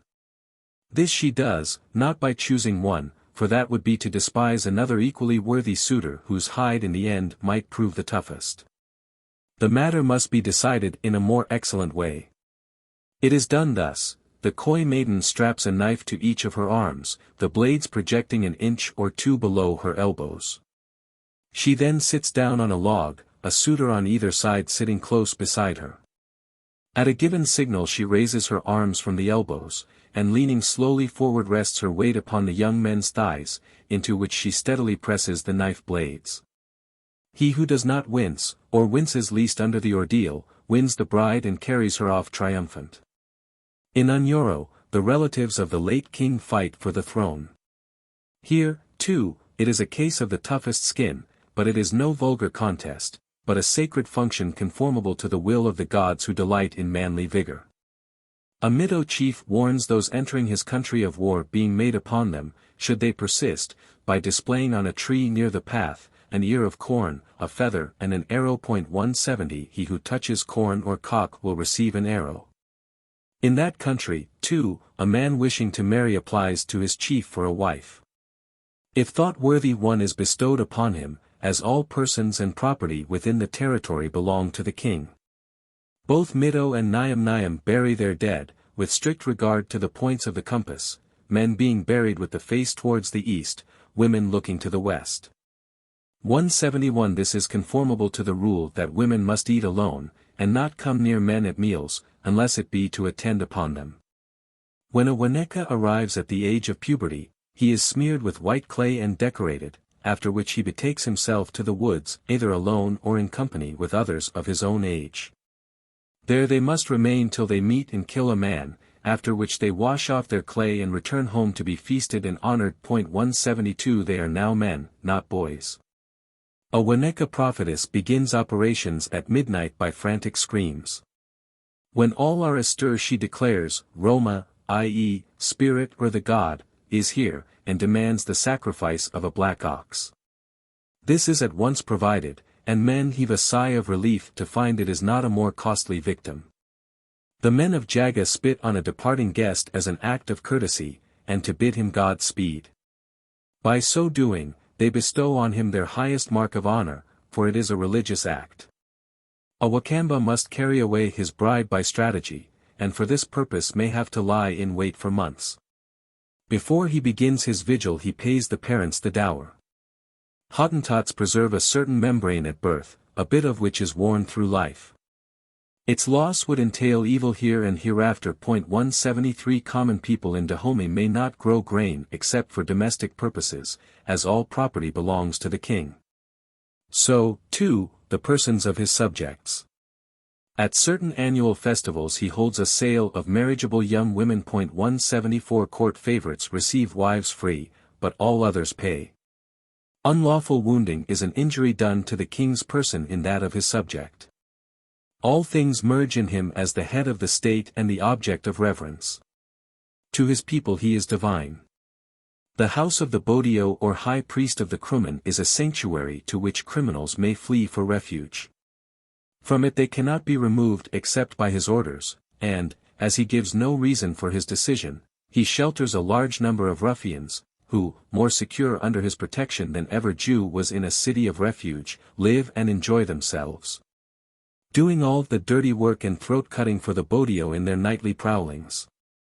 A Mongana magician, or even wizard, can soar aloft on the wings of the wind like a highland beldam on her broomstick. The prophet among the same people can discover a criminal in the following manner. He calls a muster of the tribe, and then taking a bundle of reeds in his hand rushes round the circle of the assembled tribesmen. If the criminal is among them, one of the reeds flies out of his hand as he approaches him. This reed he picks up, as the magic reed, and lays the bundle aside. He then presses it against the man indicated, when, if he is guilty, the rod revolves in his hand. 175 When an earthquake occurred at Accra, the king issued a proclamation that his father's spirit was giving the earth a shake, because the children were not obeying the customs, and giving due reverence to the reigning monarch. After this, he called for 3 of his principal chiefs, gave each a drink of rum, delivered to them a message for his father to the effect that his wishes would be attended to, and then had them beheaded.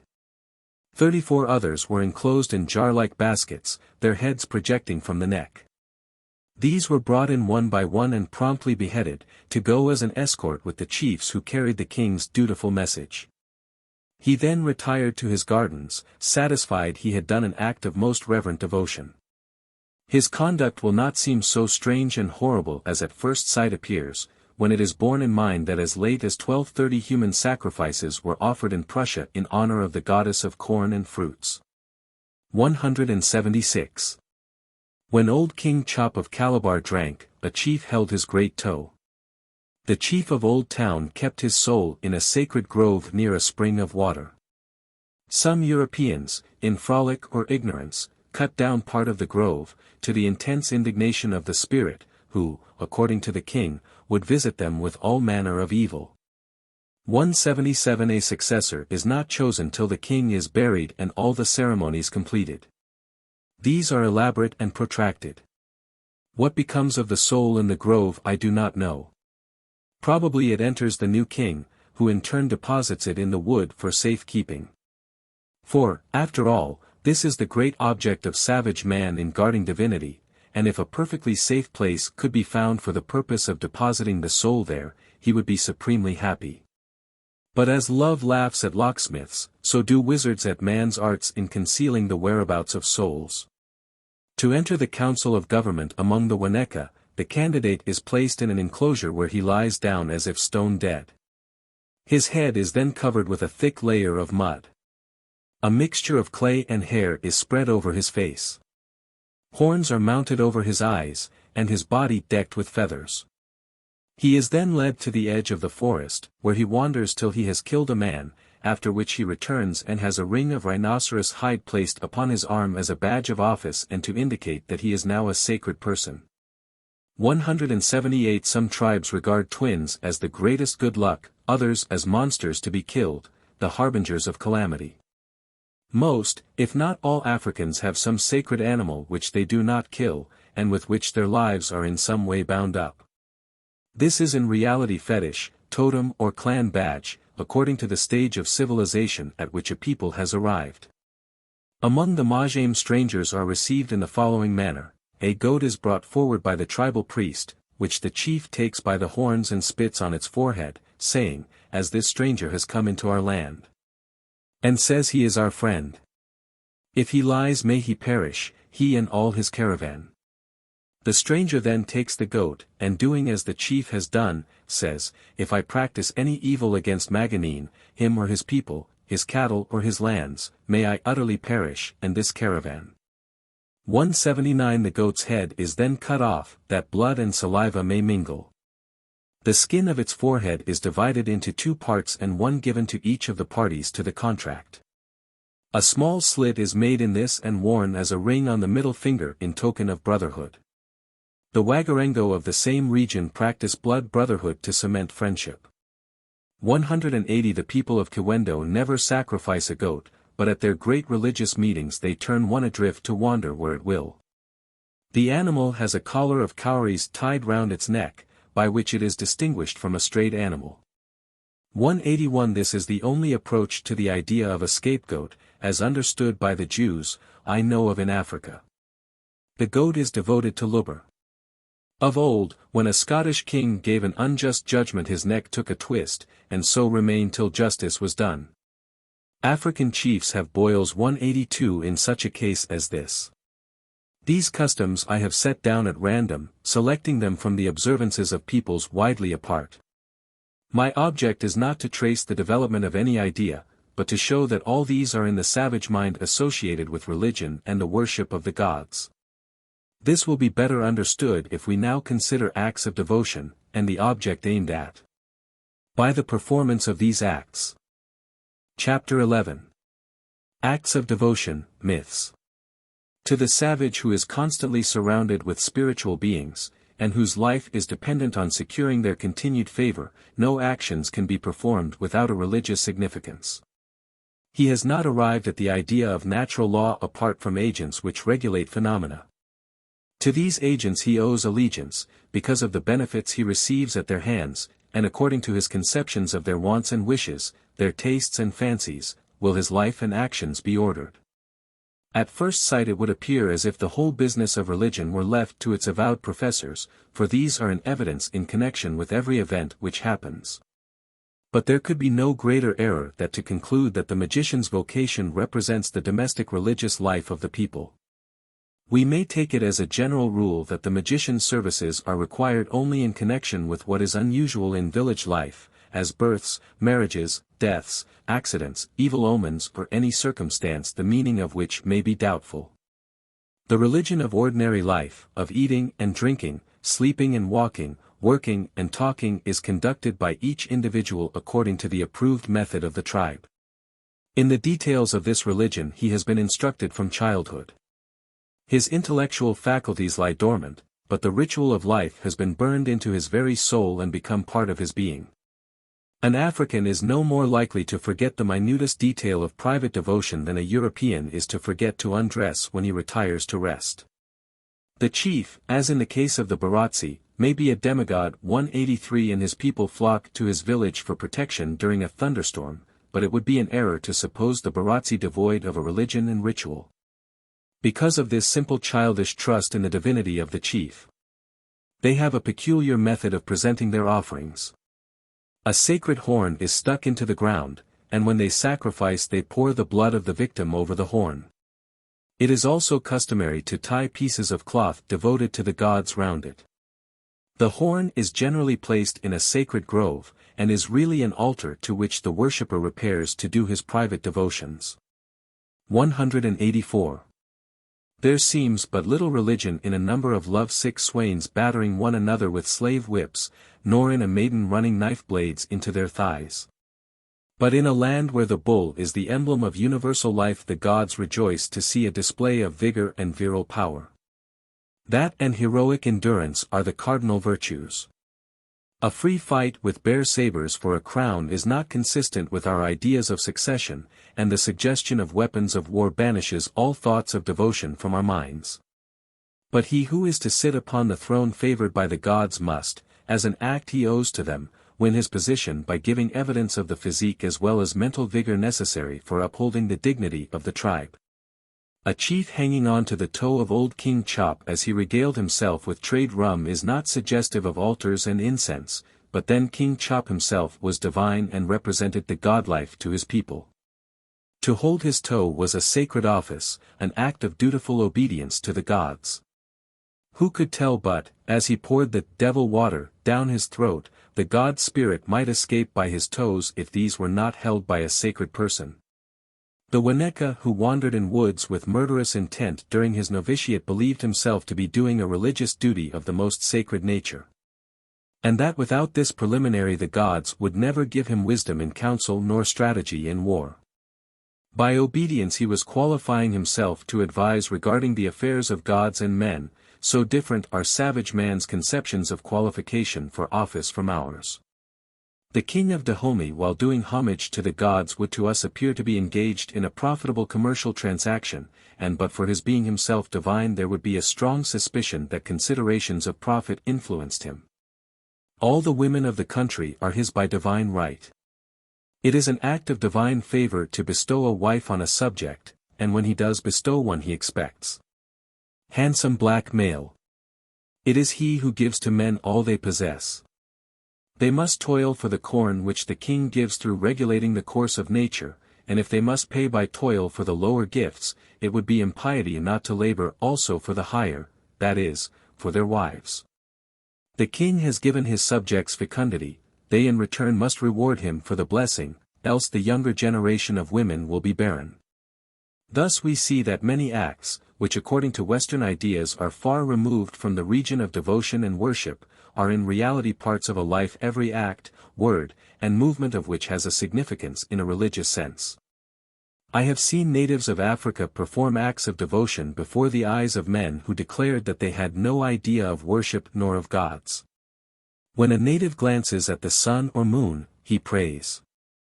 When he drops a small particle of food on the ground before he begins to eat, he offers an oblation. If he throws a tuft of grass, a bit of stick, or a stone, out of his hut door in the morning before he emerges himself, he has said matins. Nor does he neglect to sing vespers when he turns his face to the bright constellations overhead before rolling himself up in his skin blanket for the night. These are all acts of devotion, and represent forms of worship common among a large proportion of primitive men. They are performed by each individual on his own account, apart from the more formal religious rites which are the proper functions of the magician. And this is consistent with what we know of the growth of religious ritual among those nations where the evolution of religion can be best studied. The earliest forms of devotion of which we have an account among the Jews were very simple and acts of sacrifice were exceptional and rare. With the development of the religious life of the people different orders sprung up, and these confined themselves to particular functions. But though we know but little of domestic and individual religion among the mass of the people, such indications as we have go to show that each man did perform acts of devotion however simple these might be. We have seen that the king of Old Town kept his soul in a sacred grove, and that this was an act of devotion. It, however, gives the clue to a class of myths which are common from the Ganges to the Atlantic, and that is the soul dwelling apart from the body.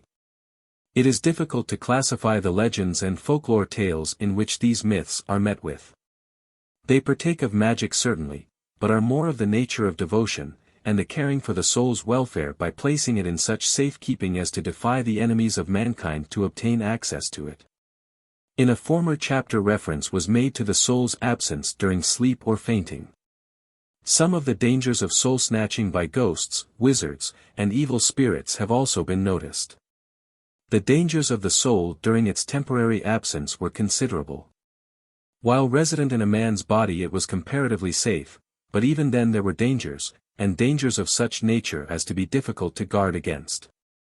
While a man remained in sound vigorous health his soul was safe, but should he be taken ill his soul was then in danger, for it could be reached and injured, perhaps stolen, through his body. As in the case of the soul which the wizard got as it was handed about among the gods at the sick man's door. This being an admitted and recognized fact, it would be of the utmost importance for a man to have a place of safekeeping where he could deposit his soul in time of danger, and if this place were very secure. It would be a manifest advantage to have his soul kept there permanently. This would make a man independent of wizards on the one hand and of magicians on the other. The former could no longer hurt him, the latter he could dispense with when freed from the fear of witchcraft. Such a man could boldly strike out a new course, and become a reformer by a defiance of the powers of evil, and a total neglect of the gods. Hence it is that such men, in popular imagination, are regarded as giants, monsters of impiety, cruel and cunning, regardless of all interests except their own, and oppressing all who come into their power. Evidence of this is found in the folklore tales taken from the traditions of peoples living widely apart, and the number and variety of such tales is proof that, at one time, this was a sober belief widely diffused throughout the world. And is a faithful reflection of the facts of life, in relation to the unseen, as these appeared to primitive man. These tales would in the first instance be preserved and recited as a true statement of the facts, and, handed down through millenniums of years, told at one time to warn the impious, at another as nursery rhymes. Or by the fitful light of a blazing log on a winter's night, to amuse the curious, they would preserve much of their original form, though places and circumstances would change. Such was the story of Headless Hugh, of my own nursery days. I still, when the winds howl about the gables and among the trees, find my mind running back to the time when Headless Hugh was a real living man, who on stormy nights rode along the sea shore, between wave and sand, and watched whether little boys went to sleep quietly. If they did not he took them away on the grey filly that never had a bridle. It must be nearly 30 years since I heard old Betty Miles tell the story. I could repeat it word for word now, so persistent are the impressions of childhood, especially when accompanied by a wholesome state of terror.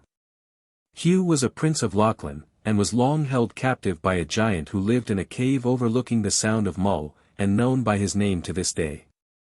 For many years Prince Hugh lived in the dismal recess of this grotto.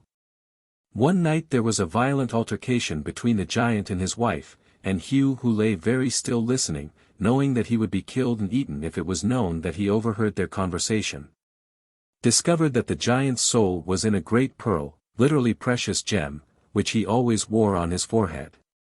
The prince watched his opportunity, seized the pearl, and having no means of escape or concealment, hastily swallowed the gem. Like the lightning from the clouds, the giant's sword flashed from its scabbard and flew between Hugh's head and his body to intercept the gem before it could be swallowed.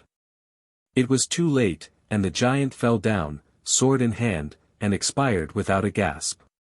Hugh had lost his head, but having the giant's soul in his body, saved his life and gained his liberty. He took the giant's sword, slew his wife, and then with the trusty weapon buckled to his side he mounted the grey filly that never had a bridle, and swifter than the east wind, and made his way home unconscious of the loss of his head.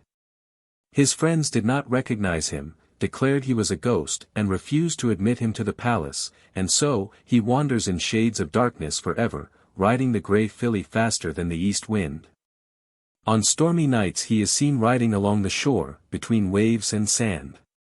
He has taken many boys who would not go quietly to bed, and none of them have ever returned.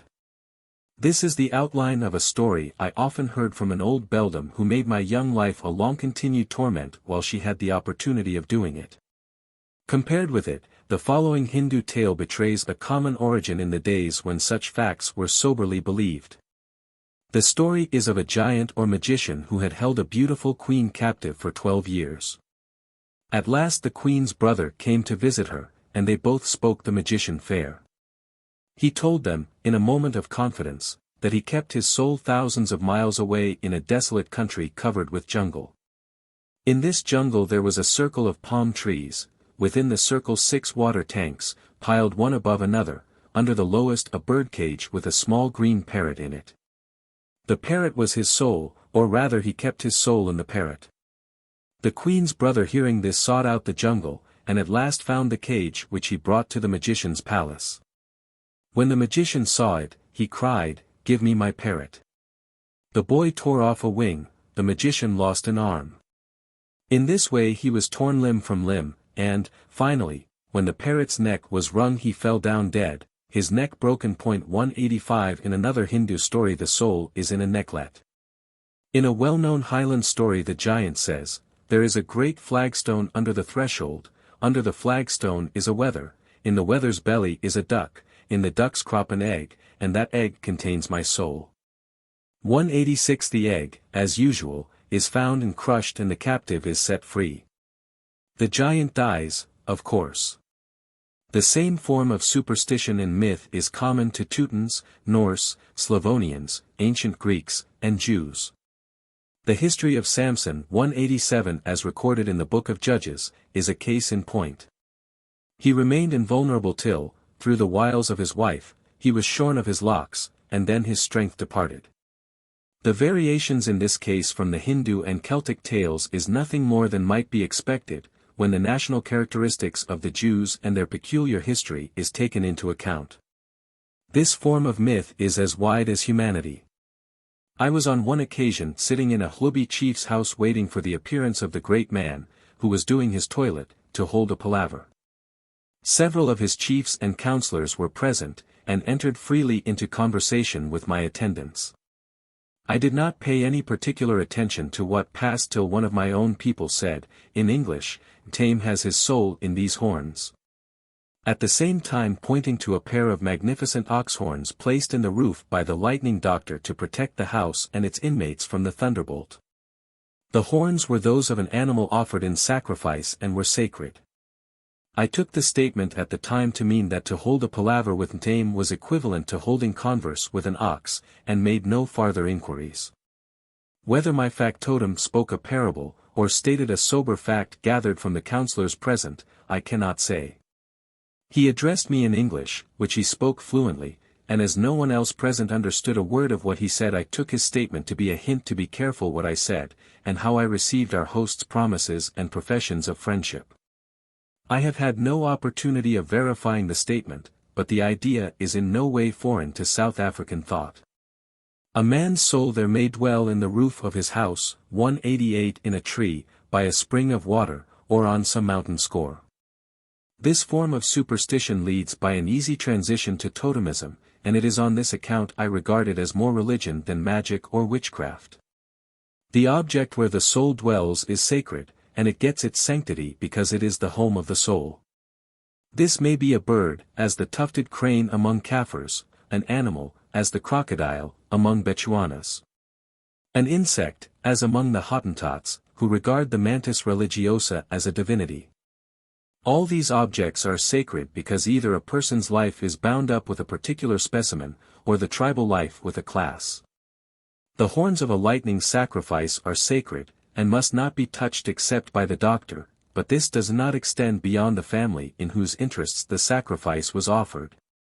While animals that are sacred to the tribe are sacred to each individual member of it. To shoot a crane would be a more heinous offense than to shoot a fox before the hounds.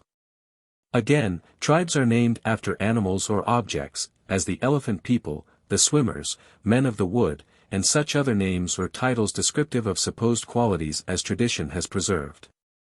In Sutherlandshire at the present day there is a sept of Mackays known as the Descendants of the Seal. These claim as their ancestor a laird of Borgie, who married a mermaid, and as the legend has never been in print, I give it here as recently told me by one well versed in North Country mythology. 189 It is as follows. The laird was in the habit of going down to the sea rocks under his castle to bathe and drink salt water.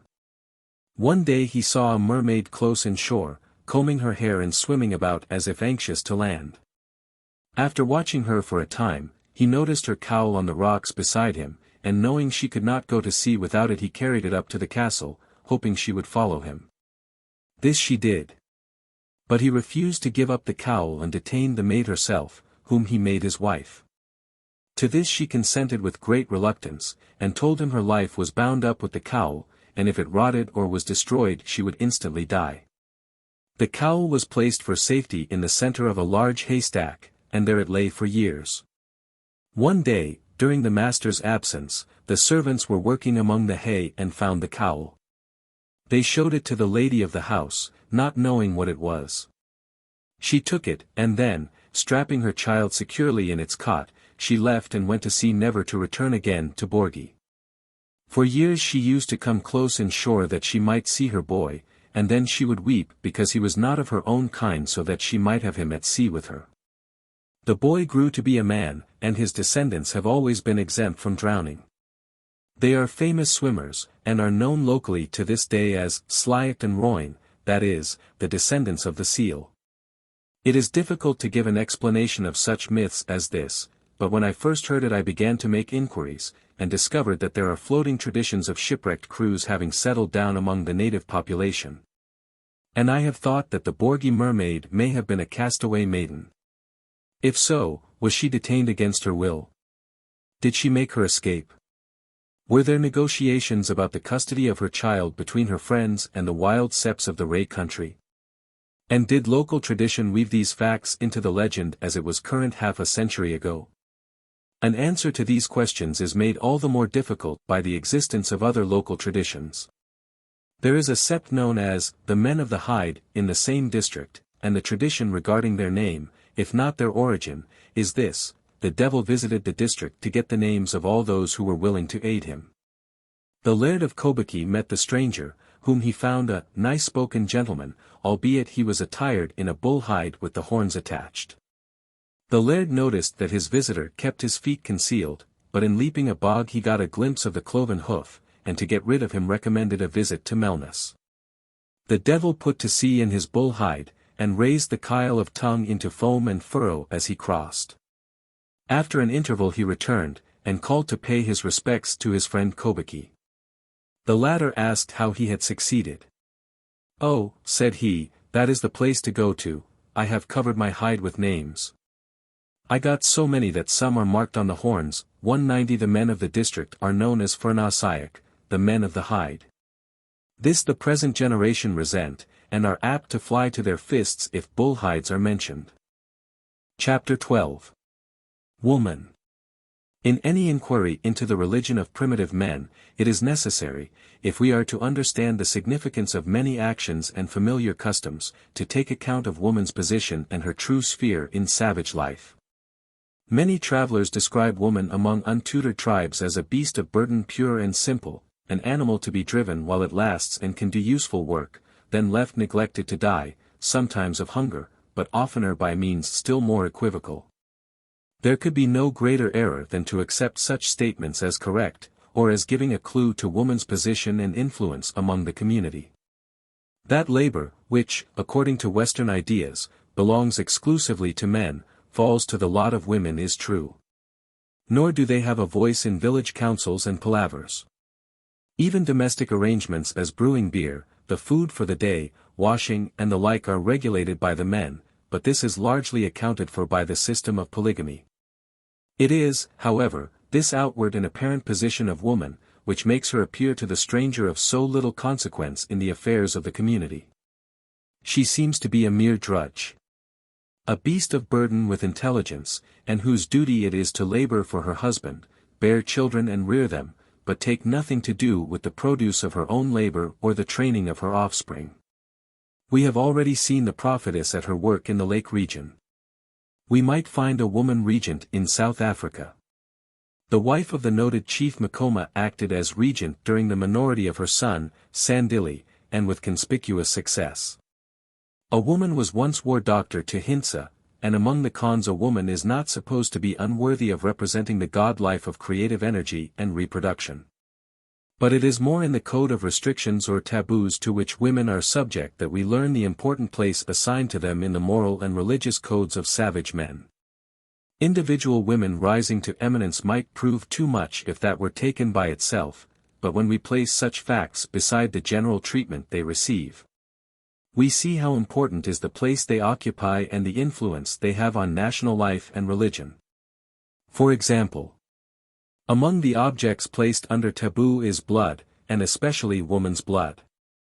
So great is the dread of its touching any part of the person, and especially the head, which, in savage philosophy is peculiarly sacred, that an Australian will not pass under a leaning tree or the rails of a fence lest a woman should have been on it, and that blood from her, resting on the tree, might fall on him. 191 The Siamese think it unlucky to pass under a rope on which women's clothes are suspended. In New Zealand the blood of women is supposed to have disastrous effects upon males. If a South African touches the blood of woman at certain periods his bones become soft.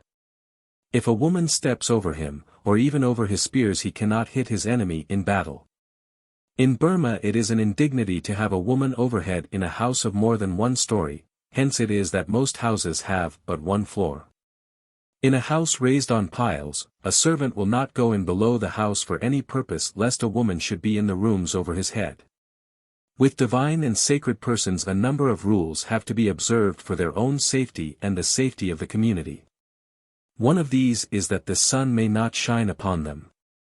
The Mikado might not touch the ground with his foot, nor was the sun thought worthy to shine on his royal head. The heir to the throne of Bogota forfeited his right to the succession if the sun shone direct upon him.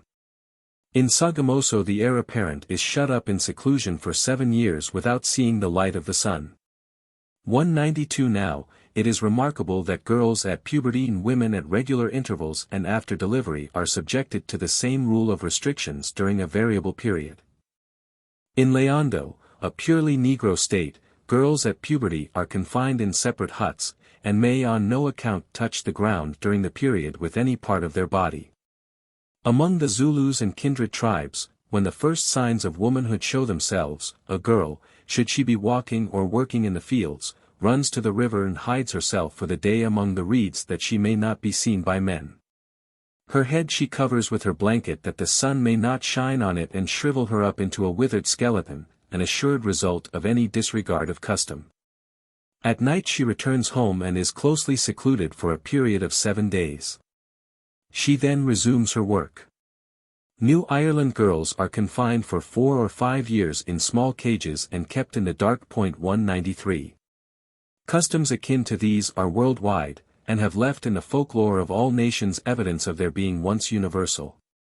For example, a Greek story warns a princess to be careful in her 15th year lest the sun should shine on her. A Tyrolese legend tells how a lovely maiden was doomed to be transported to the belly of a whale, Jonah fashion, if ever a sunbeam fell upon her. Old Highland women, when I was a boy, always made a great ado if girls went, say to a hayfield, with bare heads. Boys might, but it was not good for girls. It was not altogether because they would get sunburned. There were other things, all of which was conveyed to them in hints of Delphic ambiguity, but which was very awful to our youthful imagination. The ground of this seclusion and guarding from sunlight lies in the dread primitive man has of woman's blood. Hence a woman must live apart during the period. She is then unclean, and, should anyone come near her inadvertently, she must give them warning not to approach. Similar restrictions are imposed on women after delivery, when they are secluded and guarded for weeks.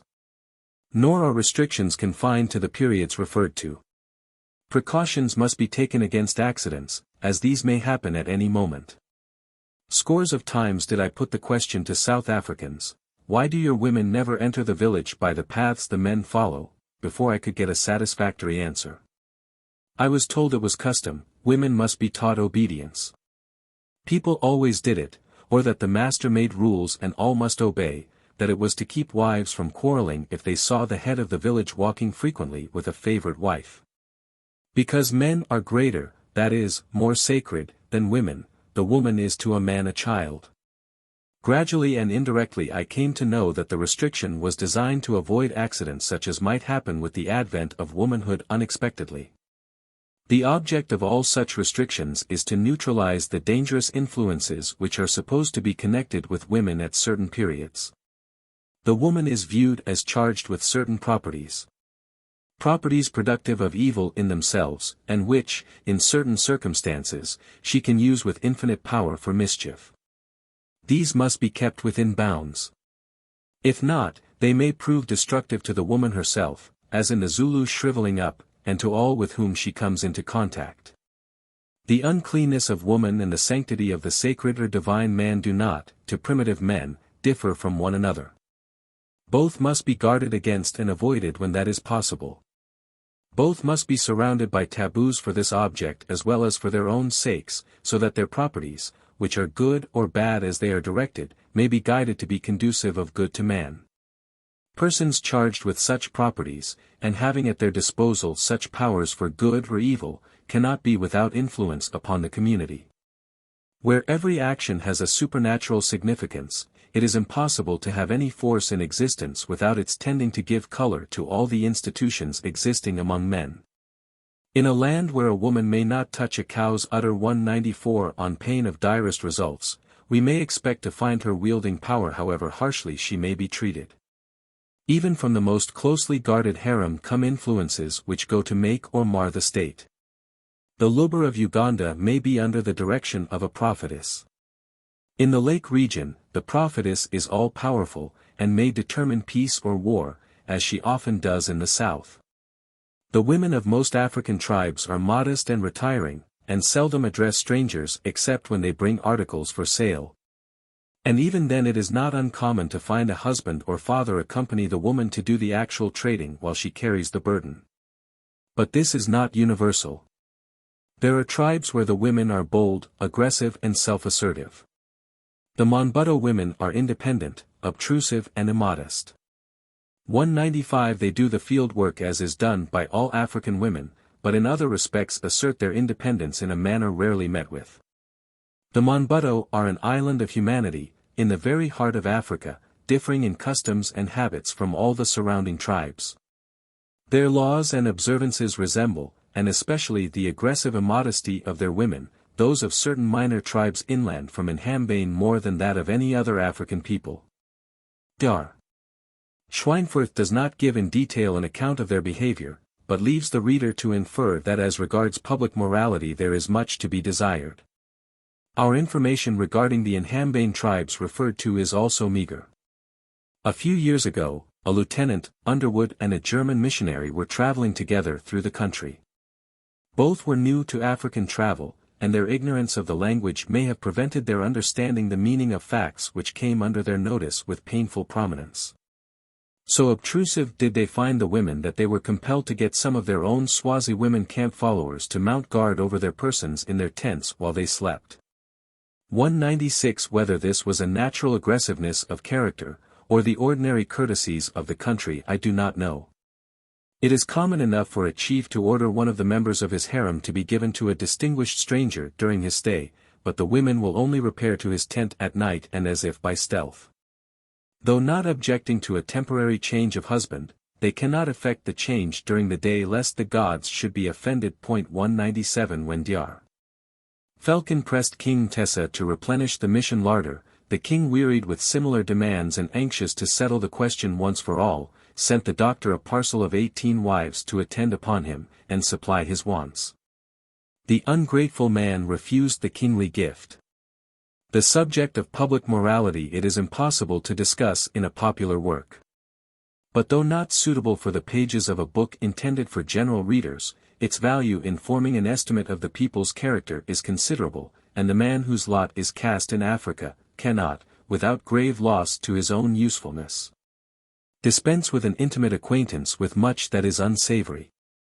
To indicate the difficulty of dealing with this, I transcribe the first note I made in collecting material for a separate chapter on the subject. It is as follows: before a Cordovan girl consents to marry, she stipulates how many free nights per week she may enjoy, and generally secures every fourth night to do as she pleases.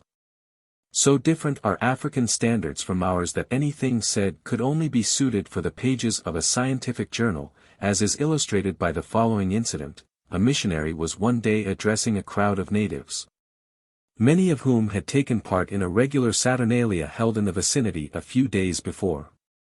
As he proceeded to denounce their customs and their doings, I noticed a curious restlessness among them. The climax was reached when he compared their behavior, in search of drink and other enjoyments, to that of strange dogs arriving at a village, and sniffing about the places frequented by local curs. To the natives this was not preaching. It was moral turpitude, and their feelings were tersely expressed by an old chief, who, when outside, uttered the single word, filth, and walked away. The reason of this was plain. If there is one thing beyond all others against which the soul of an African rebels, it is to be compared to a dog, or to have it suggested that there can be anything in common between himself and his dog. A thief, it is true, is a wolf, but then thieves like wolves are made to be destroyed. So far is the aversion carried that there is a distinct dog language, and the words composing it are never applied to men, except in defiance, or as the language of insult. To bid a man begone by the use of the word one applies to a dog, would be equivalent to throwing a glass of wine in a gentleman's eyes in the days when Irish steeplechasing was in its glory. In a land where cow dung and urine are necessary requisites of the toilet, burying a dog would prevent the growth of the season's crops.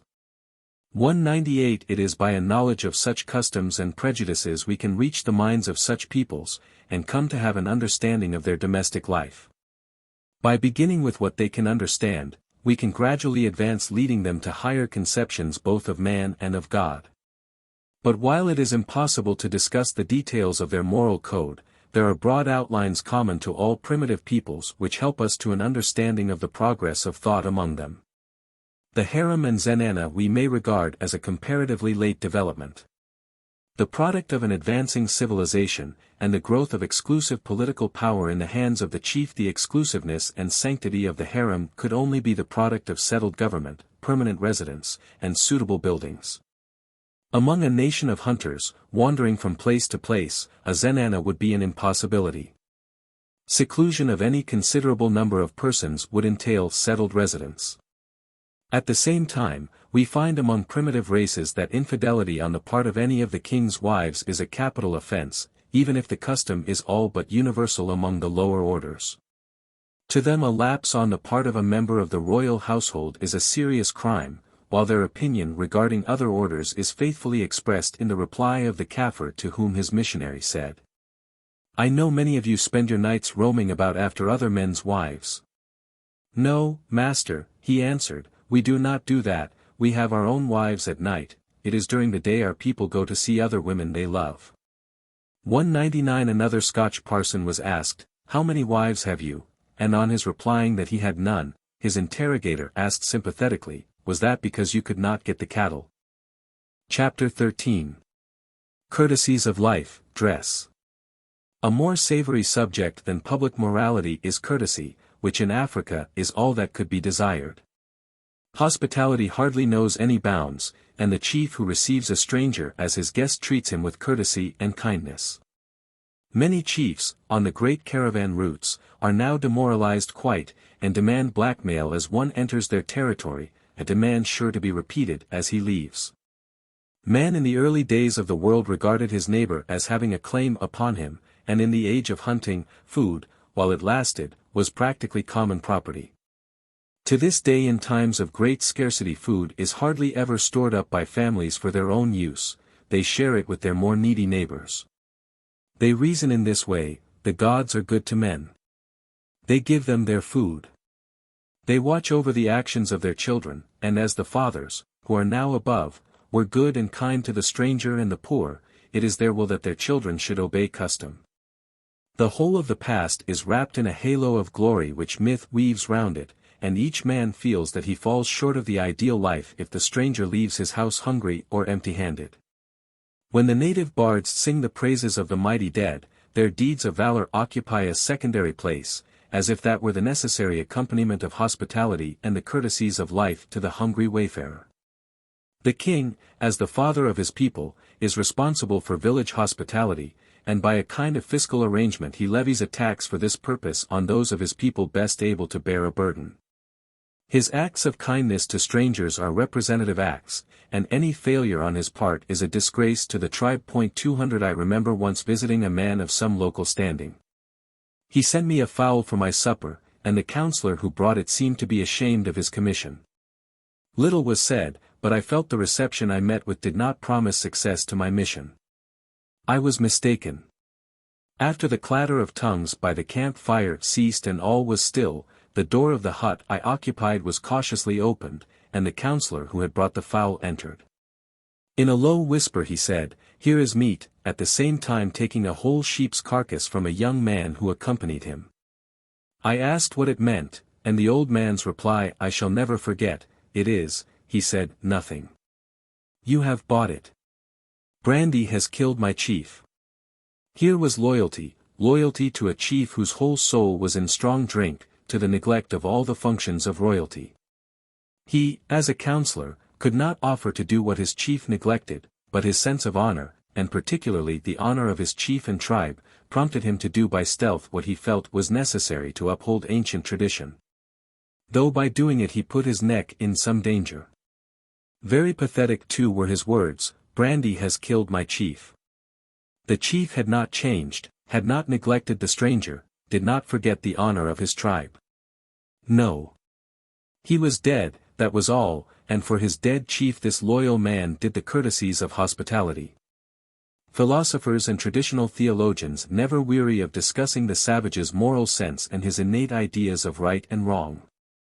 They find it difficult to agree as to whether conscience is an inherent faculty, uniform in its manifestations among all classes and conditions of men, or an education of the moral sense which is capable of development according to man's stage of progress.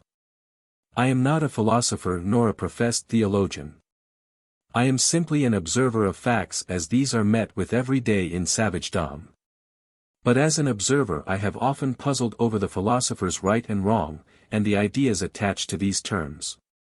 Over his uniform manifestations, and the theologian's sweeping generalizations regarding all classes and conditions of men. I have wondered whether the philosopher's ideas of right and wrong are based on our Western conceptions, saturated as we have been by centuries of Christian ethics, of a well-ordered state and social system. Or whether he would admit the Mosaic Code as a correct expression of the innate ideas of right and wrong among the Jews at that time.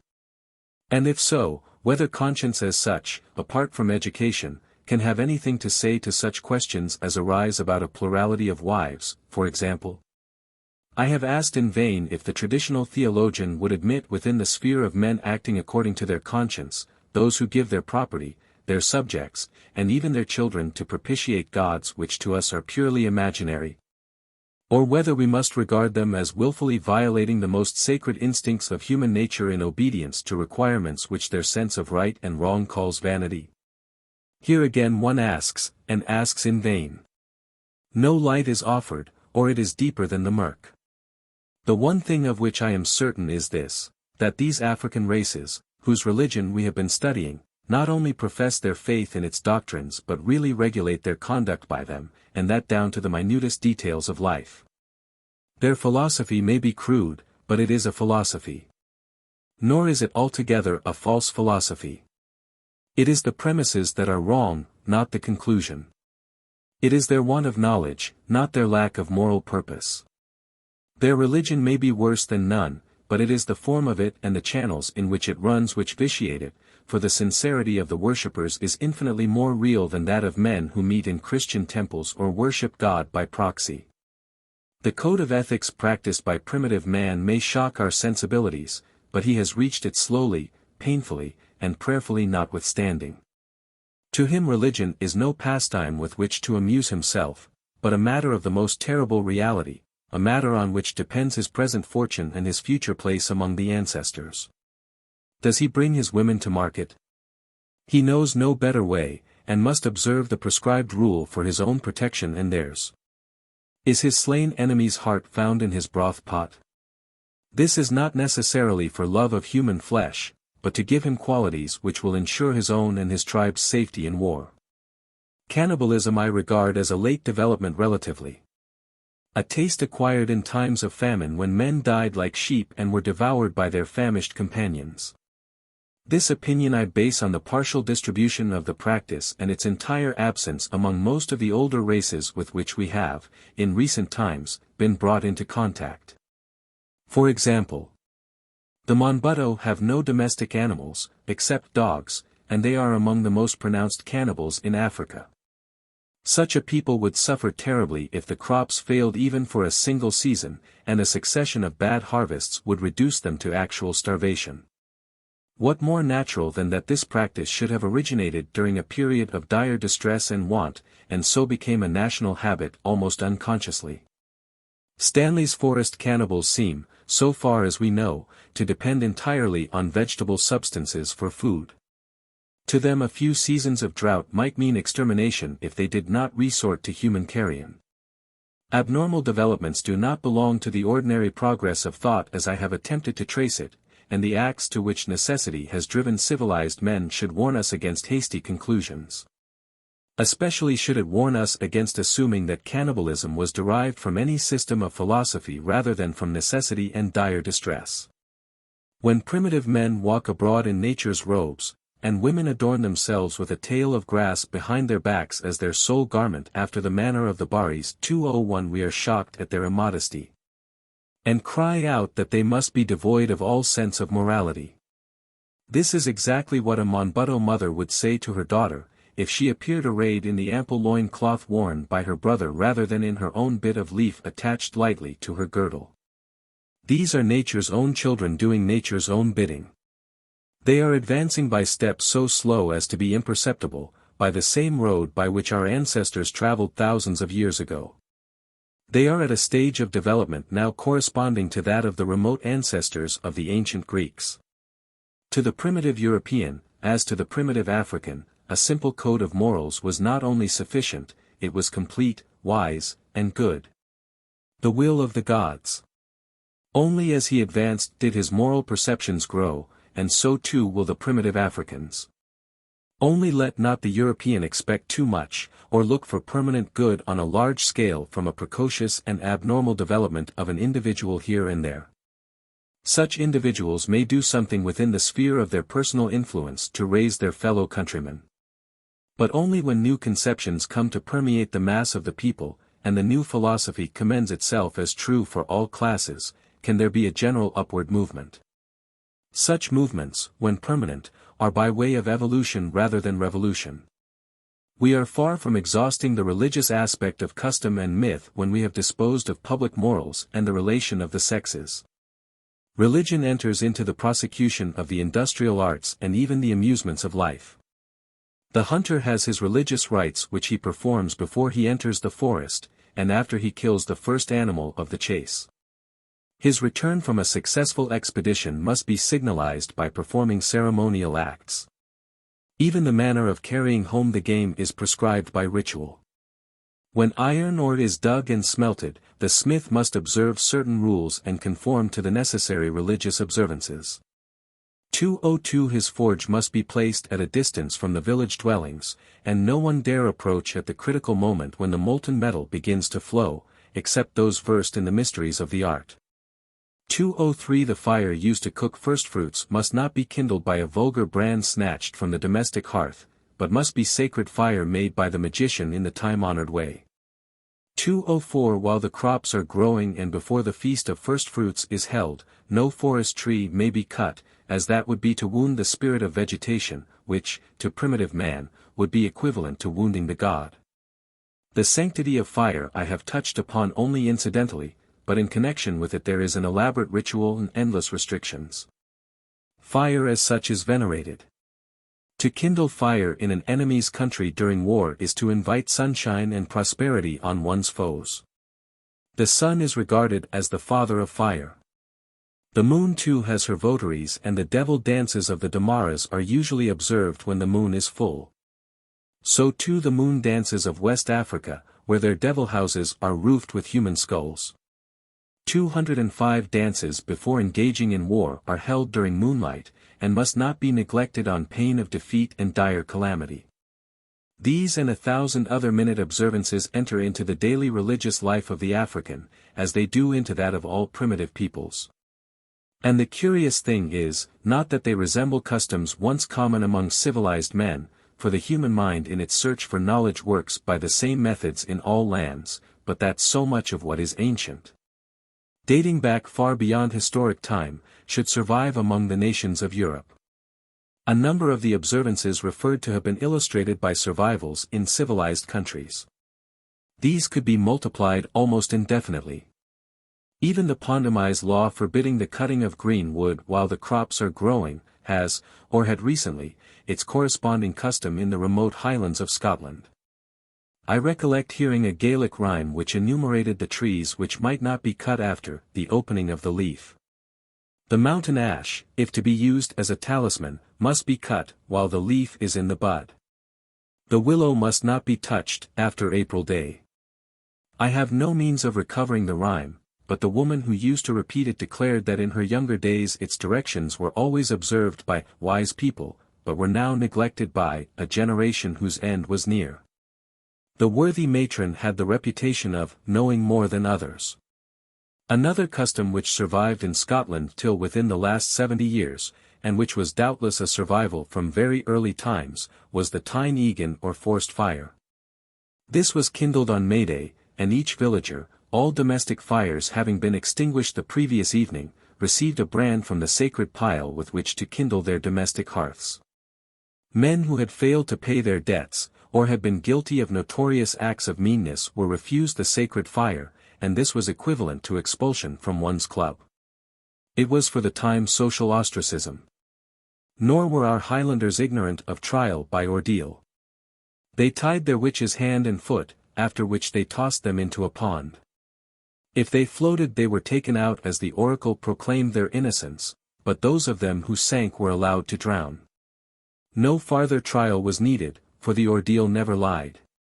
So, too, the Felida of West Africa ascertains if the king's death was caused by his own wives by giving each member of the harem a dose of poison. These same Felida women, should they see the juju or great fetish, when carried in procession, had such accidents as occasionally happened to pregnant mothers, and became sterile from that time. A similar fate happened to Highland women who saw the fairy bull. Blood brotherhood, which is so common in Africa, bears a close resemblance to foster brotherhood as between the heir to the chieftainship and the clansman with whom he was reared. But to enumerate more of such minor customs would be tedious. Their general tendency is all in one direction, and goes to show how slow is the process of evolution through which religious thought must pass before it reaches the higher conception of one supreme God, and the substitution of a single incarnation, revealing the will of God to man, for the multitude of prophets who claim to hold converse with the unseen. From the ranks of these prophets, as the order recedes from its original ideal and purpose, men arise who strike into new paths and lead their fellows into the light of a higher conception of human life and the destiny that awaits humanity. Chapter 14. Reforms. The foregoing pages are but the barest outline of a subject of absorbing interest, not only to the ethnologist, but to all who wish to have an acquaintance with early processes of human thought. The facts are culled from the literature of Africa with occasional reference to the customs of other countries. These are few in number, and detached from their local setting, but they go to show that most of the customs that have survived must at one time have been common to the human family. From the days of the Great Dispersion, man has wandered hither and thither over the face of the earth, but he has never relaxed his hold of the few facts with which he started. To his little stock in trade of ideas he has clung with a tenacity only equaled by that with which he clung to life. He has added to his knowledge, adapted his ideas to new circumstances, discovered new facts and taken possession of them, but parted with nothing. This of itself shows how equally balanced his knowledge and his necessities must have been in the early days. He could part with nothing, and continue to exist till he had replaced it by something higher and better. The inventive faculty with which he was endowed enabled him to widen his knowledge, and call to his aid factors and forces which has made a gulf between savage men and civilized which is almost, if not altogether, absolute and impassable. But is the gulf unfathomable, or even as deep as it appears to many earnest students to be? Is there not much common to both which seems to bind them, over a long-forgotten past, into one whole? May not the present gulf be bridged, and, if bridged, how? By what means can civilized man most easily and speedily bring within reach of his savage brother's understanding those facts which constitute the difference between them? How is primitive man to be persuaded that those forces which civilized man calls to his aid are natural forces, controlled by industrious application of what is ready to any man's hand, rather than a more powerful species of magic? Is it possible to convince an African railway stoker that he is not generating magic as he shovels coals into the firebox? And, if possible, how is it to be done? Supply him with blankets and flannel shirts, says one. In other words, extend European commerce to the remotest forest hut in Africa, and the farthest headland of the northern seas, so that by a mutual exchange of the African's ivory and gums, and the Lap's oil and tallow, for our manufactures, they may, wearing our garments, be endowed with our spirit. Send him Bibles, says a second, and make known to him the revealed will of God. You only demoralize him by your trade, he ceases to be nature's nobleman, and he does not become a creature of civilization. Your trade and dress do not suit his condition, his only hope is in being supplied with mental food and that food divine truth. Leave him to himself, says a third. He got on very well before the Bristol merchant found him out and plantations yearned for his presence among the sugar canes. Besides, he made good progress in the interval until the Manchester spinner rediscovered him, and the Hamburg rum merchant began to pity his thirst. It is the old story of too many physicians. Like the sick man on the Bosphorus, every nation in Europe has a remedy, but the patient is seldom consulted, if at all. The last class of physicians may be summarily dismissed. No man, if he be not a dreamer of impossible dreams, imagines it possible for one moment for civilized man to leave savage man alone. The inexorable evolution of events has brought them together after thousands of years of separation and wandering. Brothers still, reunited by a common destiny, they stand face to face, and on the races who know most, who can command agents to do their will, and who can calculate the probable currents of the future, will depend the fate of those who are still in the throes of the early struggles of the human mind. The cry out to leave savage man alone is but the language of ignorance or unchristian sloth. The apathy it implies is foreign to the healthy pulse of public opinion, and it may be left to the oblivion it deserves. Of those who advocate commerce and industry apart from mental and moral training, or moral and religious instruction divorced from industry and commerce, each is earnest in the advocacy of the methods which appear to promise success, and believes that in the adoption of its theories a panacea would be found for all the ills that afflict savagedom. Make him work, says the latest gospel, and then he will come to feel his need of European commodities and luxuries. This will extend our commerce and benefit the savage, for then our businessmen and great capitalists will have an interest in him. These are not the exact words of introduction used by men preaching this gospel, but they express its purpose and meaning much more clearly than the approved definitions. I should be sorry if anything I may say should be construed against commercial enterprise and the introduction of a knowledge of the industrial arts into savage lands. On the contrary, I believe in both as powerful factors in the elevation of the human race, and that the spirit of persevering industry and trade, when it lays hold of a people, spurs them on towards both material and mental development. But it is well to look at the conditions fairly, and estimate things at their true value. The savage is nature's own child. He may have the cunning of the fox and the keenness of the lynx's eye when in his native forest, but bring him to a factory, and the glitter of a handful of glass beads fills his imagination with dreams of wealth. It may be that, being given to plum, he asks for a stimulant. The principal articles of barter being trade rum and Holland square face, he is treated to a drink of one of these, and tastes the fiery flavor. He feels their prompt action, and from that day he is a doomed man. He has not the moral resolution to resist this demon of devil water, which is more powerful than all his ancestral ghosts. In fact, he does not know the meaning of moral control against such a foe, and can see no good reason why he should not indulge in a daily carouse.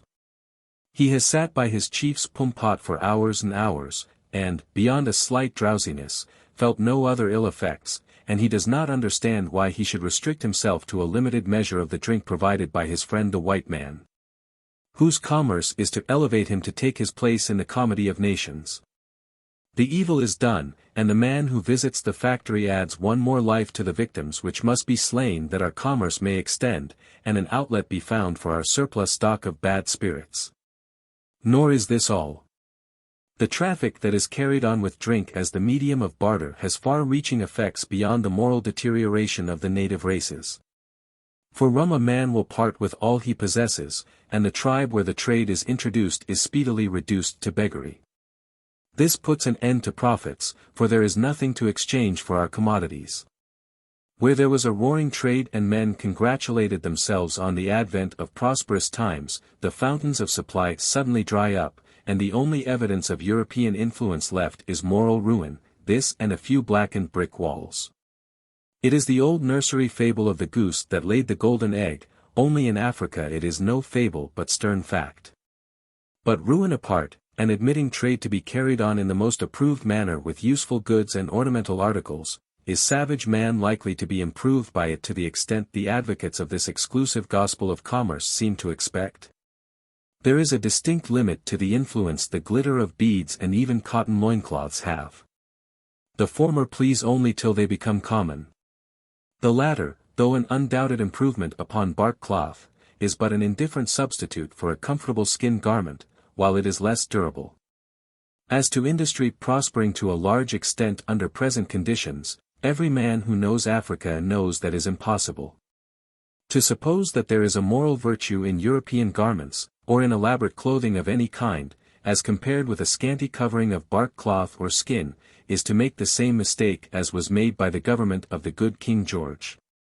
When they concluded there must be a connection between loyalty and breeches, and so put the Highlanders in trews by Act of Parliament.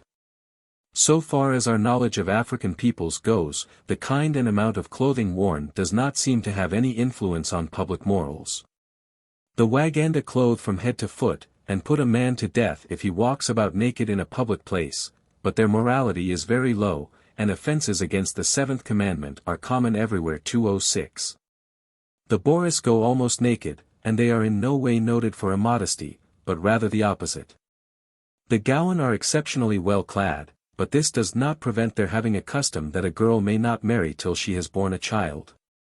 The paternity of this child is not inquired into. That is her own affair, and the husband has nothing to do with it. The child is sold as a slave. Among the Dior, with their scanty aprons, hardly equal to fig leaves, domestic affection is very marked, and the Bongo, who wear little clothing beyond a tail hanging down behind, limit their men to a maximum of 3 wives. A rare virtue in Africa. It seems then that the gospel of cloth is not likely to raise the African to a perceptibly higher level than he is at present, if it be not accompanied by other influences more real and lasting. Even if these cannot be measured out in fathoms or weighed by pounds avoirdupois. And it is those other influences which in the ultimate result go to widen the market for European commodities, and to make the demand steady and sustained. Provinces which have been brought under a measure of Christian influence are our best customers. Every man who discards the savage life has wants which only civilized men can supply. These multiply as Christianity spreads, and when it has gained something more than toleration for itself, the influence it has upon the community is in proportion to the general appreciation of the changed conditions. The newly created wants develop new industries, and these go to build up the general prosperity of the community. This is not merely speculative opinion as to what we might expect, but a fact which has again and again been verified, and of which Basutoland is a conspicuous example. But there is the great gospel of work. Teach the African to work. Compel him to labor, and then the products of his country will flow into our warehouses, iron and coffee, rubber and coal, copper and cotton, nuts and oils. All valuable products which lie ready to his hand if he would only believe the gospel of work. It is of no consequence that his wants are few, and that he can supply them with little labor, that he neither knows our luxuries nor desires to become acquainted with them. If he only takes to labor as the love of his soul, all these things will adjust themselves to our satisfaction and his own benefit. His soil has the habit of yielding crops with little labor and hardly any tillage, but this is only the greater reason why he should be taught the dignity of steady agricultural labor. And when the land is barren, where rain seldom falls and crops cannot be grown except in a few favored spots, well, make him work, give him a spade and teach him to till the land. The sober truth is that this gospel of work taken by itself is arrant nonsense. Men must have a motive for work before they exert themselves, and when that is present no people fail to respond to the calls of duty. The ancient Greeks worked and that to some purpose, but they were the most civilized people in the world, and worked in response to the ideas which were current among them. Englishmen work, and so do Americans, but do Englishmen manufacture cloth simply because they have the spinning and weaving instinct? Do they refrain from building baths such as the Romans built because the architectural instinct is lying dormant? Do they not manufacture because of an ulterior motive, the accumulation of wealth? And are not our cities without such baths as the ancients had, simply because we do not wash so often, and there is not the same demand for them? These things we do, and refrain from doing, not from any instincts or love of work for its own sake, but because it suits our purposes so to act. So the African can and does work when there is an adequate motive to spur him on. He can labor for Europeans when such labor is within his reach, and when he sees that he can procure what is of value in his eyes with the product of his labor. He can produce articles of commerce when these can be disposed of to advantage. But suppose the Waganda, in obedience to the call to work, produce thousands of tons of surplus grain annually, will their labor benefit either Europe or Africa? Certainly not.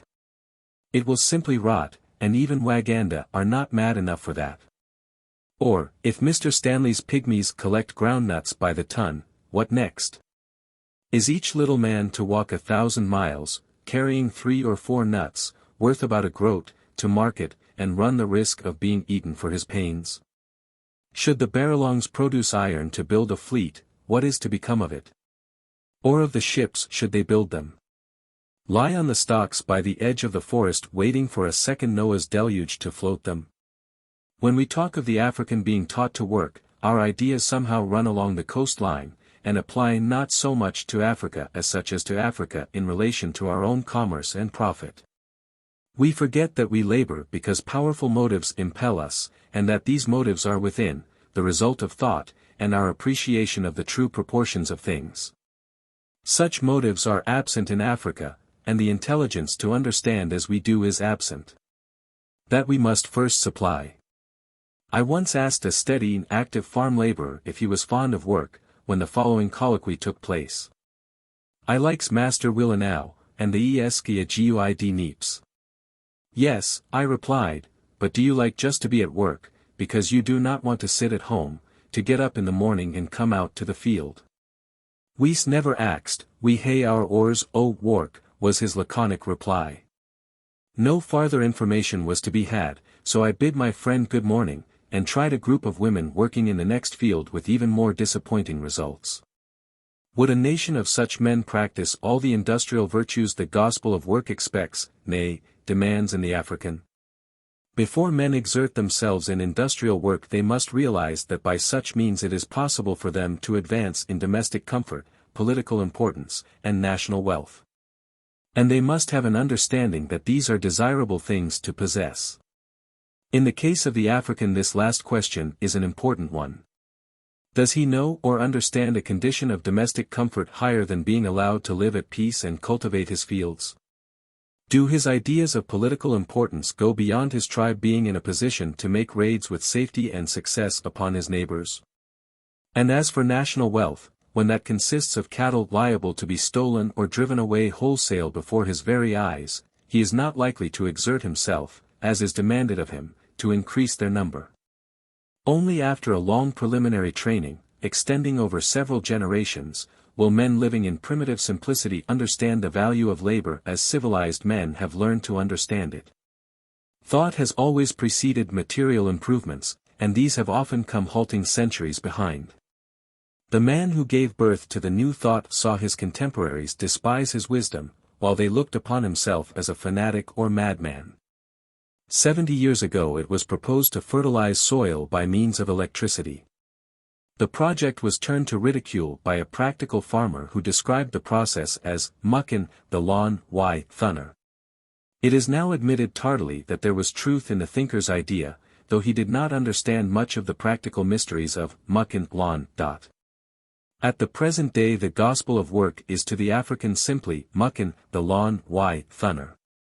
Another method for the elevation of the savage is to send him the Bible, or in other words to preach to him the doctrines of the various European churches, using the Bible as an authoritative textbook from which there can be no appeal, and whose every precept must be accepted once for all on pain of heaven's displeasure.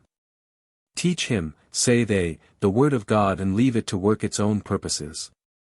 It is the leaven, the only leaven, that can affect for good the whole lump of heathenism.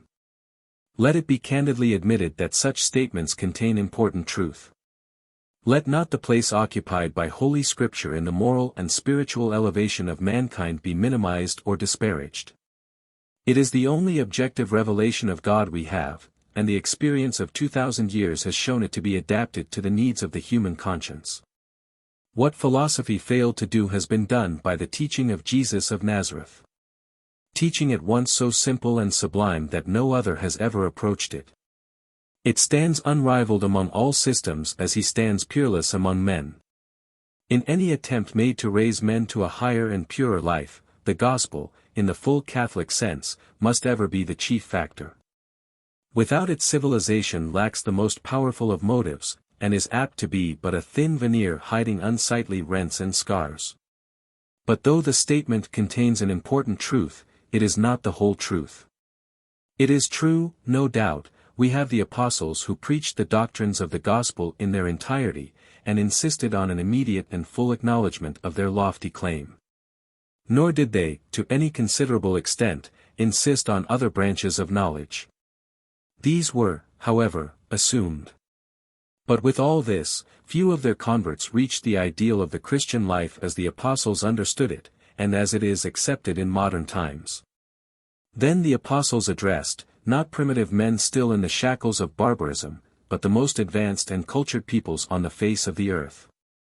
The Jews had a unique history and experiences, and the lofty morality taught by their prophets put them in a position to understand, even if they did not appreciate. Apostolic doctrines and the purity of life demanded by the teaching of the founder of Christianity. They were widely scattered throughout the East. Their sacred books were known everywhere, and thus the apostles had the nucleus of an attentive congregation wherever they went. They invariably entered into the Jewish synagogue on their arrival in a strange town. There they found an audience already familiar with prophetic revelation, and eagerly waiting for a farther development of it. No Jew regarded Old Testament scripture as having reached finality. They were, besides, saturated with the civilization of the East. A long captivity made them familiar with Babylonian astronomy. It gave them that taste for trade and finance which is still characteristic of their race, an illustration of the persistency of ideas when once firmly rooted in the national mind.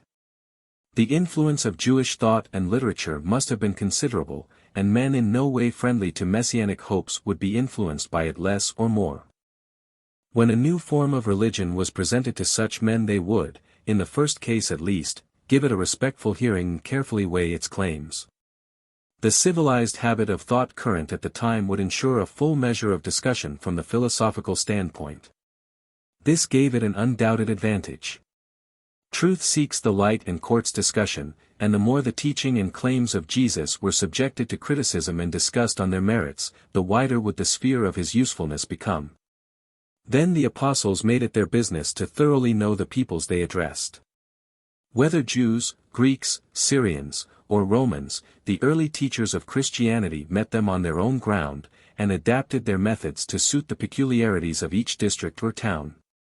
Their writings clearly show that they made themselves familiar with the thought, religion, and superstitions of those they sought to influence, and when they advanced the claims of their master to universal dominion over the hearts of men, it was to displace beliefs the folly of which they were able to show.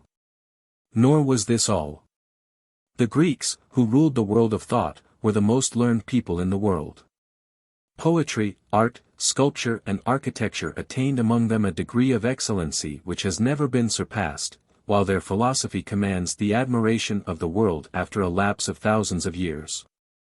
A philosophy which lives still. Such were the people to whom the apostles addressed the message they had for the world. A people saturated with religious and philosophic thought, and fully alive to all the advantages of civilized habits of life. Very different were those to whom Moses addressed his prophetic message when he went from Horeb to deliver them out of bondage. But even they were far removed from the stage at which the savage stands today. If they had lost the early traditions of their own race, they were familiar with all that Egyptian religion and ritual could teach them, and knew what of civilization the land of their sojourn contained. They were at that stage of development when new ideas would be seized upon, and held tenaciously by a large number, and so become in time part of the national thought. At an earlier period and in a ruder age, the father and founder of the Hebrew nation, moved by an impulse which struggled for expression, left his own country and became a wanderer in obedience to this conviction which he had. What thoughts of deity struggled within him and found expression in words seem to have been lost or forgotten by his descendants, till revived by Moses, whose ethical teaching during the early days of the wilderness journey was of the most elementary kind. Hear, O Israel, the Lord our God is one God. Round this central truth he grouped his doctrines and expanded their conceptions of deity. These were the spirituality of God, his purity and holiness. The cloud and the fire were the familiar emblems of his teaching. By such means did he lead their minds away from the Egyptian worship to a truer and higher conception of the one God. Now to savage man these are absolutely new conceptions, but they are such as he can reach by way of analogy and comparison.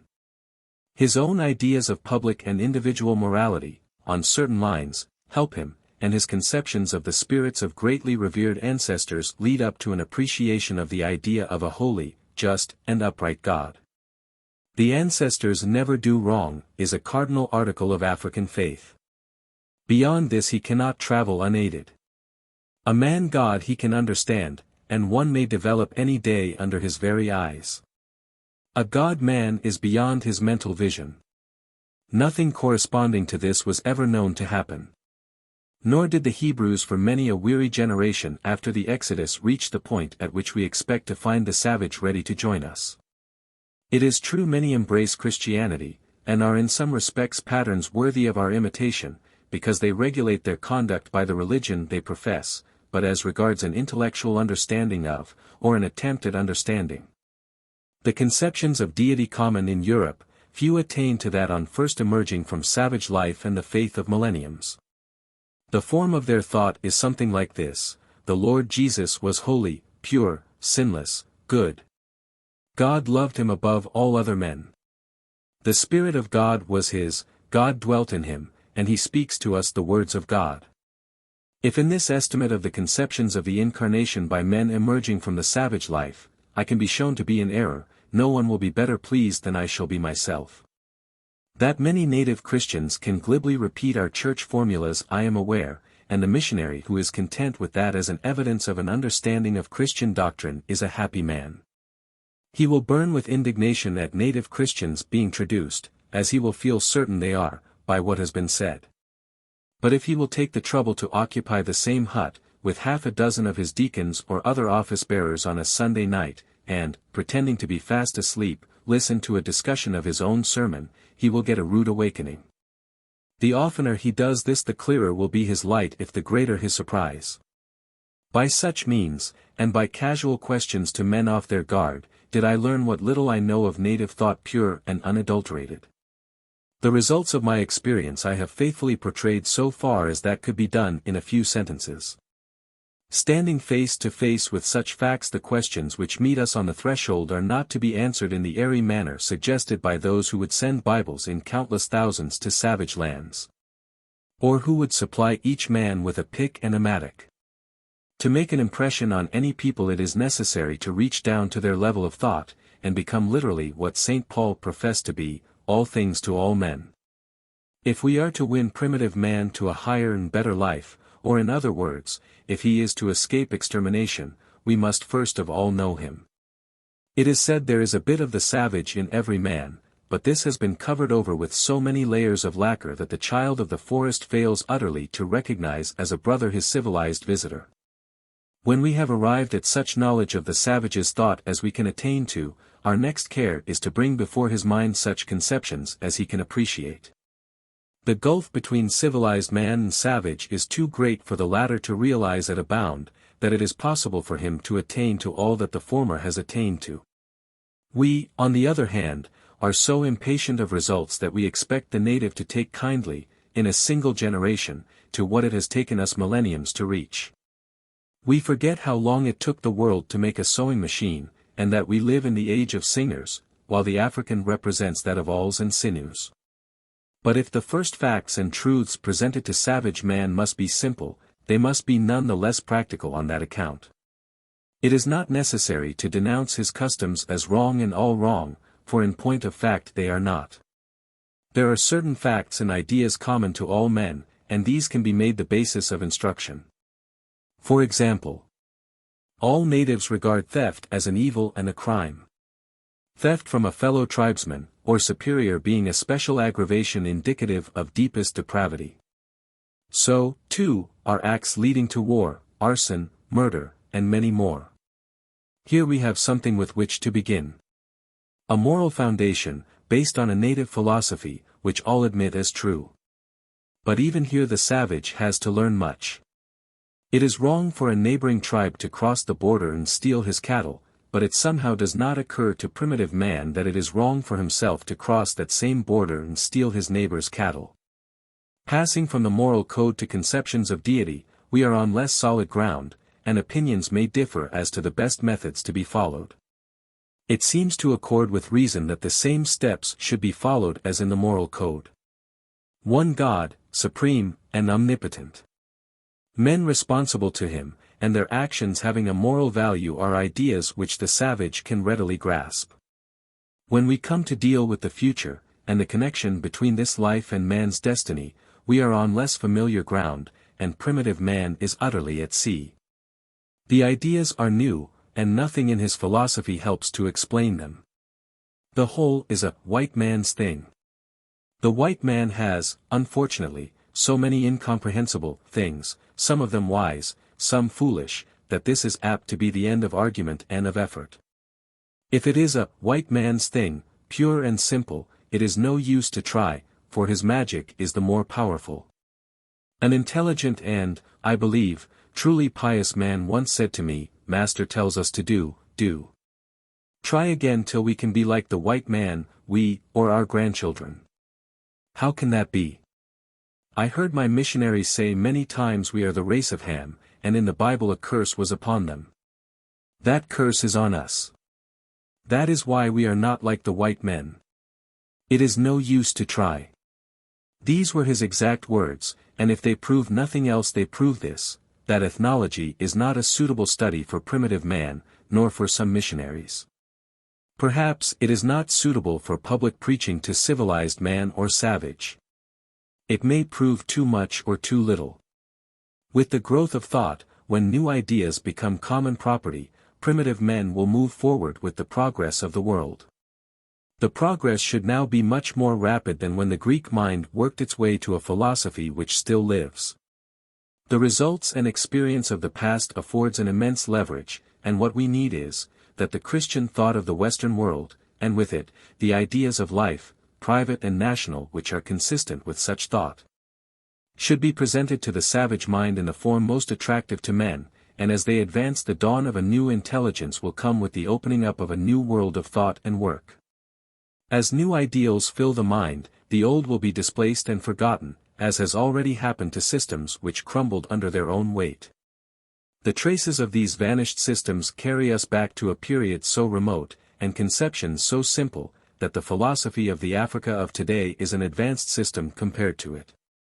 Much of this work will fall to the lot of the Christian Church, and on her wisdom, and the prudence and practical sagacity of her agents, the progress of the native races largely depends.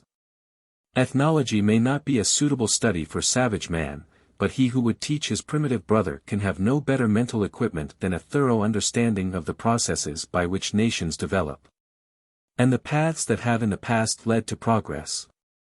The Church that first adopts for her intending missionaries the study of comparative religion as a substitute for subjects now taught, will lead the van in the path of true progress in that department of Christian work which has in it the greatest possibilities for the future of the world.